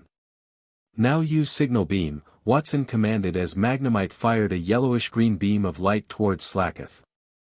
Now use Shadow Ball to eliminate that, Max ordered, but as Slacketh moved, a white beam of energy enveloped it, slowly changing its physical shape and appearance, evolving into a Vigoroth. It jumped into the air and unleashed an earthquake that shook the entire battlefield. So it's evolved into a Vigoroth, huh, commented Watson. That just took things to a whole new level, especially now that it learned Earthquake. Now that Slacketh evolved into Vigoroth, its ability Truant is now Vital Spirit, meaning it can attack every turn instead of every second turn, Max smiled to himself. Use Flash Cannon, ordered Watson, as Magnemite fired a silver beam towards Vigoroth. Charge forward and eliminate the Flash Cannon with Brick Break, Max commanded as the Wild Monkey Pokémon moved towards the incoming Flash Cannon, successfully eliminating it. Eventually, Vigoroth faced Magnemite and landed 2 direct hits with Brick Break, knocking it out. The referee announced, Magnemite is unable to battle. Vigoroth wins. Return Magnemite, you did very well, Watson said. Now go, Voltorb, he continued as the ball Pokémon appeared on the battlefield. Vigoroth, finish it off with Earthquake, Max commanded. Vigoroth jumped into the air and landed with a powerful thud, shaking the battlefield. Use Magnet Rise, Watson instructed with a slight smirk, and Voltorb surrounded itself with a yellow beam of energy, becoming immune to ground-type attacks for 5 turns. Now finish it with Thunder, Watson ordered. Voltorb unleashed a powerful thunder that struck Vigoroth, knocking it out after the Wild Monkey Pokémon had already taken considerable damage from battling Magnemite. Vigoroth is unable to battle. Voltorb wins, the referee stated. Return Vigoroth, Max said, recalling the Wild Monkey Pokémon. You were amazing. Now rest easy. Alright, let's go, Shroomish, he added as the Mushroom Pokémon appeared on the battlefield. Shroomish, use Mega Drain, Max commanded, and the Mushroom Pokémon released a green beam of energy toward Voltorb. Dodge it by rolling forward towards Shroomish and use Signal Beam, Watson instructed. Voltorb skillfully dodged and rolled toward Shroomish while firing a Signal Beam. Charge into the Signal Beam with Headbutt, Max said. Shroomish's head glowed white as it charged through the approaching Signal Beam toward Voltorb, taking some damage from the attack. When Shroomish was close to Voltorb, Max gave another command. Now use Stun Spore, Max said, attempting to slow down Voltorb. Shroomish released a cloud of orange powder that hit Voltorb directly. Caught off guard, Watson decided to use his last resort attack. Voltorb, use explosion, he ordered. The ball Pokemon unleashed a massive explosion that engulfed the entire battlefield. After a moment, it was revealed that both Pokemon had fainted from the impact. Both Pokemon are unable to battle. Can both sides please send out their next Pokemon, the referee requested. Return, Shroomish. You did well, take a good rest, Max said as he recalled the mushroom Pokemon. You too, Voltorb, Watson said, returning the ball Pokemon to its Pokeball. So we're halfway through our battle, huh? Max commented. Indeed. So far, I have enjoyed our battle. Let's make the most of the second half, Watson replied. As you wish, go Mytiana, Max said as the bite Pokemon appeared on the battlefield.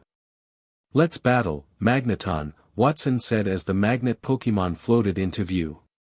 Begin with Flash Cannon, Watson ordered, and Magneton released a silver beam of light toward Mytiana. Dodge, then use Scary Face, Max commanded. Mytiana skillfully evaded the attack and created an intimidating face that caused Magneton to lose speed. Darn it.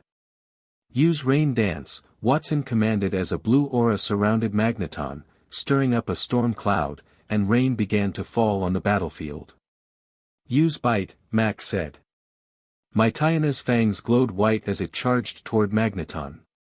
Use Thunder, Watson said, confident that Thunder would hit despite Magneton's reduced speed due to the rain. Even though Thunder struck Mytiana, it still managed to hit Magneton, causing significant damage. Now use Zap Cannon, Watson ordered. Magneton released a large yellowish-green ball of electricity toward Mytiana. Deflect it with Iron Tail, Max commanded. Mytiana's tail glowed white, successfully deflecting the attack back at Magneton, scoring a direct hit and paralyzing it. Now use Bite again, Max instructed as Mytiana's fangs glowed white and struck Magneton, causing more damage. Now that Mytiana is close, use Thunder, Watson ordered. Magneton unleashed another Thunder attack on Mytiana, landing another direct hit. After a few moments, both Pokemon collapsed, and the rain dissipated. Once again, both Pokemon are unable to battle. Can both sides please send out their next Pokemon, the referee requested. Return, Mytiana, you were amazing, Max said, recalling the bite Pokemon. Alright, Grovyle, I'm counting on you, he added as he sent out the Woodgecko Pokemon. You too, Magneton. Take a good rest, Watson said as he recalled Magneton. Now, go Manectric. It's up to you, he continued as the discharge Pokemon appeared on the battlefield. Okay, Grovyle, start off with quick attack, Max commanded as Grovyle charged toward Manectric at high speed. Use Thunderbolt, Watson ordered. Manectric fired a powerful yellow beam of electricity toward Grovyle. Use quick attack to evade the Thunderbolt, then use Leer, Max instructed. Grovyle efficiently dodged the attack and approached Manectric with a glare that slightly reduced the discharge Pokemon's defense. Manectric, use Flamethrower, Watson commanded. The discharge Pokemon opened its mouth and fired a powerful array of flames at Grovyle, catching the Woodgecko Pokemon by surprise and causing significant damage. However, Max and Grovyle were not done yet. Use Mega Drain, the challenger ordered as Grovyle managed to withstand the super effective attack and released a green beam of energy that enveloped Manectric, draining its energy. Use Thunderbolt, commanded Watson, and Manectric unleashed a powerful Thunderbolt. However, it was resisted by the energy of Mega Drain, as Grass-type attacks are strong against Electric-type moves. Max suddenly recalled how Winona, the Fortree City gym leader who specializes in Flying-type Pokemon, had managed to tie with Ash's Pikachu in their gym battle. He devised a strategy. Plant one of your feet in the ground temporarily, he instructed. Grovyle obeyed, planting its right foot into the ground, effectively negating the incoming Thunderbolt, though it took some damage beforehand. Use Mega Drain again, Max ordered. Instead of using Mega Drain, the leaves on Grovyle's arms glowed light green and slashed at the discharge Pokemon, causing significant damage. Grovyle, you learned Leaf Blade, didn't you? Max asked in disbelief. Grovyle turned its head back, gave a brief smirk, and nodded. Impressive, but we won't lose either. Use flamethrower, Watson commanded. Manectric opened its mouth and fired flamethrower towards Grovyle. Dodge using quick attack, Max instructed. Grovyle efficiently evaded the fire-type attack and charged towards Manectric. Now finish it off with Leaf Blade, Max concluded. The leaves on Grovyle's arms glowed light green again, and it slashed the discharge Pokémon twice, knocking it out. Manectric is unable to battle. Grovyle wins. Therefore, the winner of this match is the challenger Max, declared the referee. Well done, Grovyle, Max said, patting it on the head before returning it to its Pokeball. You fought well, Manectric. Take a well-deserved rest, praised Watson as he recalled his Pokémon back into its Pokeball and approached Max across the battlefield. Well, Max, that was an exhilarating battle, and I really enjoyed it. As proof of victory, here is the Dynamo badge, the gym leader said, handing the badge to Max. Thank you, Watson, Max replied as he accepted the badge. Now that you've defeated me, one more gym victory and you're halfway through your path to the Hoenn League. I assume you know where your next gym is, right? Watson inquired. Yep, Flannery of Lavaridge Town. And don't worry, I know how to get there. I have my Pokenav in case something happens, Max replied. Good on you. Best of luck, said Watson. Thank you, Watson. I'll be heading off now, Max said as he made his way out of the gym, heading to the Pokemon Center to heal his Pokemon before going to Lavaridge Town. After earning the Akala stamp, the entire group decided to spend the next day relaxing at the Pokemon Paradise Resort before heading to the Hokulani Observatory on Ulaula Island, located at the summit of Mount Hokulani. On the morning of their departure, Olivia bid farewell to the group at Heya Heya Beach. Ash's crew then made their way to Ulaula Beach by using Mantine Surf across the water. Olivia expressed her gratitude to Ash for the intense battle during the Akala Island trial, stating it was one of the toughest she had faced in a long time. Ash agreed, saying he enjoyed battling her and wished her luck with the rest of the Island Trial Challenge and Grand Trials. After their goodbyes, Ash, Professor Kukui, and the students hopped onto the Mantine Surf and crossed the water, while Olivia waved farewell, watching them disappear into the distance. About 15 minutes later, they arrived at Ulaula Beach and headed to the nearest town, passing through Route 12, 11, and into Malie City, where they had a quick lunch at the Pokemon Center. After lunch, they traveled northwest through Route 10, and arrived at Mount Hokulani, where they boarded the Executor Express to the summit, finally reaching the Hokulani Observatory. Well, here we are, said Sophocles. I'll take Ash through the trial gate while you guys explore the other areas of the observatory. Professor Kukui wished Ash good luck as the rest of the group went their separate ways. Are you ready, Ash? Sophocles asked. Ash confirmed he was ready, and they entered the trial gate that led inside the observatory. Sophocles explained that they would face a Totem Vikavolt and 2 ally Charjabug. The Totem would call the Charjabug after its first turn, and depending on its status, one of the 2 Charjabugs summoned would vary. Got it, Ash replied, sending out Noctowl. The Totem Vikavolt appeared in front of them. Use Hurricane, Ash commanded, and Noctowl flapped its wings, creating a powerful hurricane aimed at Vikavolt. Despite a type disadvantage, the hurricane proved more powerful than Vikavolt's spark attack, landing a direct hit and inflicting significant damage. After recovering, Vikavolt retreated and summoned an ally Charjabug, which used Charge to boost its electric-type attacks. Use Extrasensory, Ash ordered, and Noctowl unleashed a multicolored beam at Charjabug. Unfortunately, Charjabug's spark attack overpowered Extrasensory, hitting Noctowl hard. Noctowl, are you alright?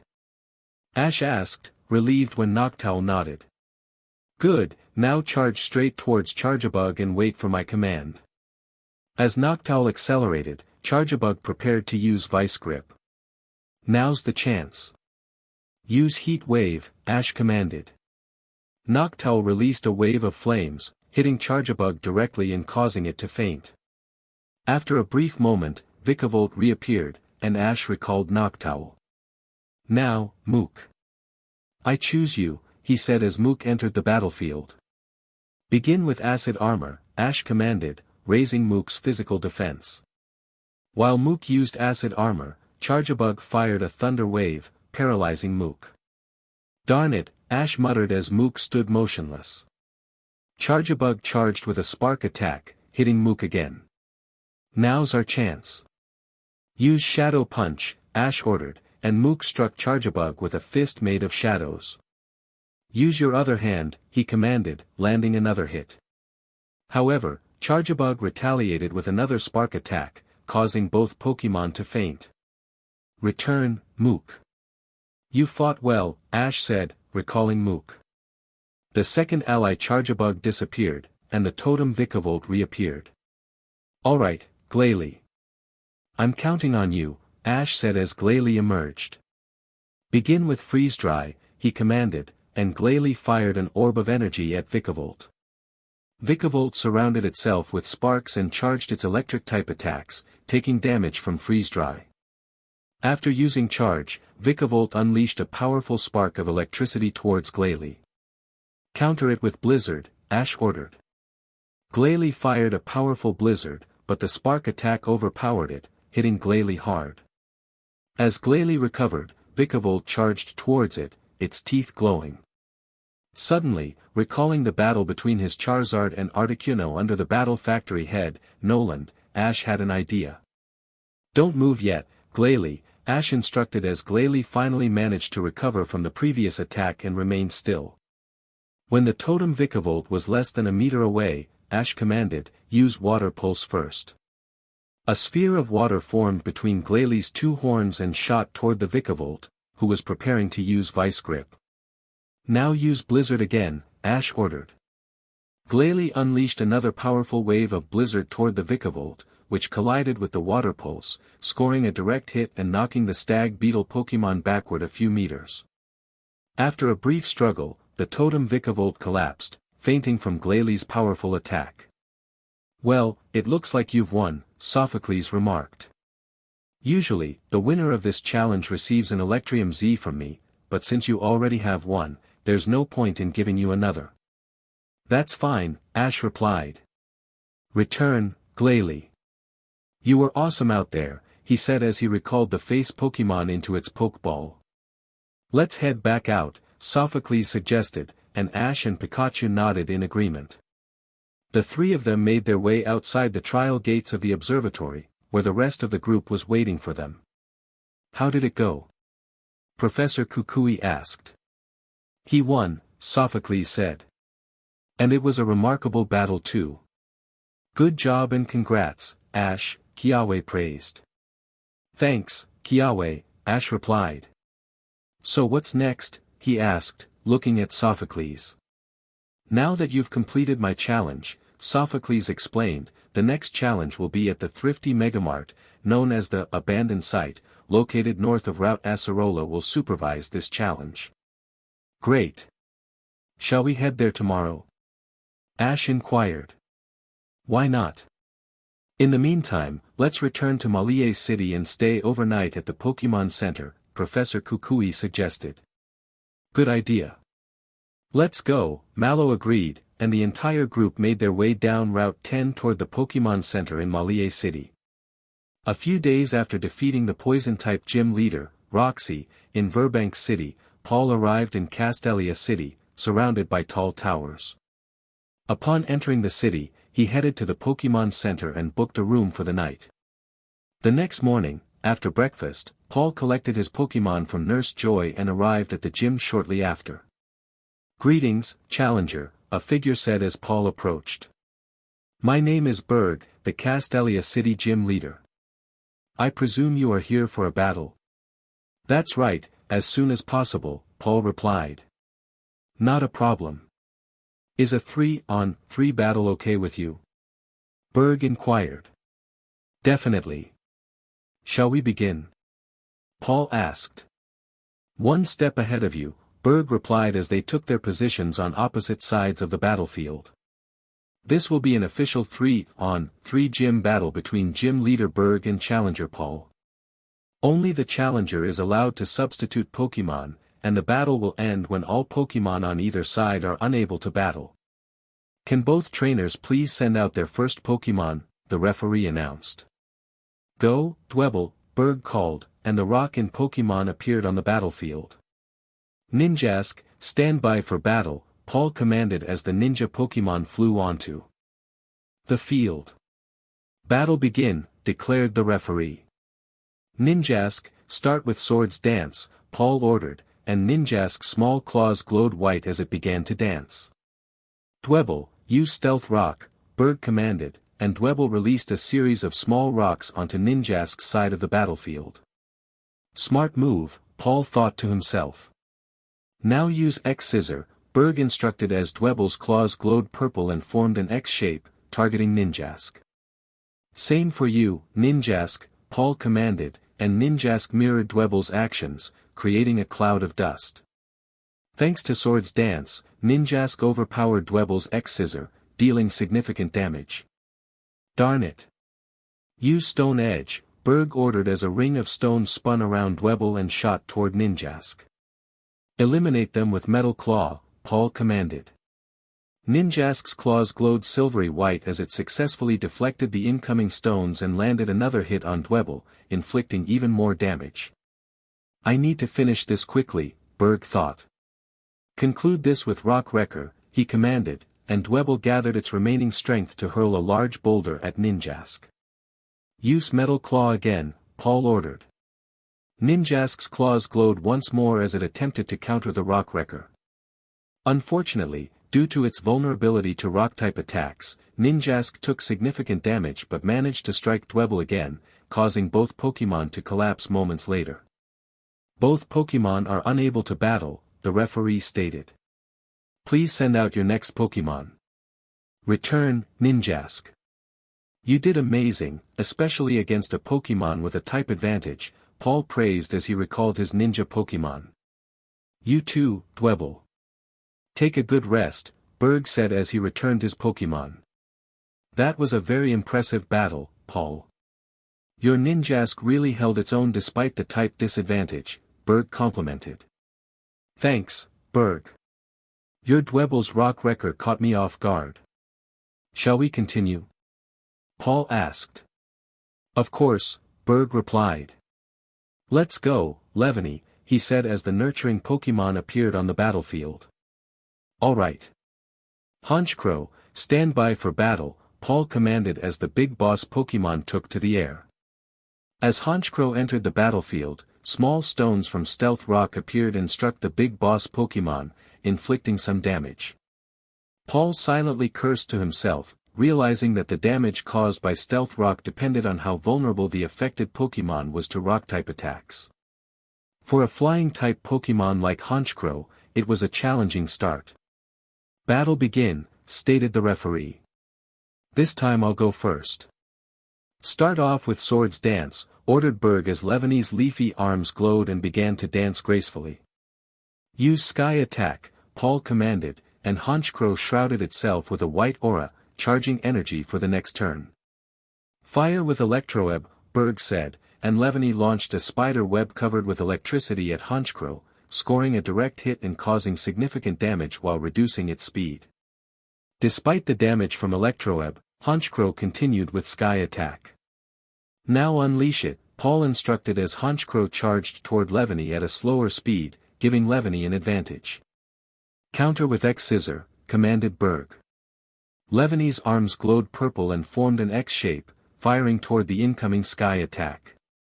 Normally, X-Scissor wouldn't overpower Sky Attack, but the effects of Swords Dance made it possible. The two attacks clashed, neither giving way. However, Paul had a plan. Change of stance. Now use Heat Wave, he ordered. Honchkrow opened its mouth and released a stream of flames, hitting Levany hard due to its weakness to fire-type attacks. A few moments later, Levany fainted from the combination of Sky Attack and Heat Wave, while Honchkrow endured damage from Stealth Rock and the powered-up X-Scissor but remained standing. Levany is unable to battle. Honchkrow wins, announced the referee. Return, Levany. Rest well, Berg said as he recalled his Pokémon. Scolipede, I'm counting on you, he added as the Megapede Pokémon appeared on the battlefield. Use Night Slash, Paul commanded, and Honchkrow's wing glowed purple as it charged toward Scolipede. Block it with Rock Slide, Berg ordered, and Scolipede released an array of rocks that descended toward Honchkrow. Paul realized that Honchkrow's speed had been reduced by Electroweb, making it unable to dodge the incoming attack in time. On second thoughts, spin with Steel Wing, he adjusted his command, and Honchkrow began spinning rapidly, negating the Rock Slide. Berg, impressed by Honchkrow's counter, waited until Honchkrow was close. Now use Mega Horn, he commanded as Scolipede charged toward Honchkrow, scoring a direct hit and causing it to faint. Honchkrow is unable to battle. Scolipede wins, stated the referee. Return, Honchkrow. You did your best. Take a well-deserved rest, Paul said as he recalled his Pokémon. Hariyama. Stand by for battle, Paul called as the arm-move Pokémon entered the battlefield. Unlike Honchkrow, Hariyama took minimal damage from Stealth Rock due to its fighting-type resistance. A Hariyama? This will be an interesting battle, Berg remarked, eyeing the arm-move Pokémon with curiosity. Indeed, Paul replied. Begin with Bulk Up, he ordered, and Hariyama released a red aura that enhanced its attack and defense. Now use Aqua Tail, Berg commanded, and Scolipede's tail glowed blue as it charged toward Hariyama. Deflect with Cross Chop, Paul instructed. Hariyama's hands glowed white and formed an X shape, colliding with Aqua Tail and creating a cloud of dust as both Pokémon took damage. Use Poison Jab this time, Berg said, and Scolipede's horns glowed purple as it aimed at Hariyama. Counter with Iron Head, Paul commanded. Hariyama's head glowed silvery white, effectively countering the Poison Jab and scoring a direct hit on Scolipede, causing it to flinch. Now that Scolipede is unable to move, finish it off with Stone Edge, Paul ordered. Hariyama slammed its hand on the ground, causing stones to protrude and hit Scolipede, leading to its fainting due to the super effective attack. Scolipede is unable to battle. Hariyama wins. Therefore, the winner is the challenger Paul, declared the referee. Return, Hariyama. Excellent job and take a good rest, Paul said as he recalled his Pokémon. Thanks, Scolipede. You did well. Rest well, Berg said as he returned his Pokémon. That was an excellent battle. Your Pokémon was raised really well. As proof of victory, here is the insect badge, Berg said as he approached Paul and handed him the badge. Thank you, Berg, Paul replied. I enjoyed that battle. The next gym is located in Nimbasa City, Berg added. And the gym leader is Alessa, who specializes in electric-type Pokémon. Interesting, Paul replied. Well, I best be off now. Thanks for the gym battle. No problem, and good luck, Berg said as Paul made his way out of the gym and headed to the Pokémon Center to heal his Pokémon. After arriving at Shalar City and catching a Mantine while fishing, Bonnie took her 3 Pokémon to the center, where Nurse Joy healed them overnight. The next morning, upon collecting her Pokémon, Bonnie made her way to the gym, where she was greeted by Corona and her grandfather, Gherkin. Bonnie, Corona said with delight, giving her a hug. How have you been? I've been great. How about you guys? The young trainer asked. Better than ever, Gherkin replied. Are you here for a gym battle? That's right, Bonnie confirmed. Very well, Gherkin said, turning to Corona. The rules are the same as when you faced Ash, am I right? Correct. Shall we begin? Corona responded. Of course. Make your way to either side of the battlefield. I shall be the referee, Gherkin instructed as all 3 of them took their positions. This will be an official 3 vs 3 gym battle between the gym leader Corona and the challenger Bonnie. Only the challenger is allowed to substitute her Pokémon, and the battle will end when all of either side's Pokémon are unable to battle. Can both trainers please take out their first Pokemon? Gherkin requested. Go, Meanful, Corina said, sending out the martial arts Pokemon from her Pokeball. Let's go, Deden, Bonnie called as the antenna Pokemon jumped onto the battlefield, sparks glowing on its cheeks. Battle begin, Gherkin announced. Begin with Swords Dance, Corina ordered as Meanful's small hands glowed white, creating animated swords that danced around it, sharply increasing its physical attack. Use Thunderbolt, Bonnie commanded. Deden released a powerful thunderbolt that struck Meanful directly, causing significant damage. Now use Drain Punch, Corina said, as Meanful's hand glowed green and aimed at Deden. Counter it with Nuzzle, Bonnie ordered. Deden charged forward, taking damage from Meanful's attack while also scoring a direct hit and paralyzing Meanful. Corina observed her Meanful, now paralyzed, and thought to herself, it may be a very small Pokemon, but it definitely isn't a pushover. Use Poison Jab, Corina commanded, as Meanful's paws glowed purple and aimed at Deden. Deflect it with Iron Tail, Bonnie instructed. Deden's tail glowed silvery white, successfully countering Meanful's attack. Quick, now finish it off with Play Rough, Bonnie urged. Deden cloaked both itself and Meanful in thick white smoke surrounded by stars, striking Meanful multiple times with its tail, dealing heavy damage and eventually causing it to faint. Meanful is unable to battle. Deden wins, Gherkin announced. Return, Meanful. You fought well, Corina praised as she recalled her Pokemon. Deden, do you still want to battle or do you wish to take a rest for now? Bonnie asked with concern. Deden nodded reassuringly. Alright, if you insist, Bonnie said as Corina sent out her second Pokemon, a Machoke. Battle begin, Gherkin declared. Machoke, start off with Bulk Up, Corina ordered, surrounding Machoke with a red aura that increased its attack and defense. Use Nuzzle, Bonnie commanded. Deden charged toward Machoke, successfully paralyzing it. Now use Poison Jab, Corina instructed, as Machoke's hand glowed purple and aimed at Deden. Counter again with Iron Tail, Bonnie ordered. Deden's tail glowed silvery white, colliding with Machoke's attack.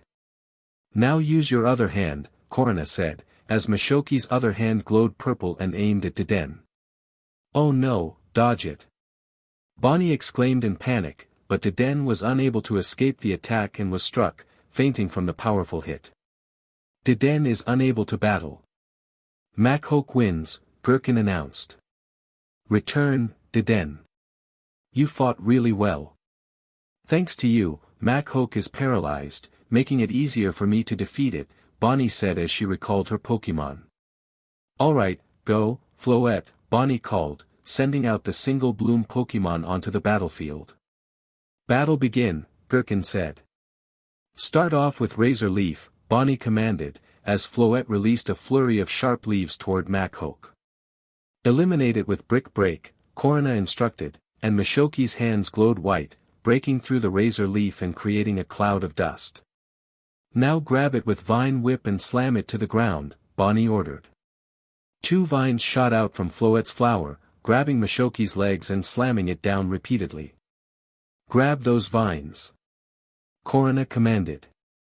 Machoke regained balance and seized the vines. Now pull Floette towards you, she instructed. Bonnie quickly devised a plan. As Floette came within range, she shouted, now use Fairy Wind. Floette released a powerful pink gust of wind, striking Machoke directly and inflicting significant damage. Now finish it off with Dazzling Gleam, Bonnie commanded. Floette unleashed a bright sparkling light from its flower toward Machoke.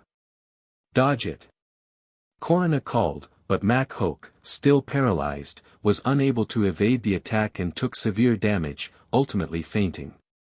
Machoke is unable to battle. Floette wins, Gherkin declared. You fought well, Machoke. Take a good rest, Corina said as she recalled her Pokemon. Alright, Lucario. I'm counting on you, Corina said, sending out the Aura Pokemon. Battle begin, Gherkin announced. Floette, use Razor Leaf, Bonnie ordered, as Floette released sharp leaves toward Lucario. Counter with Aura Sphere, Corona commanded. Lucario unleashed a powerful blue energy ball that collided with the Razor Leaf, creating a dust cloud. Use Vine Whip this time, Bonnie instructed, as 2 green vines shot out from Floette's flower toward Lucario. Not this time. Grab the vines and pull them towards you, Corona ordered.